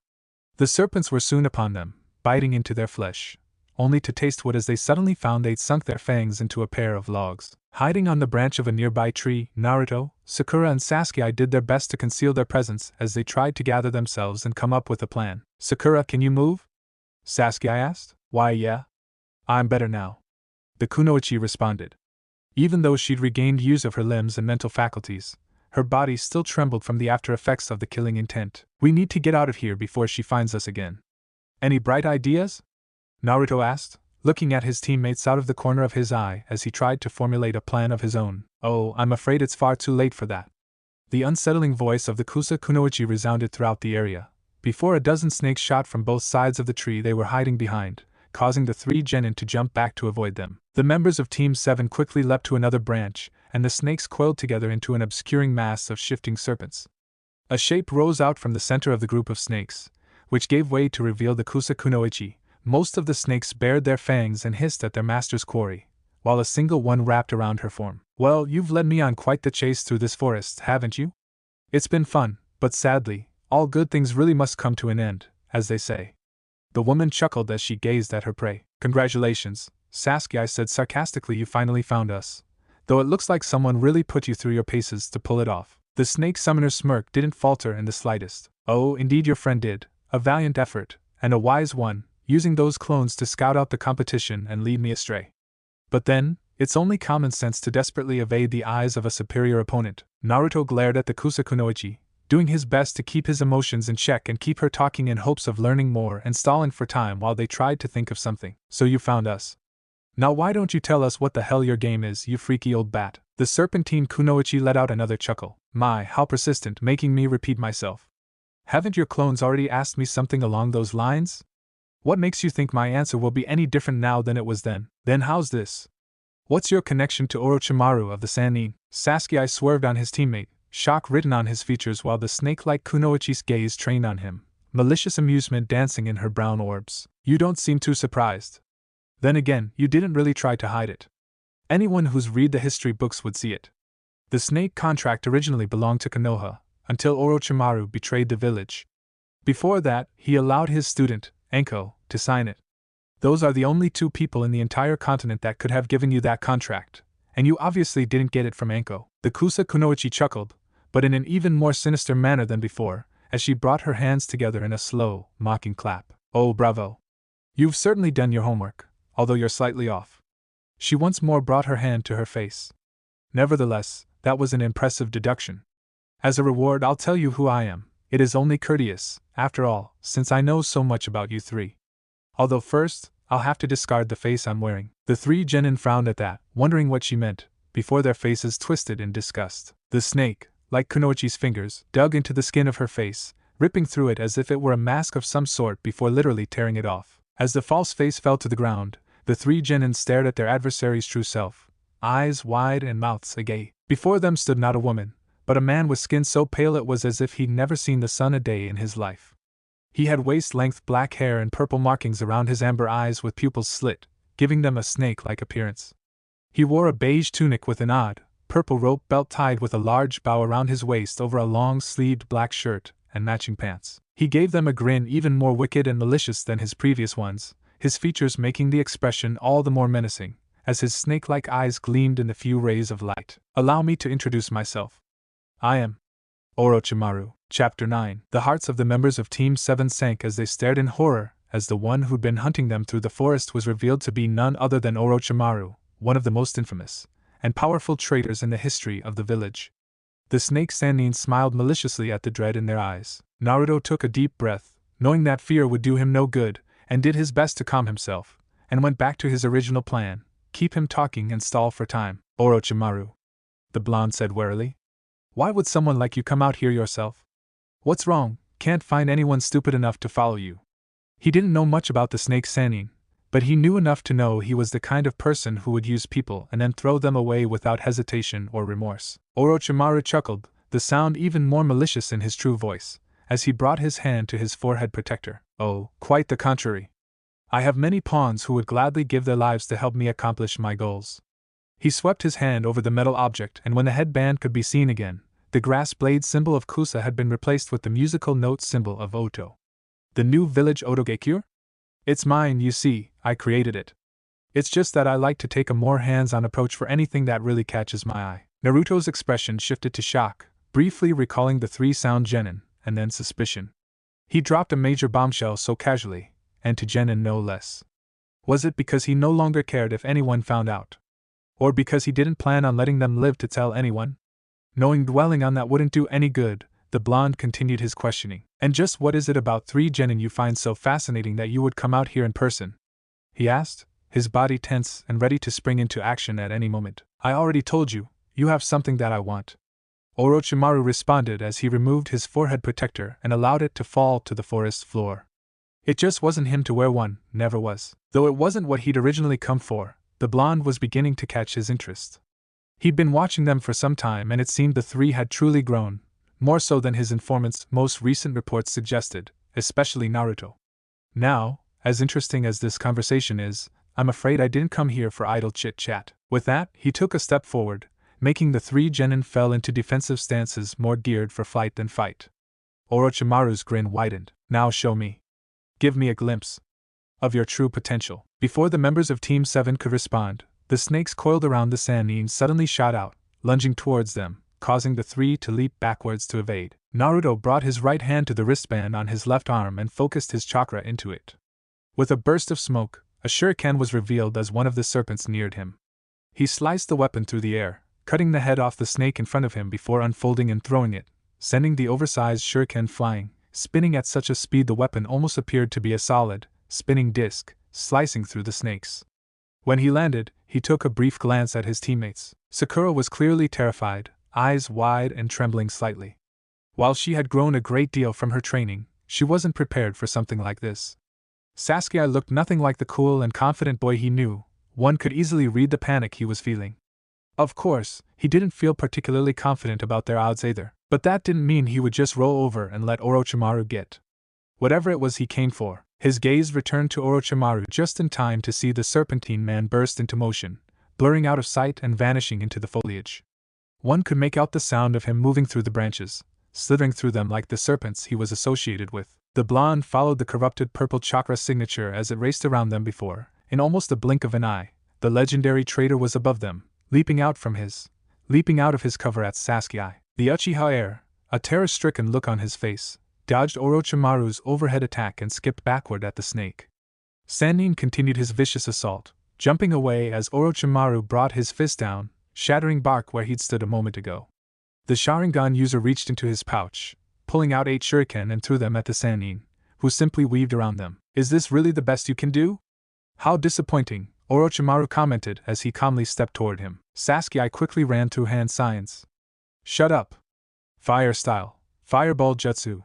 Sasuke brought his hands to his mouth and breathed out an enormous fireball that quickly consumed the entire branch. But when the flames cleared, even though he'd been only a few yards away, Orochimaru was nowhere to be seen. "Oh no, you'll have to do better than that," Orochimaru spoke from behind Sasuke. The Uchiha quickly whirled around, kunai in hand poised to stab him, only for the serpentine ninja to catch his wrist, knee him in the gut, and then spin into a kick, sending him back a few feet, landing face down on the rough surface of the branch. As Orochimaru approached the downed preteen, 3 Naruto clones launched themselves at him from behind as Sasuke got up. As the first neared him, Orochimaru spun around, extending his leg and catching in the face and dispelling it. "I've had quite enough of these clones of yours," the snake said in a mildly irritated tone as the second of the clones reached him, the first leaping into the air and throwing a punch at his face. "Is this all you can do?" Orochimaru tilted his head to the side and the clone sailed right past him before spinning in the air so he landed, facing the snake, and launched itself at him just as the other clone reached him. The 2 doppelgangers attacked in perfect cohesion, their Rinnegan allowing them to watch him from both sides.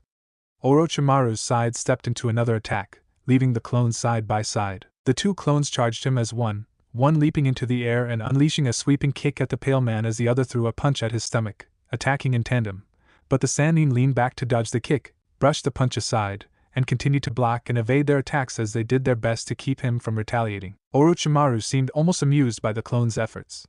He weaved around their attacks with ease, brushing their attacks aside or slipping past them with the absolute minimum amount of movement, seeing through most of their feints, and evading the attacks when he missed one. At one point, a clone summoned 6 kunai to his hands and threw them at near point blank only for the serpentine man to bend his body in a manner no human should be capable of, and dodge before righting himself and continuing the exchange. Meanwhile, Naruto landed beside Sasuke with Sakura. In the time it took for them to reach him, the Uchiha heir had managed to somewhat compose himself. "Come on, Sasuke!" the blonde almost shouted. "Don't just sit there twiddling your thumbs. They're not going to be able to hold him for long." Sasuke nodded and began to stand up. "You're not going anywhere," Orochimaru said as he sidestepped a punch, swiftly maneuvering behind the attacking and lashing out with a kick at the back of its head, which it ducked under even though it shouldn't have been able to see it coming, curious, before catching a blow from another clone and whipping it into the first, dispelling them both. As Orochimaru destroyed the clones, Naruto threw a series of shuriken at the snake's Sannin before clapping his hands together. "Wind style, gale palm," he called out, unleashing a powerful gale that collided with the weapons and sped them up. In the blink of an eye, they reached the man, who had just turned to face them as he heard Naruto call out to him. The weapon struck true, impaling him in various locations, including his forehead. Only for him to melt into mud, Naruto cursed, having known it wouldn't be that easy to catch an S-rank ninja off guard. His trained sense warning him of danger, he turned just in time to see Orochimaru appear beside him. He raised his arm to defend when he saw Orochimaru prepare to throw a punch, only to find it was feint when he suddenly felt the pale man's foot collide with his chin, sending him off the branch and falling through the air. The snake Sannin observed him fall before using his chakra to catch himself on another branch before slowly advancing towards his prey. Sakura, clearly terrified but now able to move, threw several poisoned, most of which Orochimaru weaved around without breaking stride, and two he caught between his fingers before casually discarding them, noting the girl's use of poison. After a moment of hesitation, she charged him with a poisoned kunai, only for him to step around the attack and send her flying with a vicious backhand to the cheek. Sakura was slammed into a tree branch by her back, coughing up a small amount of blood on impact, before sliding down to another branch. Sasuke activated his Sharingan as he leapt away, using running through hand signs. Fire style, Phoenix Flower Jutsu, Sasuke breathed down a volley of small fireballs at Orochimaru, who dodged the attacks with ease before blurring out of sight once again. Sasuke reached into his pouch and threw kunai, but Orochimaru simply dodged them all, arriving on the branch Sasuke landed on a moment after he did. Sasuke quickly went on the defensive, struggling to dodge Orochimaru's fast-paced, fluid attacks, gritting his teeth as he blocked a blow with his arms with a crossguard but was pushed back a few feet regardless. While the least physically powerful of the Sannin, Orochimaru still possessed physical strength far beyond most ninja, and Sasuke's arms were quickly becoming sore from blocking the man's strikes. When the Uchiha ducked under a chop, the snake Sannin swept the boy's feet out from under him, but Sasuke caught himself and retaliated with a kick, only for the man to catch it and whip him around, throwing him into the trunk of the tree they were standing on. "Come now, surely you can do better," Orochimaru commented bemusedly as he watched the boy get up on his hands and knees. Sensing something nearby, the snake summoner turned to see Naruto in the air above them, having prepared a water-style, wild water wave. A powerful stream of water gushed from the blonde's mouth and Orochimaru leapt back to avoid the attack. Seeing an opening, Sasuke smirked and charged forward, running through hand signs of his own. The water obscuring him cleared, allowing the snake Sannin to see him just as he completed his and reached the end of the sheet of water which now covered the soaked branch, which Orochimaru was standing at the edge of. Lightning-style, earth flash. He sent out a wave of lightning from his hands, which traveled through the water and electrocuted a surprised Orochimaru, leaving him open to a single kunai to the neck from Naruto. The dagger struck true, digging into his neck, his face a mask of shock and a choking sound escaping his throat as he fell backwards. Both genin briefly looked hopeful, and then grimaced as Orochimaru melted into mud once again. Sensing imminent danger, Naruto leapt from the tree just as Orochimaru's arm burst from the surface he'd been standing on only a moment before. He turned in midair to see him rise from the wood and made the tiger hand sign, his cheeks puffing out as he kneaded his chakra into water in his mouth. Water-style, liquid bullets. Naruto spit out 4 small balls of compressed water at his adversary, each moving at high speed, and each dodged with little to no effort. The snake-like man simply tilted his body slightly to dodge each one as it approached, before thrusting his arm forward as the last one passed by. Striking Shadow Snake. 4 snakes burst forth from his sleeve and shot towards Naruto. The blonde raised his arm to defend himself as the snakes closed in. However, when they bit into him he burst into smoke. Sensing the blonde behind him, Orochimaru turned, tilting his head just in time to evade another compressed ball of water. He turned and saw Naruto launch several more water bullets at him, which he walked around before blurring into motion, quickly reaching the Rinnegan bearer's location and launching a series of rapid jabs, pushing the boy back with each strike. The purple-eyed boy managed to deflect the first 3 before being struck in the stomach. Naruto could feel the blow digging into his spleen. This was followed up by 2 to the chest before a 4th sent him back a few feet. The young Uzumaki brought his hands up into a cross-shaped hand sign, forming 3 clones and purposely making the smoke cloud they appeared in as large as possible to use as a smoke screen, before they all launched themselves at Orochimaru, 2 above in the air and 2 below on the surface. The Sannin deflected a downward punch from the first Naruto in the air, and as one of those on the branch neared, launching a punch at his torso, Orochimaru brought his knee to his chest. However, the snake Sannin was surprised with the result. The blow struck true, drawing a grunt of pain from the boy, but he didn't burst into smoke. It was the real Naruto. The snake Sannin had expected Naruto to either attack from a distance with ninjutsu or be the last one to attack the clones had him distracted. Naruto had known that most people would guess that, and purposely made himself one of the first attackers. The boy grabbed Orochimaru's knee, using all his strength to hold him in place. Using this brief opening, the clone behind him leapt forward and punched Orochimaru in the gut, staggering the man and leaving him open to a blow to the face from the first clone.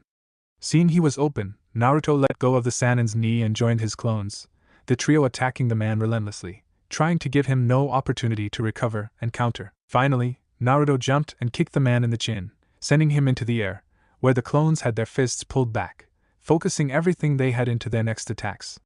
They struck him in his face, right in the eyes, only for him to burst into mud again. Naruto felt a sinking feeling in the pit of his stomach, guessing that if he wasn't there the snake Sannin was attacking his teammates, and turned to see Orochimaru facing Sasuke on a branch a fair distance away from them, parrying the boy's every attempt at landing a blow on him. Damn it! Naruto snarled before he froze, horrified realization covering his features. Orochimaru was focusing on Sasuke. What would 3 genin have that would interest an S-rank ninja enough to come out in person to see and possibly acquire it? He could only think of 3 things. 1. Kyuubi, but Orochimaru wasn't focusing on him. 2. The Rinnegan, but he shouldn't know about that, and again, the Serpentine man treated him as a source of amusement, and at some points a nuisance. That left 3. The Sharingan. He was after Sasuke. While they didn't get along all the time, they were still teammates, and on the rare occasions they saw eye to eye or had something else to focus on, almost friends, and he'd be damned if he stood by and let the snake Sannin have his way with a member of his team. Naruto launched himself into the fray, his clones following suit, leaping into separate directions and bounding off of opposite trees, coming at Orochimaru from 3 different directions. The real Naruto used water style, liquid bullets again as Sasuke was felled. The Uchiha suffered a chop to the neck, which closed his airway and left him open to 3 strikes to the torso, followed by a blow to the face that sent him sprawling on the wooden surface of the branch. Orochimaru deftly evaded the water balls, bending just enough for them to pass him by, and with a sweep of his arm and a kick, destroyed the clones as they approached. He shot towards Naruto as he landed, slipping around poison from the now recovered Sakura before reaching the blonde and throwing a series of rapid strikes at the blonde Uzumaki, each blow quick like the strike of the serpents the man had such an affinity for. Naruto managed to deflect the first 2, grimaced as he blocked the third, but was struck in the stomach with the 4th. The 5th blow struck him in the chest, rattling his rib cage, before the next hit him in the solar plexus, knocking the wind out of him and making him bend forward, where he found the snake Sannin's foot quickly approaching his face. The kick struck true, sending in the blonde flying and his sunglasses through the air, the left lens shattering to pieces. The blonde hit the trunk of the tree they were on and slid down to the branch and sat there, his eyes closed, and a small trail of blood running down out of his mouth. Naruto! Both his teammates called out, aware of just how bad the situation could get if Orochimaru were to discover the blondes. Sakura went to throw more, but Orochimaru turned and shot his tongue out at her. Before she could defend herself, the appendage had wrapped around her neck, strangling her. She gripped the prehensile organ with both hands, trying in vain to loosen it enough to draw a breath, too preoccupied with suffocating for the disgust of having a tongue wrapped around her throat to really sink in. Orochimaru jerked his head and whipped the girl across the trees and flew into Sasuke, releasing her from his grip and retracting his tongue as he watched the 2 fall out of the tree before turning to Naruto. While the blonde was amusing, his efforts were irritating and he was aware he was running out of time. Orochimaru decided to remove this particular thorn from his side before returning his attention to his true target, Sasuke, and began to slowly advance towards him. Naruto sensed Orochimaru's approach and began gathering chakra, focusing it to make his next technique as powerful and focused as possible. He knew that he wouldn't be able to hide his Rinnegan from the man any longer, so he decided to take advantage of the fact that the sight of his eyes might surprise him enough to create a momentary opening. You've been quite amusing so far, but my business here doesn't concern you. Orochimaru chortled. I'm afraid this is where we part ways. Naruto took a deep breath and then cracked open a single, purple eye and glared up at Orochimaru. The snake Sannin was visibly taken aback by the sight of the ringed, purple orb. For the first time since their battle began, his expression wasn't faked by a clone to let them think they had him, or in any way false. He was genuinely shocked by this new development. What? Naruto thrust out his palm, releasing the power he'd been building up. Shinra Tensei. Suddenly, Orochimaru felt a powerful, invisible force slam into his stomach, the power of it flinging him through the air like a ragdoll. For the first time in a long while, the Serpentine man was at the mercy of another's attack. The power of the gravitational push drilled him all the way through 2 of the massive branches and into the trunk of another tree, shattering the bark and creating a large indentation in the wood, out of sight of the 3 genin. Naruto stared out into the forest Orochimaru had disappeared into, rising to his feet as the sound of the debris created by his attack crashing to the ground echoed throughout the area. His gaze didn't waver when his teammates landed at his side. Nice one! You nailed him, Naruto, Sakura said, looking relieved the snake Sannin was out of sight. Sasuke's crimson orb stared after Orochimaru, a slight amount of hope clear in his expression. Let's get out of here. This could be our only chance. Naruto was silent for a moment, his determined gaze still focused in the direction Orochimaru vanished in, before answering firmly. No, both his teammates turned to him, their faces masks of shock and confusion. What do you mean no? The Uchiha heir began. Have you lost it? If we stay here, Naruto's whirled on the Sharingan wielder. Did you already forget how easily he tracked us down? No matter how hard we run, he'll find us before we get anywhere, then throw some shadow clones after him like before. Sakura said desperately, throwing her arm out in the snake Sanin's direction. She was fully aware now of the risks that came along with being a ninja. That she could die on any mission. But that didn't mean she was ready to die yet. If we can just find some place to hide or make it to the tower, then, Naruto gave a bitter laugh. How long is that going to slow him down? If I try that, he'll take them out in a few seconds, and I don't think he's going to let some decoys fool him again either. He took a few steps forward. Since this started, he's been focusing on Sasuke.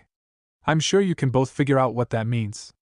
Sasuke's expression shifted to surprise and nervousness as he realized he was the Sanin's target. But maybe now that he's seen my eyes, he'll be more interested in me instead. What are you saying? Sakura asked. Without facing them, Naruto replied. You two get out of here. Head for the tower. I'll try to hold him off as long as I can. Sakura's jaw dropped at that. Are you out of your mind? That's crazy, you don't have a chance. Sasuke's expression twisted into a grimace. He wasn't sure what to feel about the situation. In the back of his mind, it occurred to him he was being outshined by his teammate again. He wasn't prepared to fight against these odds, he realized, the same odds he'd be up against if he actually encountered Itachi right now.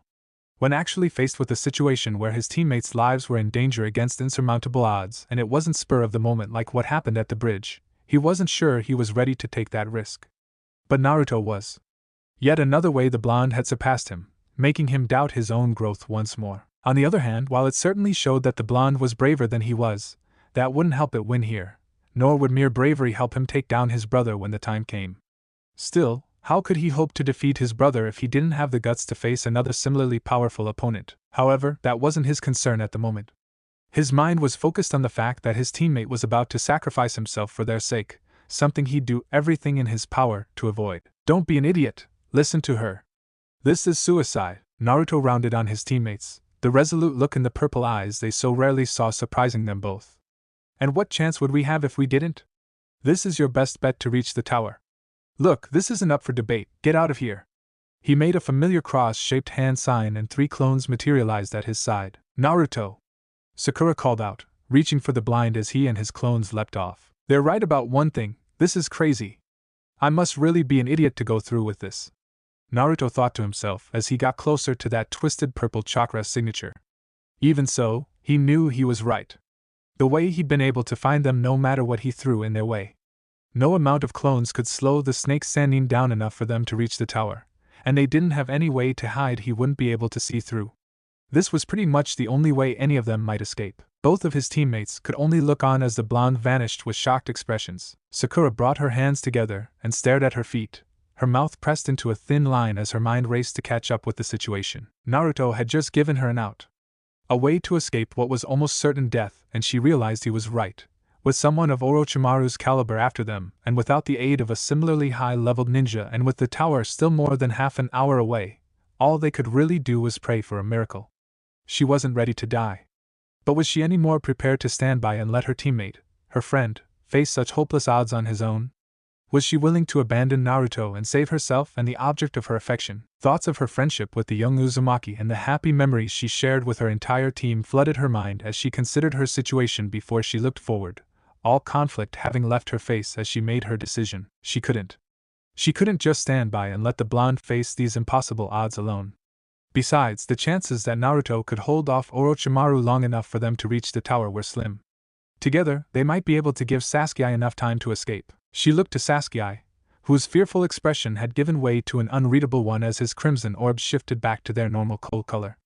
The blonde was, as much as he hated admitting this, his rival, and despite how they annoyed him, despite his growing jealousy, he and Sakura were the closest thing he had to friends, to family. The thought of losing someone else close to him, the terror he was feeling, the feeling of being hunted down by a vastly superior opponent, and facing his imminent demise brought back memories of that fateful day.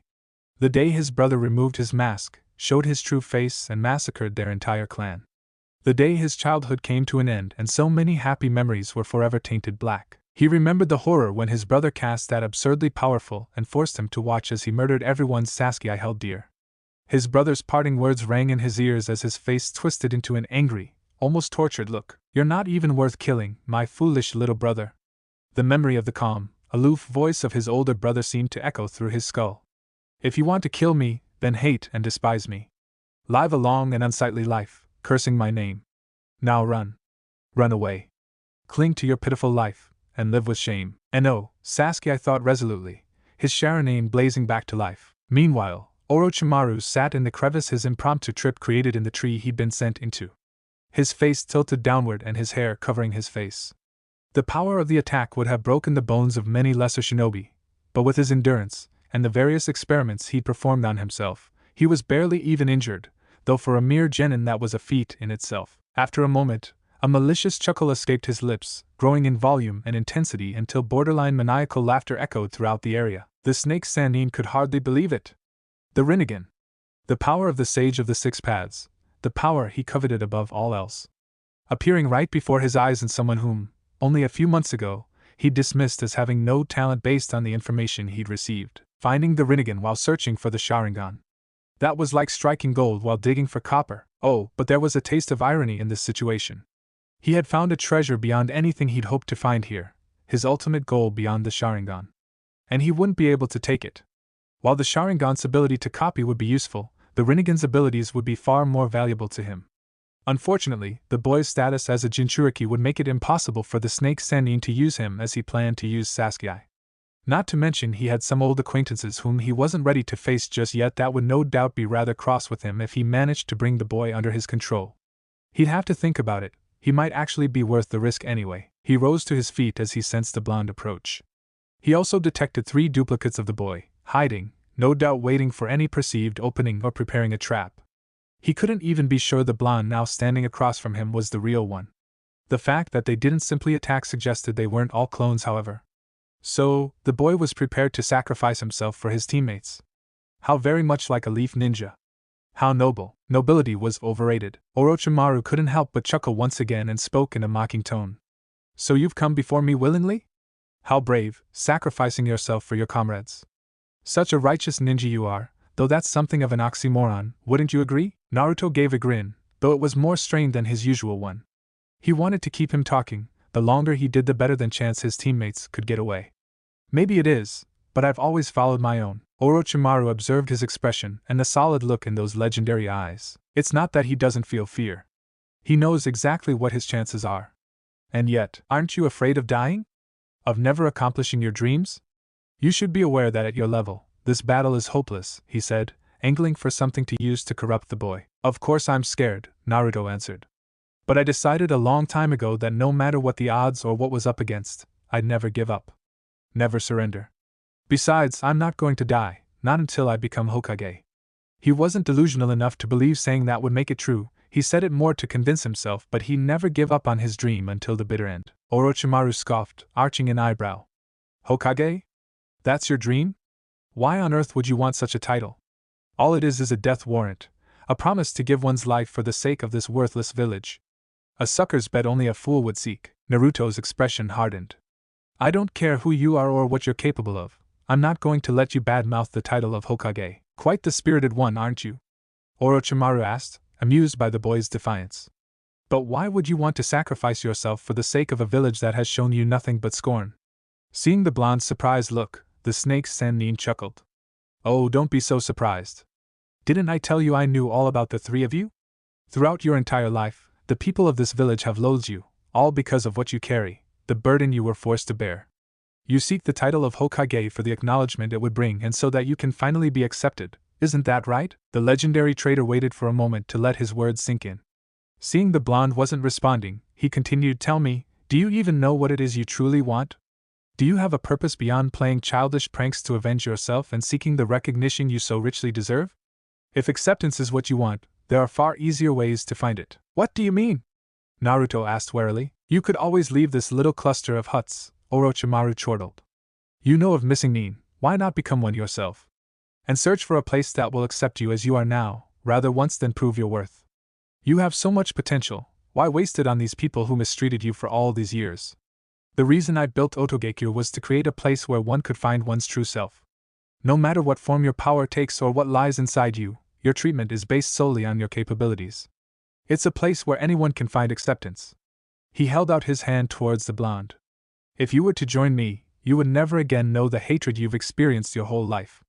You would have a true home that acknowledges your existence, and power enough to make all those who've hurt you suffer for their foolishness. And I'll help you find what it is you truly seek, no matter what it is your heart desires. Naruto's brow furrowed, and after a moment, his hand clenched.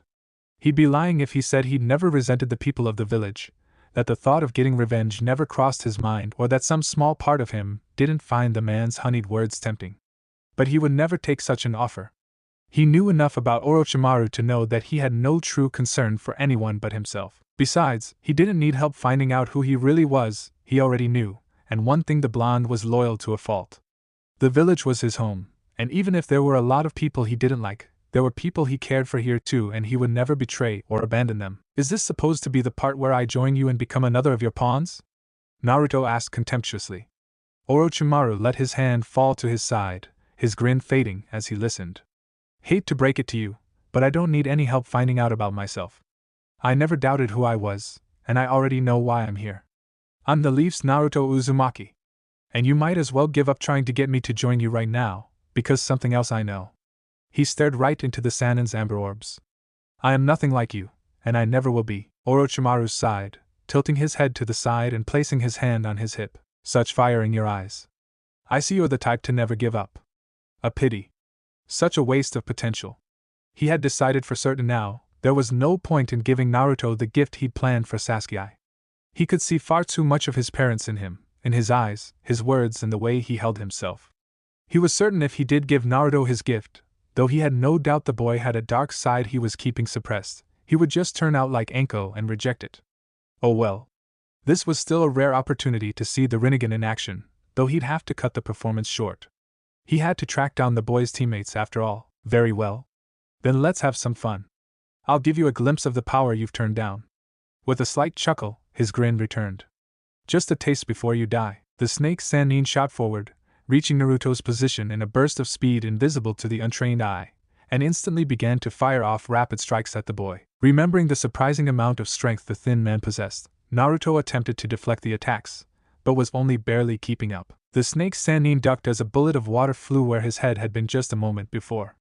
He slipped around two more as he continued his attack on the blonde until he launched an attack at his face, which the blonde was forced to block, followed by a kick that caused the blonde to disperse into smoke, revealing him to be another clone. Orochimaru immediately vanished in a burst of pure speed and shifted once more into his more serpentine movement, slithering through the trees and reaching one of the other clones in an instant, destroying it with a single attack, and then did the same to the next, leaving only the real one. Soon enough, the snake Sannin was upon the real Naruto, shooting out of the dense foliage and poised to strike. Naruto leapt backwards to avoid the attack and thrust his fist at the man. Wind style, wind fist. A compressed pocket of air was released from his hand and flew towards the man, who ducked under the attack and joined the blonde on the branch, his body regaining the posture of a man, and moved forward to attack. Naruto dodged two strikes before slipping past a kick and throwing a punch at the snake Sannin's stomach, which the snake Sannin slipped around. Naruto leapt backwards to avoid a counter-attack and jumped forward with a high kick. Orochimaru caught the attack, but Naruto twisted into a spinning kick in the middle of the attack, forcing the snake Sannin to throw him away. Naruto flew all the way to the trunk but landed on his feet, sticking to the surface with his chakra, and reared back both his arms, throwing two air bullets at the Sannin before launching himself at the man. They easily evaded the balls of air and blocked the blonde's punch before engaging him in a fierce taijutsu struggle, the blonde using everything he had to try to keep up with the Sannin. But it was hard, even with the Rinnegan allowing him to follow his movements, and he was unable to land a single blow. Naruto dropped down and delivered a sweeping kick, causing the snake Sannin to jump. At that moment, the Rinnegan bearer brought his palm up and unleashed another wave of gravity at the legendary traitor, sending him flying into another branch, only for him to be replaced with a shattered log at the moment of impact. The man hadn't even bothered to use a mud clone that time. Aware of the danger he was in, Naruto leapt into the air just as the area he'd been standing on a second earlier burst into a cloud of dirt and debris before a wave of wind burst from the cloud, sweeping Naruto off his feet.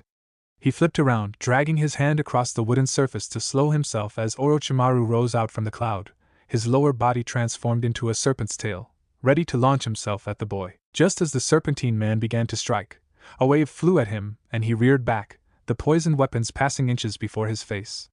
He quickly backpedaled as waves of the needles rained down on him before a wave of fire crashed into him from behind and he vanished in an explosion of flame. Naruto stared in disbelief as the Sannin was obscured from view, the fires passing a moment later to reveal he was nowhere in sight. Naruto could only stare incredulously as his teammates landed before him. Sasuke turned his head and looked down at his Uzumaki teammate, smirking as he said, "You really need to learn to take care of yourself, Naruto." Anko leapt from branch to branch, searching the forest for any trace of one of the worst traitors in the history of Konoha since Madara Uchiha. Despite the fact that it had only been 15 minutes since her search began, frustration and anxiety were already welling up inside the special. But then, it always did whenever he was involved. Damn it! He's already been out here for over an hour. He could have already gotten what he came here for. Anko thought as she maneuvered through the trees. She stopped for a moment, bringing her hand to the juncture of her neck, where a familiar pain began to stir. What could be here that's so important that he would personally come here for it? She asked herself. Her grip on her shoulder tightened, her fingers nearly digging into her skin as her eyes hardened. Doesn't matter. Whatever it is, I have to make sure coming here will be the last mistake he ever makes. After all, it was her duty to stop him, given their history. Wah! Naruto began as he stared at his teammates before he managed to find his voice. What the hell are you guys doing? I told you to run. Did you think we would just stand by and let him take you? Sakura shouted back at him. Don't you remember what Kakashi-sensei told us? Those who abandon their comrades are worse than trash. Besides, do you really think you could hold him off long enough for us to reach the tower? Sasuke asked. Before the blonde could respond, he continued, his eyes scanning the area for any signs of Orochimaru before he spoke. Even if the Rinnegan caught his interest, he still came here for me. He'd take you out and hunt us down long before we could get away, and you're the one who said hiding was pointless. That's right, Sakura agreed, giving the blonde the best smile she could muster in this situation. If there's no way out, then we might as well face this together, guys. Naruto started, his eyes wide as he looked up at them with astonishment, but before he could say anything else, Orochimaru's chilling chuckle cut through the area, drawing their attention. The three genin watched as he rose out of a nearby tree, looking down on them with amusement. How touching. While it was certainly foolhardy to return to face me like this, I must applaud you for making the correct choice. Your friends are quite right. As intriguing as your Rinnegan is, I'm afraid it's just not what I'm looking for. That wasn't entirely true. It was simply that the dojutsu's owner made claiming them awkward. To be honest, with the blonde's temperament and the problems that would come with him, his best bet was to kill the blonde, take his body for his experiments, and later extract his eyes. Besides, he already had plans and a theory on how to acquire the Rinnegan anyway, and following his original plan would be more beneficial in the end than just taking Naruto's. Although, it was a shame, given what he might gain from both the and the boy's tenon. But if he took him alive, his former friends would no doubt bring their full power down upon him for that very reason, something even he, as confident, perhaps arrogant, as he was, knew he couldn't handle at the moment. If the blonde willingly joined him, it might be worth the risk, but since that wouldn't happen, he'd just have to settle for less. The serpentine man's overly long tongue escaped from his lips, licking them as his eyes trained on the Uchiha heir. What I'm after is the Sharingan. I never would have allowed the two of you to leave this forest. Orochimaru observed the three. Aside from a slight tensing from the two newcomers, there was no response. Seeing the focused and determined look on Sasuke, the treacherous Sannin's grin widened. They've truly resolved to see this through to the bitter end. This should be fun. After a moment, Naruto couldn't help but give a short laugh as he rose to his feet. We must really be crazy to go through with this, the Rinnegan bearer said, grinning slightly as he looked to both his teammates. Tell me about it, Sasuke replied without turning around. Sakura looked at the blonde, doing her best to keep her emotions in control and be reassuring, and joked, "It's your fault, you knucklehead.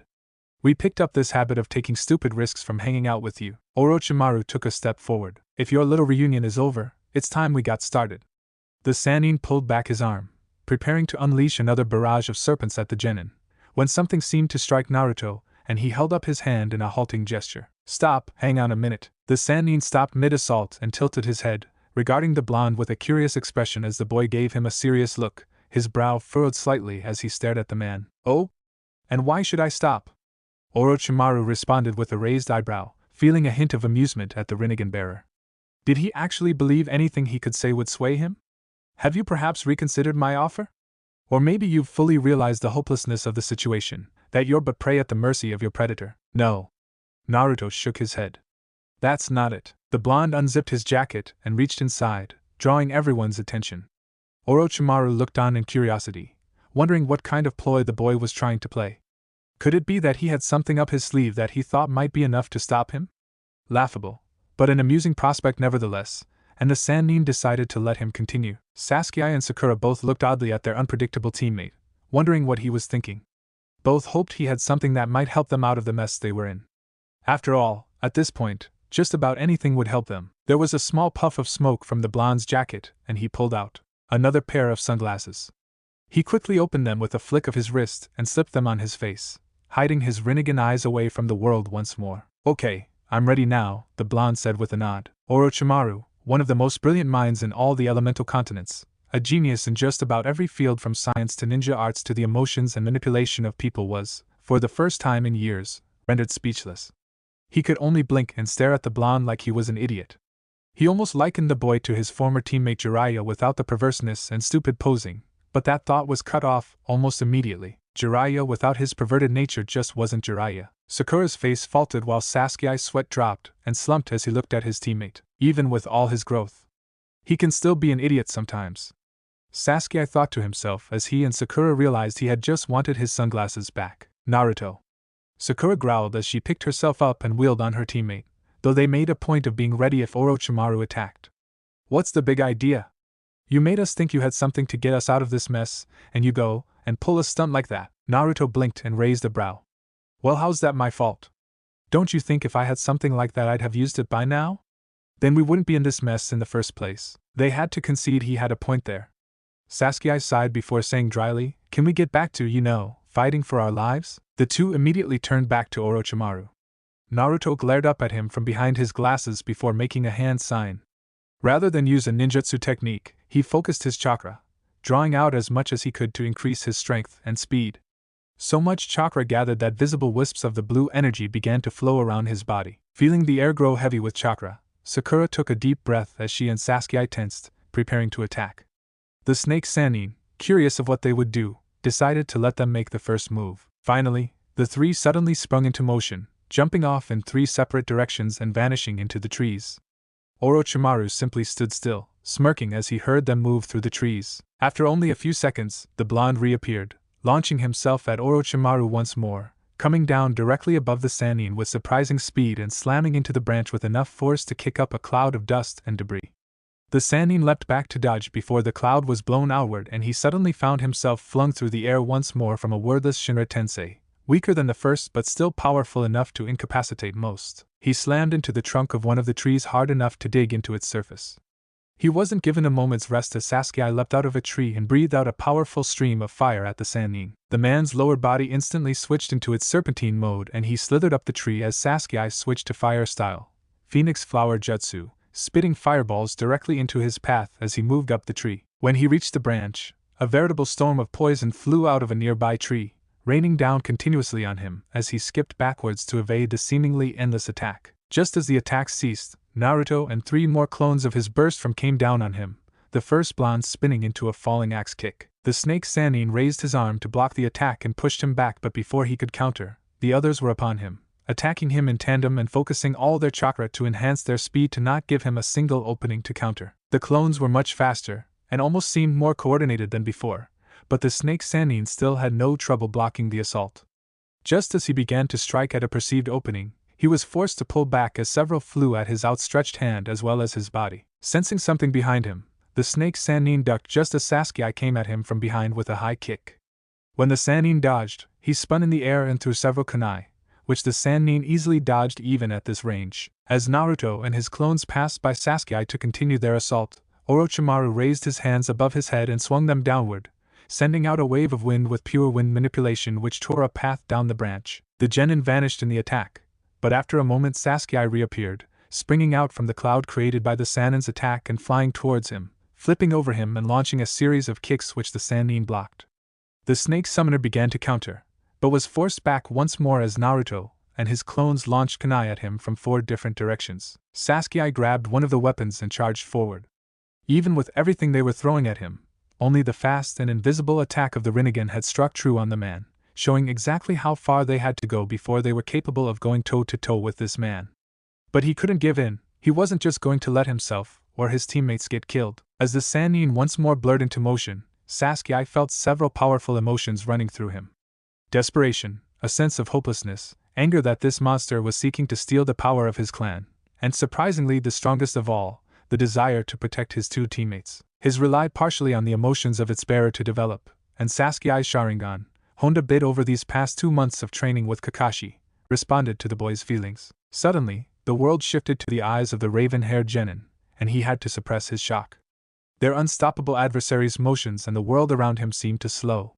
The snake Sannin's moves, a moment ago almost impossible to follow even to his and his blonde teammates' eyes, were perfectly clear, no beyond that. Sasuke slowed as his mind began to process what was happening. The Sannin reached him and attacked with a snake-like thrust of his hand aimed at Sasuke's solar plexus, only for him to slip out of the way. The man pressed the attack, but Sasuke was now blocking every attack, though with some amount of difficulty, deflecting them so the man's surprising strength didn't harm him. It wasn't the same as before. He wasn't reading and predicting the Sannin's next moves, he actually saw them.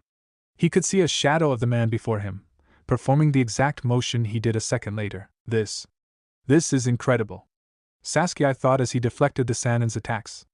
I can see. He slipped under a punch from the Sannin and launched a kick at his face. I can see. Orochimaru leapt back to dodge the kick, regarding the boy with curiosity. He wasn't going all out, but still, his movements have changed. He thought to himself, then, his eyes widened as he saw the boy's crimson orbs. Both now bore 3 tomo. His Sharingan had reached its fully evolved state. Sasuke once more launched himself at the Sannin. Now that he could actually see what the Sannin was about to do, he was able to attack much more effectively. Though much to his frustration, he still couldn't land a blow on the man. Orochimaru leapt over Sasuke just as several balls of air and water flew at him from both his sides. The moment he landed, 2 clones came at him from behind. He deflected a punch from the first and dispelled the second with a chop to the neck. Sasuke came at him from behind, but the Sannin whipped around, too fast for the Uchiha's new vision to help him counter, and grabbed his wrist before throwing him away and dispelling the remaining clone. As Sasuke planted his feet on the ground and flipped back to break his momentum and come to a stop, Naruto came forward, making hand signs as the two watched Orochimaru dispel the remaining clone. Sasuke looked at him out of the corner of his eyes and saw him making a seal sequence he recognized, and quickly ran through his own. The two once again unleashed a combination of water style, wild water wave and lightning style, earth flash, this time at the same time, sending a wave of electrified water at the Sannin while Sakura threw kunai at him her place on a higher branch. The Sannin sank into the branch to evade the assault, and tore through the branch towards Sakura. Rather than run, she used her control to call as much chakra into her arm as she could in the seconds it took Orochimaru to reach her and slammed her fist into the branch as he neared, actually tearing through it, and surprising the Sannin, who briefly saw a little of his old teammate in the pink-haired girl. Sakura leapt off the now falling branch and before Orochimaru could attack her, he had to duck to avoid a shuriken. He turned as Naruto approached, but rather than launch a physical attack, the blonde clapped his hands together. Wind style, gale palm. Orochimaru was once more sent through the air as a wave of wind slammed into him. He prepared to counter when the blonde raised both his hands, his right palm pointed at him and the other seemingly focused on something behind him. Naruto prepared to do something he'd never tried before. Since he knew of the technique and it was simply the inversion of Shinra Tensei, figuring out the other technique he'd used against Haku hadn't been too hard. But he never used it as he was about to. Just as with Shinra Tensei, the name of the technique was engraved in his genetic memory.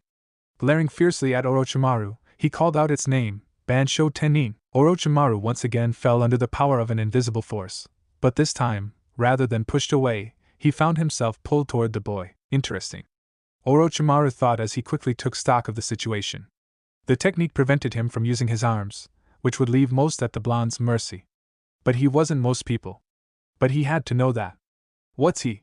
His thoughts were cut off as his eyes widened in shock. He got his answer when suddenly, his body was sliced cleanly in half from behind. He knew now what the blonde's other hand was trained on. It was the shuriken his clone had thrown. Naruto released Orochimaru from his power and caught the shuriken with his right hand. Naruto watched as Sannin's lower body fell from his other half, his expression a mask of shock. The Rinnegan detected no change in his chakra, no indication of the replacement technique, or a dispelling clone. For a brief moment, Hope blossomed in the blonde's heart as he believed he may have actually dealt the man a fatal injury. That hope died a moment later when the snake Sanin's expression turned into a grin, and something no one could have foreseen occurred. Dozens of snakes burst from the severed halves of Orochimaru's body. The masses of serpents linked and pulled his severed body back together. The snake summoner flipped in midair halfway through the process and landed on his feet in a crouch, once more in one piece. Even his clothes had mended somehow. What interesting powers those eyes possess. Orochimaru mused as he grinned at the boy. Naruto growled before the Sannin charged forward. Leaping back and taking to the air, the blonde Uzumaki threw the oversized weapon at the Sannin, who caught it easily. However, rather than further frustration at how his weapon was taken, Naruto smirked before making a single-hand seal. Sensing something off, Orochimaru looked at the weapon he was holding as seals manifested on it a split second before the weapon detonated and the Sannin was engulfed in a massive explosion. The blonde landed and looked down on his handiwork as the light from the blast painted the entire area a fiery red. That was actually the same shuriken he'd thrown at the start of all this. He'd modified the ones he carried in his seal, and each possessed custom explosive seals on both sides of the blades for a total of 8. As the smoke cleared, a heavily burned Orochimaru was revealed, shielding his face with both his hands. Naruto quickly unleashed a Shinra Tensei to send the Sannin flying. However, this time, instead of being sent into a tree, he collided with a web of wire strings created by Sasuke, immobilizing him as the needles wrapped around him, digging into his flesh almost deeply enough to draw blood. "Quick, now's our shot!" Naruto said as Sasuke and Sakura quickly joined their teammate. Sakura let loose a volley of poison kunai as both the users ran through hand signs. Fire style, fireball jutsu, wind style, great breakthrough. Sasuke exhaled a stream of fire while Naruto unleashed a powerful squall.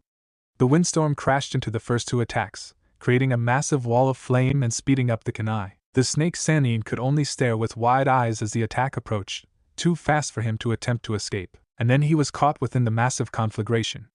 The three genin heard a scream as he vanished from their sight. When everything was visible once more, the genin's heart sank. At the end of the devastation created by their assault was a mass of dried mud in a barely human shape. What they'd hit had merely been another Earth-style shadow clone under a henge to make it appear injured. They heard that sinister chuckle behind them and turned to see the man looking down on them from another branch, completely unharmed. Well, that was certainly an impressive display, Orochimaru stated. He had to admit he'd underestimated the trio, especially the blonde. He'd written the boy off as a failure due to his seeming lack of potential, believing only geniuses like himself or Sasuke could ever amount to anything. Even after seeing him, he'd still underestimated the boy because he'd been the dead last of his class. This had nearly cost him. That clever use of the Rinnegan's powers would have finished most shinobi, even though it had barely even been an annoyance to him after all the modifications he'd made to himself. He had to give the boy credit, he had potential, and not just because of those eyes. Unfortunately, it was time for the game to come to an end. No doubt Konoha's A and B were searching for him even as he spoke with the genin. Naruto sighed. I should have figured it'd be too much to ask for something that would work. Orochimaru chuckled. Indeed. As interesting as this has been, I'm afraid I'm just about out of time, so I'm afraid I'll have to bring down the curtain on this little show you've put on for me. It's such a shame. You were so close to completing this exam in good time. But without your scroll. The genin's eyes widened and Naruto quickly checked his pouch. He felt the earth scroll he was carrying was still there, but then he heard Sasuke's shocked voice from beside him. It's gone! The Uchiha heir exclaimed. Looking for this? Orochimaru asked as he pulled out a heaven scroll from his pocket. Naruto prepared to use Bansho Tenin to call it back, but before he could it erupted in purple flames. The snake Sannin then carelessly threw the burning object behind him. What's the fun in letting you pass so soon? The members of Team 7 looked confused at that. Wait. You're just letting us go? Sakura asked suspiciously. Kukuku. I told you I want to see your potential. I wish to see exactly how far you'll make it in this exam. However, allow me a parting gift. No thanks, Naruto responded immediately. Just do us a favor and kindly get the hell out here, ya pasty-faced bastard. I'm afraid I really must insist. And with that, the Sannin shot forward once more and the three genin took to the air, scattering to avoid his attack as he slammed into the place they'd been standing a moment earlier with enough force to kick up a dust cloud. He immediately targeted Naruto, jumping after him as the boy summoned several shuriken to his hand. The blonde threw the metal stars at the Sannin, and they seemed to strike true. Only for him to turn into a log. Before he could react, he felt something slam into his back, sending him flying into the trunk of a tree, slamming into it hard enough to shatter the bark and sending his face on a collision course with its wooden surface. As the boy fell back, blood flying from his mouth from the impact. Orochimaru bit his thumb and pulled back his sleeve, revealing an intricate tattoo. He quickly ran his thumb down the design before he felt the presence of the team's sole kunoichi approach him from behind. He leapt out of the way to avoid another of her supercharged punches, once again strong enough to completely shatter the branch he was on, and made a hand sign. The Sannin vanished in a huge burst of smoke. Out of the cloud came another massive serpent, moving faster than Sasuke and Sakura could make a move, and opened its mouth wide. The two could only watch in horror as the snake clamped its jaws shut around their teammate, swallowing him whole. "Naruto!" Both called out simultaneously. The snake, dutifully following the order of its master, quickly slithered through the trees, disappearing into the forest. "Now that he's out of the way," Orochimaru said before making another hand sign. The genin, distracted by the Rinnegan bearer's fate, turned to him just in time to see his head shoot forward, his neck stretching unnaturally as he rapidly closed the distance between himself and Sasuke. The Uchiha heir moved to defend himself, but he was far too late. The Sannin opened his mouth, revealing a pair of gleaming fangs as he drew close to the raven-haired boy, and bit into his neck. "Sasuke!" Sakura cried, rushing to his side as Orochimaru's head retracted and the Sharingan bearer doubled over, his eyes wide and his mouth open in a silent scream. Pain, worse than anything he'd ever felt, anything he'd ever imagined, coursed through his being, radiating out from the bite and setting every nerve in his body on fire. "I hope you like my gift. It's but a taste of the power I can offer you.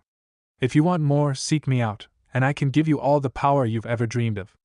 Power enough to bring your brother to his knees." The snake Sannin's words barely registered in Sasuke's mind as every thought was consumed by the searing pain burning through him. It was almost enough to make him wish for death. If he could think, he might think he really was dying. It certainly felt like it. Soon, his mind sensed to register anything but the pain he was feeling. As Sakura reached him, he let out a blood-curdling scream that froze her to her core. To see him in such agony. And it was made worse by what had just happened to Naruto. Not even when she realized she was facing Orochimaru had she been so afraid. She felt sick from what she was feeling over her teammates' fates. "Well, I have to go now. Good luck with my subordinates. They should be searching for you as we speak," Sannin said as he sank into the branch, leaving the two alone. "Sasuke, just hang on," Sakura said desperately as she held the Uchiha heir, her eyes glimmering as tears welled up in her emerald orbs as the boy she was falling in love with was in terrible pain, and she could do nothing to help. All she could do was hold him and let his hand grasp hers, ignoring how strongly the boy gripped her hand, to provide what little comfort she could. Finally, mercifully, the boy lost consciousness, and Sakura could see a strange mark, consisting of 3 tomo, where he'd been bitten. Tears now spilling freely down her face, she looked up in the direction the snake had vanished in, wanting to pursue it and save Naruto. But if she did, she'd be leaving Sasuke at the mercy of the forest. It was obvious to anyone that he wouldn't wake up anytime soon, and so, for the first time since their team formed, a member of their team relied entirely on the pink-haired kunoichi, and she was left completely on her own. At that moment, the serpent was following the command its master gave it, slithering through the trees as quickly as it could. Lodged in its esophagus, struggling against the muscles crushing his body and attempting to draw him down to the snake's muscles, was an irate Naruto. "I can't believe this. That bastard had his snake swallow me." Naruto mentally snarled as he fought against the snake's muscles, but with the saliva coating his body that was no easy task. He could feel the snake moving, but right away he had other things to worry about. After a few seconds, the muscles managed to force him to slide further down. "Oh hell no! There's no way I'm going out like this." The blonde summoned a kunai and stabbed at the wall of the serpent's throat, but the soft flesh simply yielded to the weapon without breaking. Naruto growled as his mind raced on how to get out of the situation until the proverbial light bulb went off. "Alright, you overgrown wallet. You asked for it," he shouted to the serpent before making a cross-shaped hand sign. The snake suddenly stopped as it felt the previously innocuous mass in its throat begin to expand and continued to do so until the snake itself began to expand. It opened its mouth as if to scream as it stretched as much as it could before finally, it exploded in a shower of blood and snake skin, releasing dozens of Naruto clones, all of whom promptly fell to the forest floor. After landing in a crouch and standing up, the real Naruto pulled off his sunglasses, now coated in mucus from the serpent's gullet, and regarded it, then his clothing, with disgust as his clones did the same. Ugh. Gross. He quickly got over this and looked around, and was instantly put off by what he saw. He didn't recognize this area of the forest. Not at all, even though his clones had scouted most of it. He leapt up a nearby tree and ran up to the branches and looked around, bringing his hands up to his forehead to shield his eyes as he scanned the area. Not only did he still not recognize anything or see any traces of chakra, but there hadn't been any small branches broken by the serpent, or any other signs of where it came from. He had no idea where he was, or where his teammates were, or what had happened to him after he was swallowed. A sense of anxiety began to grow within the blonde as he thought of what the snake Sannin may have done to his teammates in his absence. Worse still, night would fall in about an hour. Crap. Where am I? I gotta find those two. As the sun stood just above the horizon, painting sky of the land of fire a fiery orange with its fading light, Anko continued her search for the elusive traitor, leaping from tree to tree with a determined expression, allowing nothing to distract her from her hunt. But in this game she was playing, who was truly the hunter? It's almost nightfall, she observed, her eyes darting in every direction as the dull throb on her shoulder intensified minutely. I have to find him quickly. Once it's completely dark, I'll be at even more of a disadvantage. Briefly, her mind wandered once more to what the snake Sannin's purpose could be, but she dismissed that thought with a slight narrowing of her pupilless orbs. I have to stop him, even if it costs me my life, she thought as she landed on a branch and came to a halt. And if I can't, then I'll have to hold him off until the ENBU arrives. She stood up straight, a slight tenseness in her posture being the only sign something was off. After all, you taught me everything I know. I was one of your students, and so, that's my job, right, Orochimaru? She asked with a smirk, a slight drop of sweat rolling down her face as she knew just what she was facing. Orochimaru, fused with the trunk of the tree she had landed on with simply chuckled as looked at her and replied, "You won't have it your way." He knew exactly what she'd been thinking. After all, once upon a time, she'd been his favorite. That's my line. She took to the air, calling forth to her hand and drawing her arm back to throw them at her former sensei. But before she could carry through with her attack, the serpentine man's tongue burst from his mouth, moving quickly towards the purple-haired kunoichi. In an instant, the appendage had wrapped around her wrist.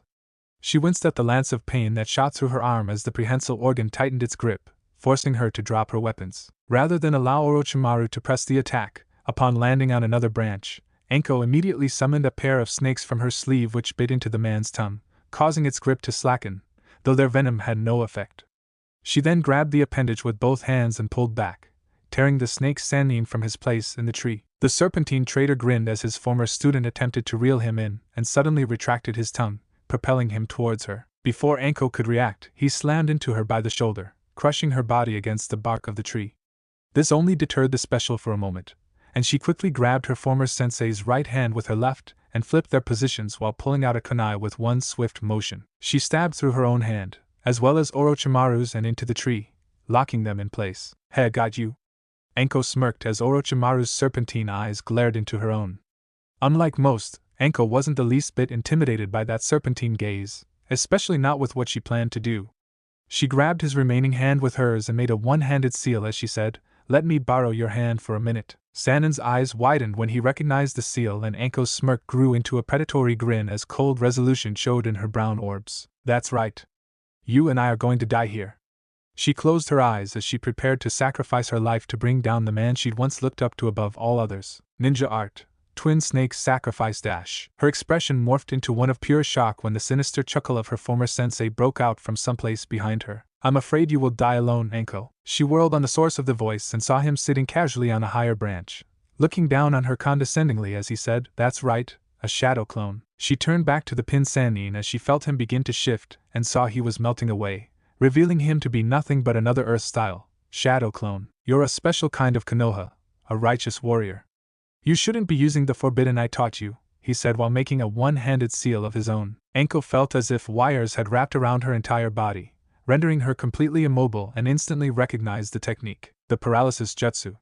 A simple technique that, as its name suggests, causes temporary paralysis in its victims. While seemingly useful, most found it useless in battle as it took a great deal of power and mastery to affect ninja. For the most part it would only work on civilians and wild animals not versed in the use of chakra.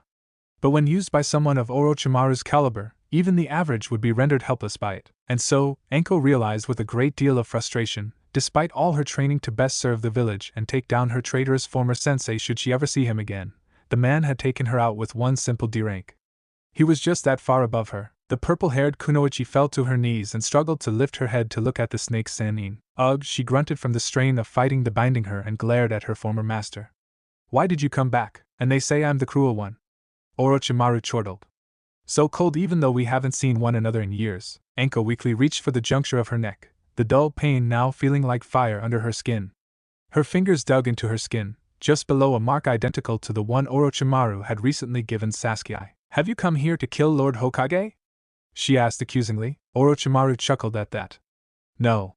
I don't have enough men for that just yet. I thought I'd recruit some promising kids from my old home. I ran into some particularly outstanding kids just a while ago. One of them was that blind you took a liking to." Seeing her head dart at that, the Sannin's grin grew before he tilted his head to the side. "Oh, relax. I didn't do anything to him. He's not the one I had my eye on. I was actually more interested in his teammate. Kukuku, I gave him the same curse mark I gave you just before we parted ways." Remembering the Jinchuriki's team, Anko quickly deduced who the Sannin was talking about and said, "That's cruel. That kid's going to die." "Oh, I don't think so," Orochimaru replied. "I'd say his chances of survival are about 1/10, but like you, I think he'll make it." "Heh. You must really like him." "Jealous, are we?" Are you still upset that I threw you away?" Anko jerked as the pain from the curse mark intensified, and that combined with the paralysis took what strength she had left out of her. She fell forward, bracing herself on her hands, unable to rise again. "This one's far more talented than you," Orochimaru continued. "A bearer of the Uchiha blood. He's also quite attractive. The perfect vessel to be my successor." He stood as Anko curled up from the pain. "Don't stop this exam prematurely. Oh, and don't interfere with those three from my village." Purple flames rose up around his body. "If you do, I'll crush Konoha." And with that, the unnatural fires consumed him and he vanished, leaving behind a struggling Anko. Naruto was resting under a tree, staring out at his surroundings. The first rays of light shone through the forest as a new day dawned. The blonde had spent an hour after nightfall searching for his teammates with no luck, and, with the various dangers of the forest coming out, an enemy shinobi waiting to ambush him, the blonde had decided it was best to leave the search to his clones, find a hiding spot and wait to continue the search at first light. Despite his boundless energy, the young Jinchuriki did need to sleep and had eventually nodded off. Unfortunately, he was disappointed when he awoke to find that none of his clones had found a trace of his teammates. As the first rays of light began to shine through the canopy, the Rinnegan bearer stood, immediately running to and up a nearby tree, bolting once he reached the branches, his Rinnegan blazing behind his sunglasses as he looked for any trace of his teammates. He tried to shift through the lingering memories of his clones, remembering where they'd already searched as he tried to think of where the two might be. He refused to consider the possibility that they were dead. He knew that if they had gotten away, however, then they were probably hiding, which would make finding them more difficult. He stopped as two chakra signatures he didn't recognize became visible, partially concealed within the foliage of the higher branches. Quickly deciding he couldn't afford to waste the time to deal with them, he changed directions and went around their location. About 5 minutes later, he came to a halt as he felt an almost undetectable shift in the world around him. Looking at his surroundings, he couldn't shake the feeling that something was off. His eyes widened as he realized he was under a. He quickly released the technique just in time to sense a volley of kunai coming his way. He summoned his own kunai and deflected the weapon before hearing something behind him. He turned his head and ducked as a genin from aim attacked from behind with a sweeping kick and leapt away, only for a hail of rain to rain down on him from above. Naruto raised his arms to shield his face from the countless needles sped towards him, soon colliding with him and slamming him into a tree with enough force to kick up a cloud of debris. But when it cleared, there was no sign the blonde had ever been there in the first place. Cursing, the aim genin who'd gotten in close looked up just in time to see the blonde Uzumaki falling towards him from above in an axe kick. He skipped back to dodge and Naruto immediately kicked off the ground and closed the distance between them, his fist raised and poised to strike him in the face. The aim genin brushed the attack aside, and countered by raising his knee towards the blonde's gut. Naruto caught the attack and the genin twisted his body to launch another sweeping kick, which Naruto ducked under before shoving the genin away and charging at him. Seeing the Jinchuriki pull his fist back for a punch, the aim shinobi prepared to defend only to find it was a feint. Naruto's foot collided with the rival genin's torso right in the center of his chest, knocking the wind out of him and opening him up to a blow to the face. As Naruto prepared to continue his assault on the reeling genin, one of his teammates came at him from behind, forcing him to leap away again. Landing on another branch, Naruto glared at the two genin, the first one straightening up and wiping his mouth on his sleeve as he matched the boy's fierce look with his own. "Nice move, punk," the aim genin grunted. "But you should know you haven't got a prayer. Hand over your scroll or tell us where your teammates are, and maybe we'll let you live." Naruto eyed the surrounding area, searching out and quickly finding the third genin's chakra signature, before deactivating his. "Think so, huh?" Then why don't you put your money where your mouth is? Go on and try it, I'll be happy to wipe the floor with you. Actually, he almost had to thank the three genin. He was still pretty pissed about how the encounter with Orochimaru went down, and this was a perfect opportunity to let off some steam. The lead genin scoffed. Oh, a tough guy, huh? Wake up, dumbass, it's 3-on-1. What are you going to do? A chuckle escaped the blonde's lips as he looked at them and said, That's where you're wrong. You picked the wrong guy to mess with, because I can never be outnumbered. With that, he brought his hands together into a cross-shaped hand sign and 8 clones materialized around him, as all the Narutos grinned at their opponents as the original reactivated his. How do you like that? But at least you were right about one thing. His grin widened slightly. It is 3-on-1. The AIM genin weren't intimidated in the slightest. Ha! You expect us to believe those are all solid clones? Don't think you can trick us with a stunt like that. Naruto just brought his hands together and cracked his knuckles. 5 minutes later, and the battle was over. The AIM genin had put up a good fight, but in the end it hadn't been nearly enough and the three now laid on the ground, the fight having brought them all to the forest floor, with various bruises and injuries and in one case, a busted lip. Naruto frowned in disappointment as he stared at the scroll clasped in his hand. To be more exact, it was an Earth scroll, which meant that as far as he knew, his team was still out a Heaven scroll. With a sigh, he pocketed the new scroll, seeing no reason to throw it away.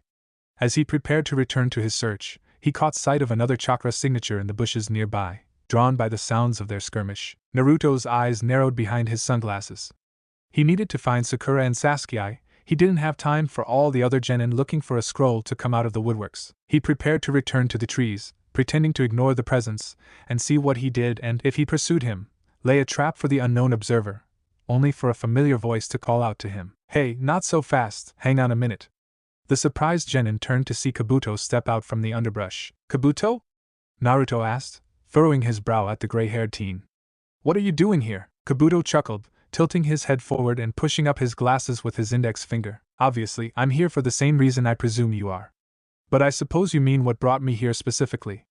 I overheard the battle and thought I'd investigate. Pretty good job, you made short work of those three. Thanks, I guess. Are you here by yourself or are your teammates nearby? Kabuto grinned and tilted his head to the side as he asked, Aren't you worried I might attack? I do need a scroll after all. Naruto placed his hands on the back of his head in a relaxed gesture. Nah. If you were going to do that, you probably would have by now. Even though he said that, he wasn't entirely sure he wouldn't. Still, he figured that if Kabuto did turn on him, he could handle it. Very observant. Kabuto let out another chuckle. To answer your question, my teammates and I split up. We thought we'd cover more ground individually, and then meet up on the third day. He reached into the pouch at his hip and pulled out a pair of scrolls. I was actually headed there now. I got lucky and managed to get a scroll early. But why did you even have to ask? Aren't you guys doing the same thing? Naruto winced at that, looking away and to the ground. Stuff happened. We got separated. I've been looking for them, with no luck. Kabuto seemed surprised to hear that. Is that so? Well, I've got nothing to do for the rest of the day, about to help you out. Naruto blinked. Seriously? Sure, we Konoha ninja have to stick together, right? Naruto grinned as he said, Hey, you just don't want to risk being caught out here on your own, am I right? HMHMHM. Well, you know what they say, there's strength in numbers, and you can obviously handle yourself. It's not like I'll be useless. I'm no pushover myself, and I can help you look for your teammates. So, what do you say? Naruto thought about it for a moment. Kabuto seemed like a good guy and he already had both scrolls, so he didn't seem to have anything to gain by betraying him. Of course, he could always want a spare, but he also raised a good point about numbers. Sounds good. Let's get moving. Hidden in the above-ground root system of one of the forest's massive trees, Sakura placed a cool, damp towel on Sasuke's forehead as the boy lay on the ground, still unconscious from whatever it was the snake Sannin had done to him. He was tossing and turning, as if trapped in some horrible nightmare, grimacing in pain, and he was burning up with a fever. It hurt to see him in this condition. All she could do for the boy of her dreams was to keep him cool and give him a herbal mixture that helped with the pain, though it hadn't seemed to have much effect. The pink-haired kunoichi wished Naruto was with them. He was the one who was studying seals. He might have some idea what Orochimaru had done to the Uchiha heir. She winced as she thought of her blonde teammate, wishing once more that she could go and search for him, but knowing she couldn't with Sasuke dependent on her. She had no idea if he was okay after he'd disappeared into the snake's mouth. She told herself the Uzumaki survivor wouldn't let himself die like that, but for all she knew the thing had dragged him to Orochimaru. She quickly shook her head to clear it of such dark thoughts. She had to believe that he was okay, that Sasuke would be okay. That he would wake up soon and together, they'd search for and find their teammate, and then, this whole experience would become nothing more than a bad memory. Looking down at the raven-haired genin, Sakura could feel this ordeal taking its toll on her. She hadn't slept all night in case Sasuke's condition worsened. She could feel her eyelids weighing down, her head dipping forward as her exhausted body began to doze off. Her head shot up as she fought off the desire to just take a rest, and she reached into her pouch, pulling out a vial full of food pills. Opening the vial and shaking one of the pills loose, she downed the red pill and instantly felt her chakra and body re-energize, though she still felt exhausted. Once more alert, she looked up to the sky, hoping that this would all be over soon. Unbeknownst to her, the 3 sound genin were hiding in the foliage just beyond the edge of the clearing, observing her and her unconscious teammate as they prepared to carry out the orders their master had given them. Eliminate Sasuke Uchiha. Chapter 10. Naruto bounded across the massive branches, his Rinnegan eyes blazing behind his sunglasses as he scanned the area for any traces of his teammate's chakra, with the gray-haired genin trailing behind him. So far, they'd found no trace of Naruto's 2 genin teammates. Naruto was growing more and more frustrated as time went on. It had been an hour since he met up with his fellow Konoha genin, and there still hadn't been a trace of his teammates. Once more fears entered his mind of what Orochimaru may have done with them, but he shook his head to ward off those dark thoughts, his face hardening in determination. Turning his gaze back to Kabuto, who was currently looking off in search of any sign of other individuals, he wondered if he should tell him exactly who it was that was responsible for his separation from his teammates. He shook his head, deciding to cross that bridge when they came to it. If Orochimaru had his team, then he'd send Kabuto away if he didn't want to face him. Until then, he'd keep quiet about it. So, Naruto, Kabuto began, getting the blonde's attention. He craned his neck to look at him, the uncanny senses all shinobi possessed allowing him to continue moving at top speed without losing his footing. Where exactly were you guys when you were separated? Naruto's expression turned sheepish as he replied, well, to be honest, I don't know for sure. Huh? Kabuto was obviously perplexed by that answer. How can you not be sure? Don't you even know which way you came? Well, kinda. I mean, no, we're headed in the right direction, Naruto replied, looking ahead of him again. This is my first time in this place, and the guy we were fighting could summon snakes, and one of them kind of swallowed me. His face twisted in slight disgust as Kabuto's eyes widened. The snake got what was coming to it, but by the time I forced it to cough me up, stupid thing had dragged me halfway across the forest. Ah, Kabuto replied, nodding. That makes things more difficult. Turning and looking ahead, Naruto said, I've been using the tower as a guide. I'm pretty sure I know about where we were. Kabuto gave a grunt of acknowledgement in response before commenting, you're pretty lucky, you know? Not many could have survived that. Yeah, well, I don't feel like it right now, Naruto replied, his brow furrowing. This wasn't the first time that had occurred to him. With a sigh, his gaze turned upward, looking at the clear sky through the forest canopy. Sakura. Sasuke. Where are you guys? Sakura stared worriedly down at her prone teammate, worry clearly about her features. While Sasuke had calmed down and now lied still, his brow was furrowed and his mouth twisted into a slight grimace, showing he was still in pain. He seemed to be getting better, but he was still suffering. She wished she trained alongside Naruto in sealing. Maybe then she might have some idea what was happening to her crush, even if she knew she wouldn't be able to do anything about it. Not knowing was killing her. And not knowing where Naruto was almost as bad. Was he okay? Was Sasuke going to be okay? She sat back, placing a hand on her chest and taking a deep breath, doing her best to keep herself calm. Getting stressed out wasn't going to help anyone, and it might distract her if someone should happen upon them. She needed to stay attentive, not just of Sasuke's condition but of their surroundings. And so she sat and waited, her hands on her knees as she stared down at her teammate. Suddenly, the stillness of the forest was disrupted by a rustling in the bushes, causing Sakura's eyes to widen. Immediately, her green orbs narrowed, discreetly pulling out needles with her left hand and shuriken in her right, preparing to face down whatever enemy might leap into the open. Hearing the rustling come to a pitch, signifying whatever it had left its cover, she half turned, keeping her weapons hidden, to see a squirrel, chewing on a nut as it stared at her. A squirrel? She asked herself, all tension leaving her form as she placed her hand on her forehead. Geez, I'm almost as bad as Naruto was on our first real mission. I almost attacked some defenseless. Her gaze hardened as the squirrel began to run towards her. Without any warning, she spun, rising to her feet in one motion and let her shuriken fly at the small woodland creature. The star-shaped weapon twisted on a curving path through the air as it flew towards the terrified animal. Before it could react, the tool struck true and sliced its back slightly, causing it to cry out in pain as a small amount of blood leaked from the wound before turning tail and fleeing into the bushes. Sakura winced slightly at the sound it made, but it was for the best. She counted herself lucky that she hadn't just dismissed it and looked away. She'd have missed the now torn and useless explosive note on its back. She quickly reached into her pouch and pulled out a kunai, moving into a defensive stance as her eyes scanned the surrounding area. "All right. I know you're out there," Sakura declared fiercely, mentally preparing herself. She hoped that it was only one opponent she was facing. She highly doubted it though, but still she wouldn't give up. Naruto and Sasuke would never give up, and she certainly wasn't going to let them down. This was why she'd been training so hard. This was where she'd make up for how useless she'd been at Wave. "Come out." Well, she noticed the explosive note. "She's pretty sharp." A voice she recognized spoke out from the foliage. She tensed slightly. "That's..." The 3 genin of the sound burst from their hiding place, the mummy-like boys standing at the front of the group. Their posture was relaxed, the spiky-haired one even sitting down on the root of a tree as he sent a confident grin her way. Clearly they didn't consider her a threat. "Those 3 Oto genin, you look like you've been up all night. You've done a pretty good job of being your friend's watchdog," the leading Oto genin said, causing Sakura to bristle. "But you don't need to bother anymore. Wake up Sasuke, we want to fight him. These guys are Orochimaru's goons." The pink-haired Kunoichi thought to herself as she recalled Sanen's words. How much do they know?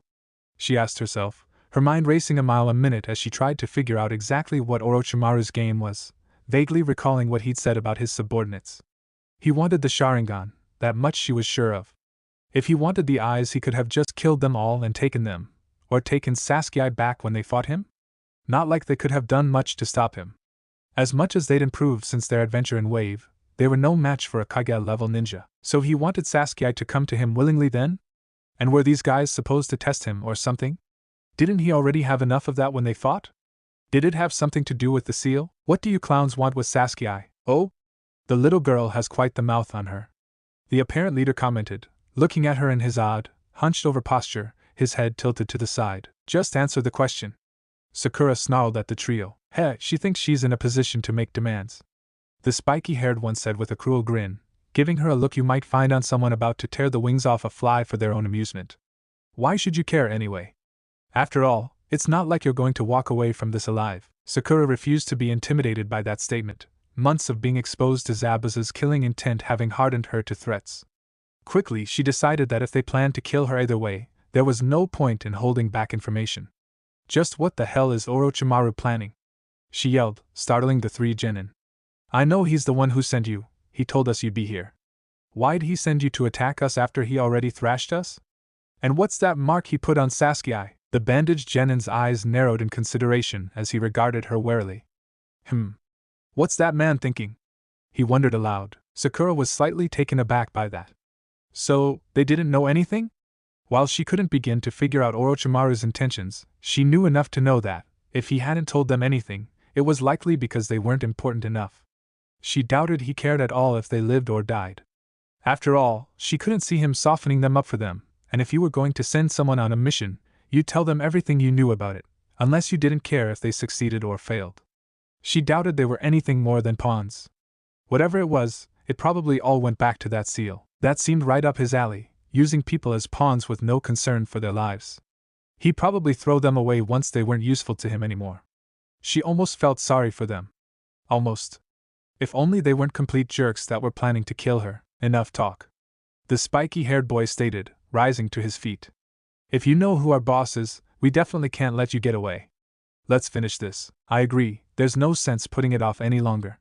The mummy-like genin said. Sakura took a deep breath, remembering what she'd been told about fighting superior numbers. Hit fast and hard without holding back. Take your enemies out quickly and decisively. Then, her mouth widened into a smirk.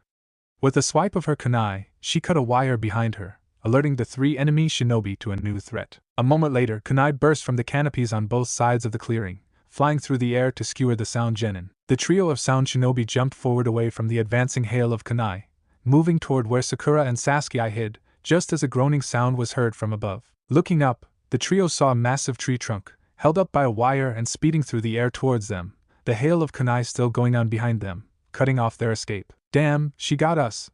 The bandaged genin cried out in panic. Before his facade of terror dropped, and he returned to his normal state of calm. Not. He placed his right palm on the trunk and made a single one-handed seal. In an instant, the hunk of wood shattered, sending splinters through the air as its two halves continued along their paths, and the kunai came to a stop. They would have made some remark about how poorly constructed that plan was, were it not for the fact that, among the splinters of wood, they spied several paper bombs, causing their eyes to widen as Sakura's smirk grew. Shit! Their leader yelled as the tags began to burn. He only had time to brace himself before they detonated, erupting into balls of light and heat that sent the trio flying backwards, slight singed and covered in slight cuts as the roar of the blast echoed through the area before they hit the ground in heaps, all three kicking up smaller clouds of dirt as they skidded to a stop. With a slight groan, the bandaged genin placed one hand on the ground and rose up. He was lucky he destroyed that the way he had, or else the tags might have been closer. He was a little surprised. He hadn't thought that the tree huggers were capable of such a tactic. He was broken from his thoughts as his hearing, the most acute of all the sound genes of his generation, alerted him to an extremely faint sound, heavily muffled, but not enough so for his honed sense to miss. He recognized it without even needing to try to locate its source, having encountered something similar to the one the girl was no doubt using before. It was a distraction. She's underground. He yelled before planting his feet on the ground, channeling as much chakra into his legs as he could before kicking off. As his teammates began to do the same, they found it was too late. A dainty hand burst from the ground and grabbed the Oto Kunoichi by the ankle, even as her teammate escaped. What happened next was a blur for the brunette. One moment, she was being pulled down, and the next, she was buried up to her neck in the ground, Sakura looking down at her in triumph. All she could do was glare before struggling in vain to get free. Sakura turned her eyes to her remaining enemies. Reaching into her pouch and pulling out another group as she ran towards her adversaries, crossing her arms over her chest before throwing the poison needles at the two remaining Oto genin. "TCH, don't get cocky, you stupid bitch!" The spiky-haired boy snarled before raising his hands, revealing holes in the core of his palms. Slicing sound waves, twin supersonic blasts of air burst from his hands, flying towards Sakura and blowing her away. The girl quickly ran through a series of hand signs before the attack struck her, only for her to vanish a moment later, a log appearing in her place. Sensing danger behind him, the Oto genin turned to see Sakura on the branch of a tree above him, letting loose another volley of.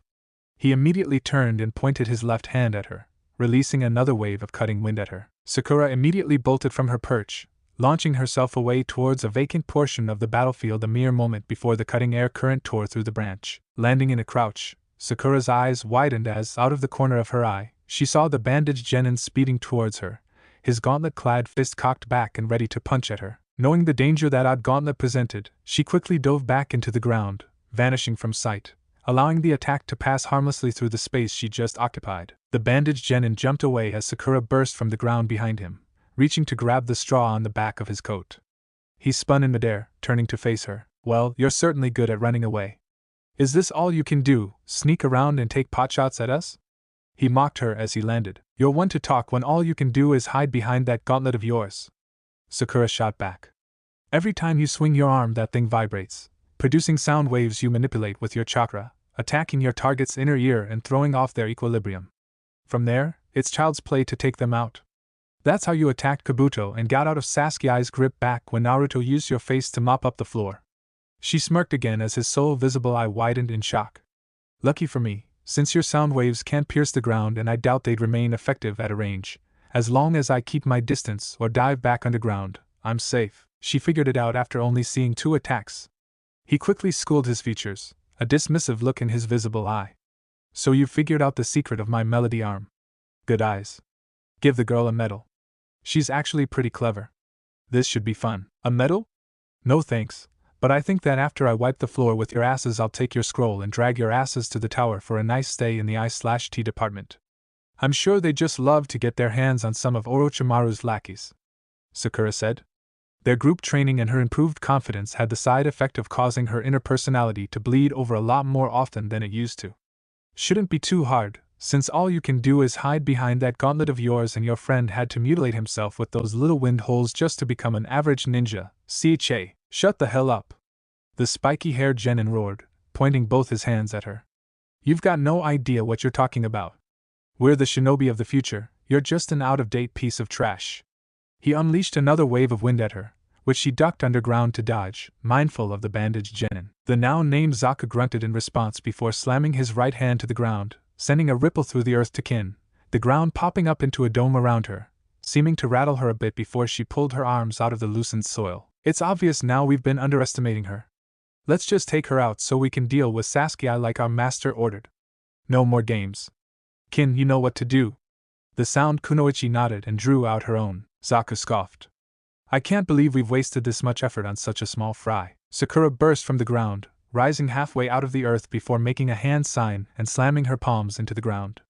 Earth-style, rock shuriken, a wave of small stones, despite the name, shaped more like daggers than the metal stars, erupted from the earth and flew towards the three sound genin, who leapt above it. Sakura pulled out a kunai with an explosive tag and threw it at them, causing them to scatter to avoid the resulting explosion. Quickly noting the easiest target, she rose from the ground and ran towards Kin as she landed.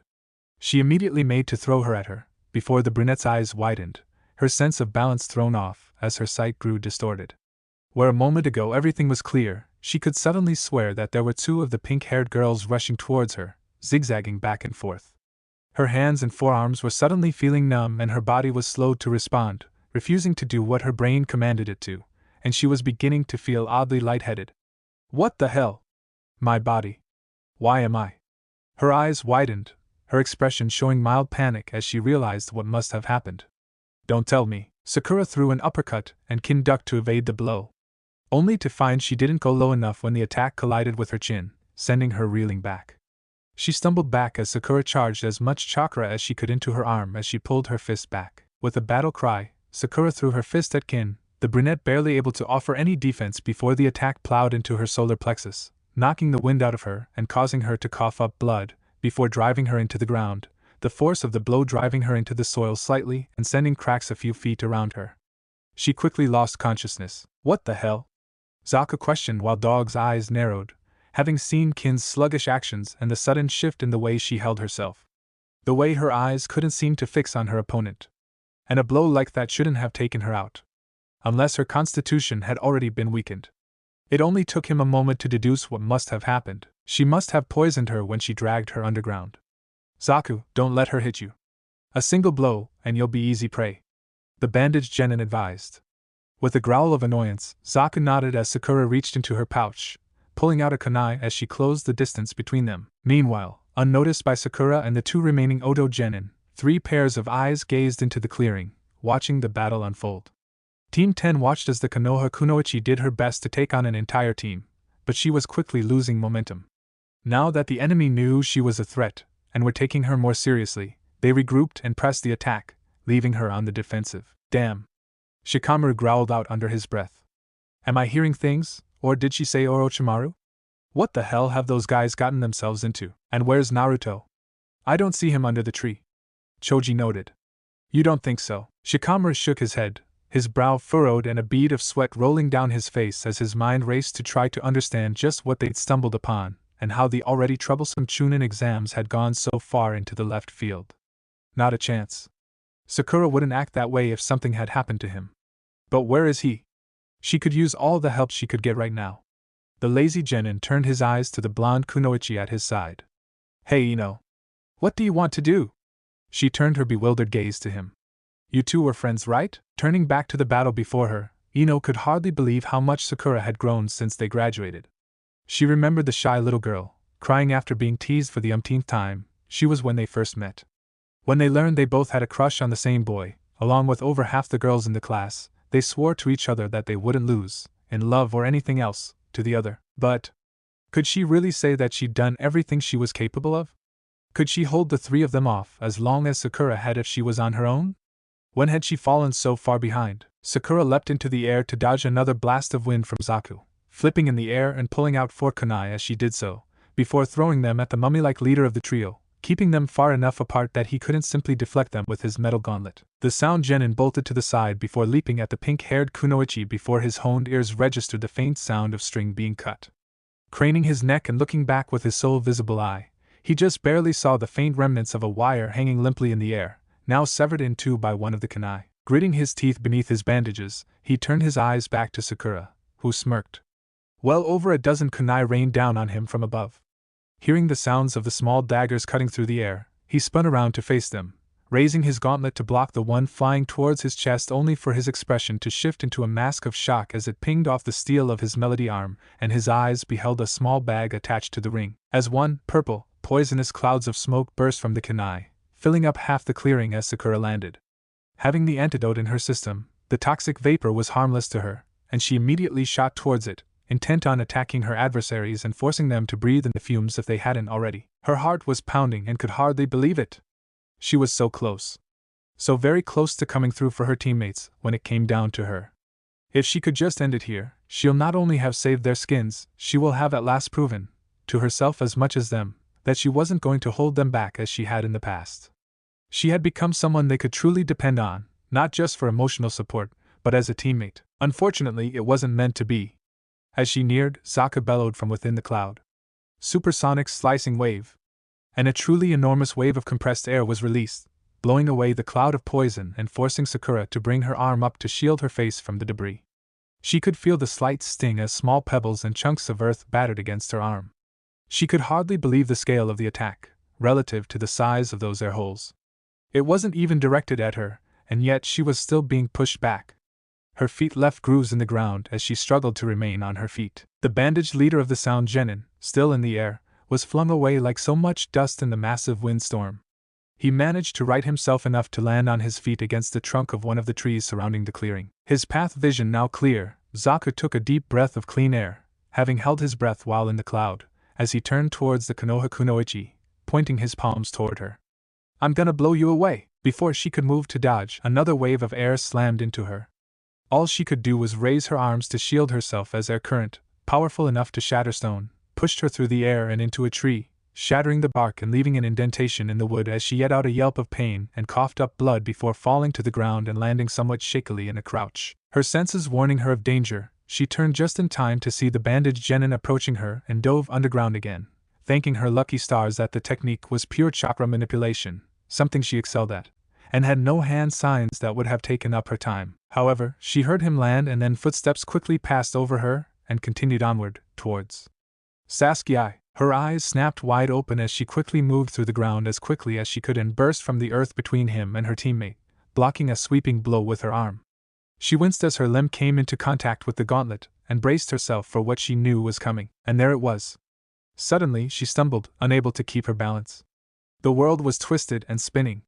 She could barely see the genin in front of her before he whipped around and lashed out with a kick to her solar plexus, sending her crashing to the ground. "Heh. Nice one, Dosu," Sokka commented as he looked at the downed girl, who struggled against the nausea and lack of equilibrium to rise. With a chuckle, he continued, "Well, you put up a pretty good fight, but it looks like this game is over. It's a pity you put so much value in your teammates' lives," Dosu chided. "You could have easily made it out of this if you'd simply abandoned your precious Sasuke. It's what we'd do if any of us fell behind." She managed to glare up at him, feeling nothing but contempt for the trio if that's how they felt about their comrades. Then again, if it was truly Lord Orochimaru that put him in this state, I can hardly blame him for winding up in this condition. Really, what is his plan? He closed his eyes, contemplating this for a moment. That marks the girl mentioned earlier. The only thing he could think of that would fit, given the caster and the Uchiha's condition, would be one of the snake Sannin's curse marks. But why would he send them after someone he gave one of those? There was only one possibility he could think of, and it wasn't one he wanted to consider. Finally, he took a step forward. If he was right, they needed to end this. Now. Well, I guess it's time we close the curtain on this farce, wouldn't you agree? None of the inhabitants of the clearing noticed as steam began to leak from the mark on Sasuke's neck. The Uchiha heir unconsciously grit his teeth, shivering as a new wave of pain washed over his form. However, he was aware of none of this as deep within his mind, his consciousness was trapped in a dream, confronted by his worst memories. Sasuke turned his head from side to side, trying to figure out where exactly he was. He was, somehow, standing in an endless, white void. He knew it must be a dream, but this was unlike any dream or nightmare he'd ever found himself in. He heard a sound. Sobbing? Somehow it sounded familiar. He looked across from him, and there stood a crying little boy. Who? His brow furrowed as he realized who it was that stood before him. That's me, mother. And father. Why? They didn't have to die. He sobbed out, rubbing the tears streaming from his eyes, and suddenly, the Uchiha heir found himself back in that room. That night. The moonlit night where he found his parents lying in a pool of their collective blood, his younger self standing where his older brother had when he callously announced that he'd killed them, just to test the limits of his abilities. I couldn't save them. The entire clan was slaughtered. He killed everyone, no you. His younger self stated, causing shock to cover his features as the child before him said the words that had been whispered in the back of his mind since that night. You let them die. All you could do was watch, he said, his expression twisting into a grin reeking of malevolent intent as his voice shifted, mixing together with the voice of the Sannin who'd sent him here. He reached up to his right eye, digging his nails onto his lower lid and peeling away his skin, revealing Orochimaru's amber orb and chalk-white skin. If only you had more power. Looking from the fallen girl to the still sleeping Uchiha, Dosu turned to his teammate. Zaku. Since it doesn't look like Sasuke I will be getting up any time soon, just finish him off now. I'll take care of the girl. Sakura's eyes widened at those words as Zaku scoffed. Che, that's no fun. I was hoping he would at least put up a fight. No! Sakura thought as she tried to fight off the effects of Dosu's sound waves. With a growl, she rose to her feet. Like hell, she threw 4 kunai at the sound genin, but Zaku raised his hands with a grin and fired a wave of wind at the approaching weapons while Dosu simply knocked those aimed at him aside with his gauntlet. The wall of cutting air sent the kunai back to their sender, and Sakura leapt into the air to evade before reaching into her pouch and pulling out 4 more, this time with explosive tags. Sakura threw the weapons at the genin, making a hand sign to detonate them as they approached and before Zaku could deflect them, forcing them to jump back to dodge as the weapons exploded, but they weren't fast enough and were propelled through the air, slamming on the ground as Sakura landed, stumbling and falling to her hands and knees. It doesn't hurt, she told herself as she rose to her feet. I'm not scared. I won't lose. She controlled her chakra as best as she could as she shot forward towards Dosu's distorted form as he got up. She couldn't muster enough control to dive underground or the speed to use body flicker or substitution, and they'd deflect her only offensive. That left only one avenue of attack, her fists. I won't let Sasuke down the first time he needs me. I'm not going to let us die here like this. She closed the distance between them, charging as much chakra as she could with as much control as she could muster with the damage to her inner ear. As Dosu rose to his feet, the sound genin threw a punch at her, which she blocked, but that alone caused damage as the melody arm reverberated from the impact, all of its sound waves directed to her ear. She screwed her eyes shut and clenched her teeth as her ear began to bleed under the assault, but she'd already begun throwing her fist at him. The sound attack caused her to release the chakra in her arm. Fortunately, that had the same effect as if she'd released it voluntarily, and with a cry of effort, the attack slammed into him. Dosu blocked with his uncovered forearm, and it felt like it nearly snapped in two. His face became a mask of shock and pain as his arm was driven back into his body before he was sent flying clear across the clearing and into the root of a tree, shattering the sending splinters through the air. Sakura could hardly even see her accomplishment. Her vision was so distorted, and even if she had, she wouldn't have had any time to enjoy it as a wave of wind immediately slammed into her, driving her through the ground and leaving her at the end of a long trench, her body racked with pain. Between the damage from the last attack and that to her inner ear, she could hardly even see what was around her, let alone move. She struggled, but she couldn't even raise herself up on her arms. Dosu, having fallen down after slipping from the tree, rose up with a grunt and gripped his now throbbing, definitely fractured arm, the bandages around his mouth carrying a slight, red tinge from the blood he'd coughed up. Geez, that was weak. You rely way too much on that arm of yours, Dosu. Zaku taunted, not bothering to remind Zaku that was the pot calling the kettle black. Dosu glared down at Sakura's prone form. Enough. Zaku, finish her, whatever you say. Zaku replied as he leveled both his palms at her. Sakura couldn't even see this but nevertheless closed her eyes and braced herself, readying herself for death. Then she heard the sound of someone appearing between them in a burst of motion. Sakura looked up but couldn't quite make out who had saved her. I won't lose to you, Sakura. She heard a familiar voice say. I already told you that, Ino. Sakura said as she recognized the voice, relief flooding her system. Just sit there and try to put your head on straight. We can handle the rest. Ino said, briefly turning to look at her out of the corner of her eye before returning to her enemies. I can't just stand back and let you show off in front of Sasuke, after all. More insects rising up to get crushed. Zaku scoffed, smirking at the trio while Dosu glared.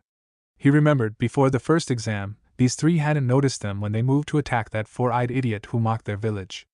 Under normal circumstances, he was sure they'd crush them. But they were down one kunoichi and his forearm was fractured. While still confident, he was wary. Big words considering how Sakura here softened you guys up. Shikamaru commented, his own expression confident. Sorry to drag you guys into this. Ino said, don't worry about it. We couldn't just stand by and let them get killed, right? Choji said. Normally, he would be cowering, but Shikamaru was right. One enemy was down and the other had a fractured arm, and with the way Sakura had set up the battlefield, there shouldn't be any trouble with the Nara's brain on their side. Yeah, now let's show them Konoha's Ino Shikacho trio. Shikamaru said. Right. Both his teammates answered. Che, what are a dumb blonde, a pineapple-headed punk and a fat ass going to do? That got Choji's attention. With a jerk, his expression hardened and his hands clenched at his sides. With a voice completely devoid of emotion, Choji asked, what did you just say? I didn't quite catch that. Huh? Zaku responded while Shikamaru turned his eyes to Choji. That word is taboo around Choji. If he says it one more time. Nara thought. I said, what do you think you can do, fat ass? Zaku stated. With a growl, Choji's features twisted into a look of pure, unbridled rage as a fire lit in his eyes. Raising his clenched fist before his chest, he cried, I'm not a fat ass. I'm just a big boned, damn it. That's it, we're going to wipe the floor with you Odo bastards, you hear me? With that, he charged, running through hand signs. Cubbies rule, do your thing, Choji. Shikamaru called as the Akimichi completed his expansion. With a plume of smoke and chakra, Choji's midsection expanded until his body was basically one huge sphere with stubby arms and legs and his head just barely sticking out. Like a threatened turtle hiding within its shell, his arms, legs, and head sunk into his body, hiding them away from the world, before he began to spin so quickly that he appeared to be a large green ball. Human boulder, and with that he shot at the spiky-haired Oto Genin, carving a trench into the ground as he barreled towards him. Zaku just gave a cocky smirk as he began to raise his palms to counter the attack. How pathetic. It's just a rolling fat with a grunt of shock and effort, his entire body locked up. What? He shifted into an odd, hunched-over stance with his hands forming a sign he didn't recognize. Why can't I move? At that moment, Shikamaru, in the same stance as Zaku, was smirking. Too easy. After what Sakura did to these guys and the way she set up the battlefield, this is child's play even for us. No! Zaku cried as the enlarged shinobi was nearly upon him. Dosa kicked off the ground towards him, seeing something was wrong, but knew he wouldn't make it in time. With a cry of agony, he was hit head-on and crushed by the Akimichi air, vanishing under his bulk and left in a crumpled heap in the path of destruction he left, dead to the world with blood leaking out of his mouth. Zaku! Dosa cried in shock as he came to a stop. Damn it! The bandage-covered genin snarled as the Akimichi came around. He moved to intercept his next attack when the big-boned genin rolled to a stop and reverted to his normal size, swaying on his feet with swirls where his eyes should be. Everything's spinning. Dog's eye narrowed as he examined Choji for half a second before deciding he wasn't a threat before turning back to the remaining genin before he stopped, seeing Shikamaru was still smirking with his hands set in a sign that the remaining Oto genin didn't recognize, guessing it was whatever had left Sokka helpless. He jumped to the side and away from the Nara. What is it? Some kind of paralysis. As he skidded to a stop, he noted nothing was happening. His brow furrowed as he scanned his adversary before he noticed something off. The boy's shadow was stretched, vanishing into a hole. He took on a look of realization as he understood what must have happened. But it was too late. He suddenly found his own body frozen the same way Zaku's had been. What the dash? Shadow possession jutsu success.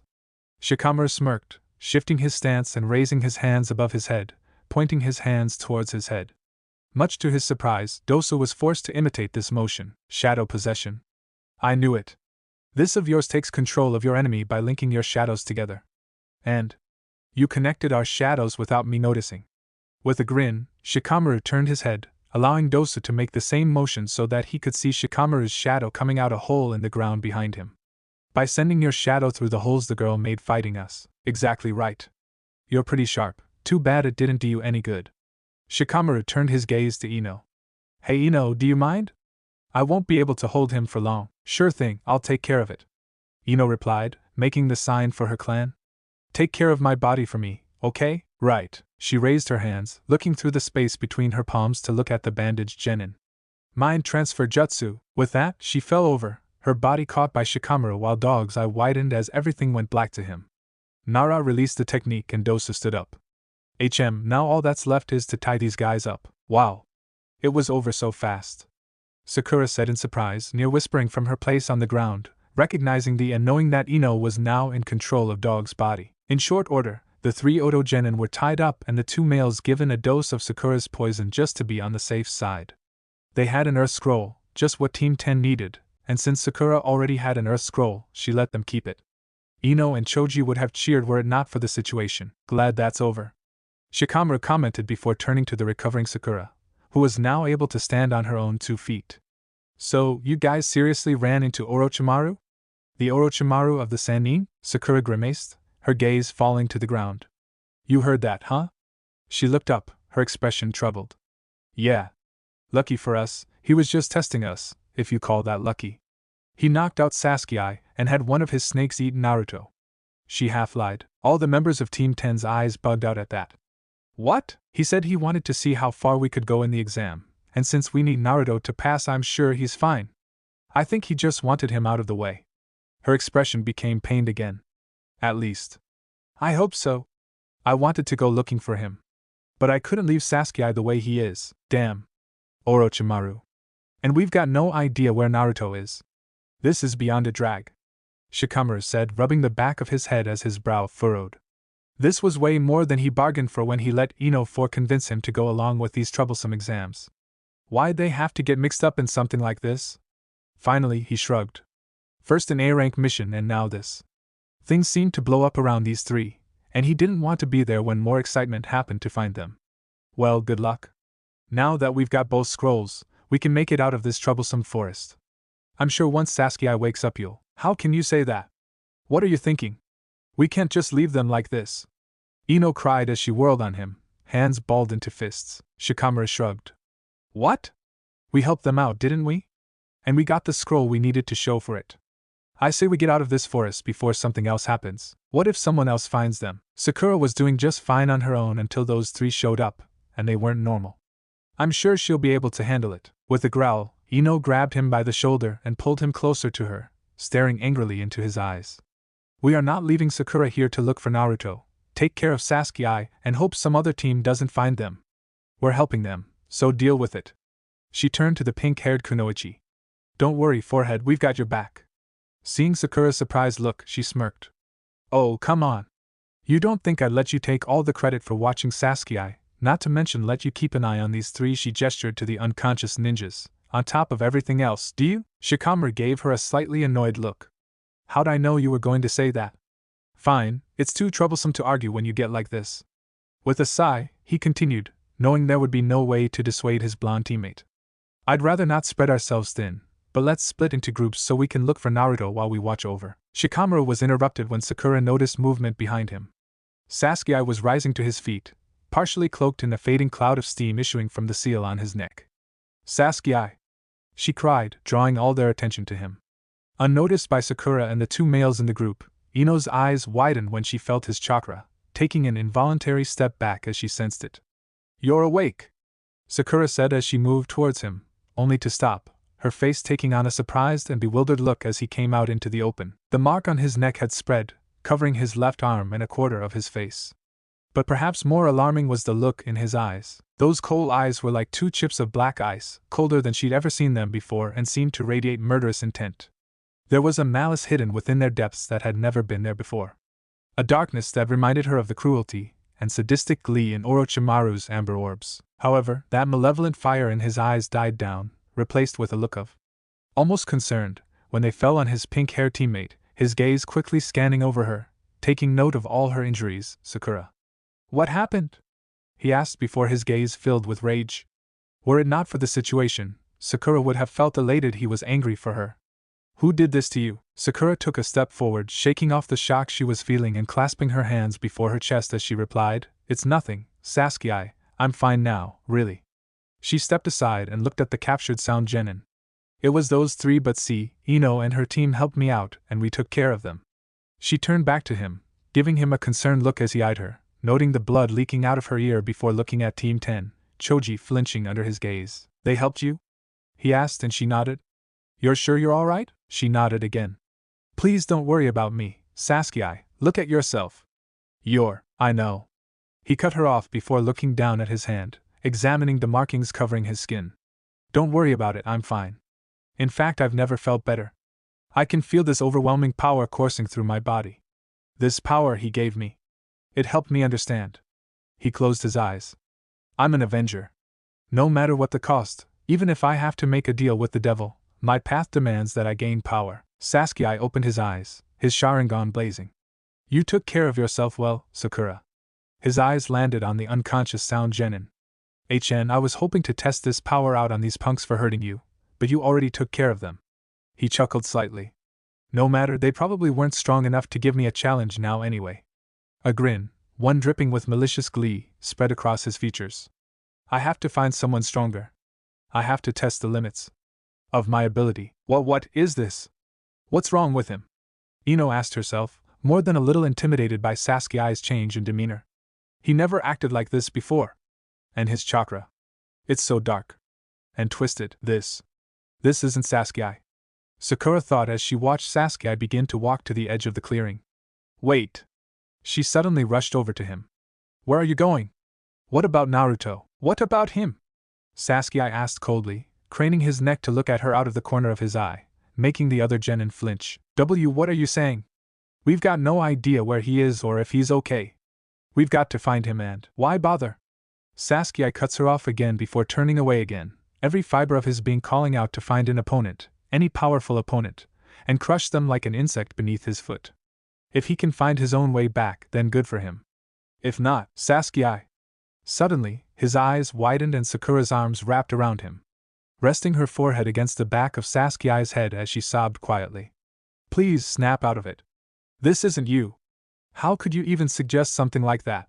Listen to what you're saying. While Sakura's warm embrace did a lot to combat the darkness that had taken root in the Uchiha heir's mind, it alone wasn't enough. He was about to shrug her off as the rage and bloodlust the curse mark flooded his mind with demand when her words cut through to him and his breath hitched. To test the limits. He heard himself begin as the moment replayed itself in his mind. The next instant, the world fell away and he found himself in the past. A place he had frequented in his nightmares. He stood within a room in his family's mansion. The moonlight filtering in through the nearby window as he stared, his eyes wide with terror and anguish at the sight before him. Stopping just inches from his feet was a pool of blood that had spread from the center of the room, where the bodies of his parents lay, unmoving. So much of the crimson liquid stained the wooden floor that it was clear even to their young son that there was no chance they were still alive. And standing over the bodies of the once proud head of the Uchiha, until that day one of the largest and most powerful clans in the nations and his wife, a powerful and renowned kunoichi in her own right, was their murderer, coldly peering down at the young Uchiha with no hint of emotion, his sword gleaming in the light. A young man who had once been the pride of the clan. Someone whose example he'd measured himself against, his older brother. Horror seized Sasuke's mind in a cold grip as his brother finished his sentence. Of my ability. No! He thought furiously as he gripped his skull, bending over as he rebelled against the dark influence enveloping his being, fighting through the feeling of fire coursing through his veins as every nerve ending in his body lit up in indescribable pain. I'm nothing like him. He could feel the seal's power, like icy claws digging into his skull as it fought back, slowly loosening as he refused to give in. Get out! And suddenly, the black markings glowed crimson before they receded, shifting back into the 3 tomo marks on his neck as his eyes returned to their normal obsidian color. With a groan of pain as his head, Sasuke's limbs fell limply to his sides before he fell forward, but Sakura caught him and held him up. As Sakura, Ino chewed on her lip in concern as she watched the scene, a bit worried about how far her rival may have come in gaining the affections of their love interest, and also over the Uchiha's actions. That wasn't the Sasuke she knew, and what was that twisted chakra? After a moment, she gathered her thoughts together and stepped forward. Hey, forehead! You've been keeping something from us, haven't you? She said, drawing their attention. I'm guessing that mark was having some effect on his mind, right? Even at his worst, Sasuke was never that big of a jerk. He half expected Ino to berate him for saying that, but she was too concerned to comment on it. It's a keepsake from Orochimaru, am I right? Seeing Sakura cringe slightly and Sasuke's eyes narrow, though not at him, gave him his answer. He sighed, shaking his head and rubbing the back of his neck as he closed his eyes. This gets more and more troublesome by the second. Seeing their reaction, Ino put her hands on her hips as her brow furrowed. Look, if we're going to help, you've got to be straight with us. So tell us everything, starting with that seal. Naruto looked up at the sky, letting out a growl of frustration as he stared into its purple hue.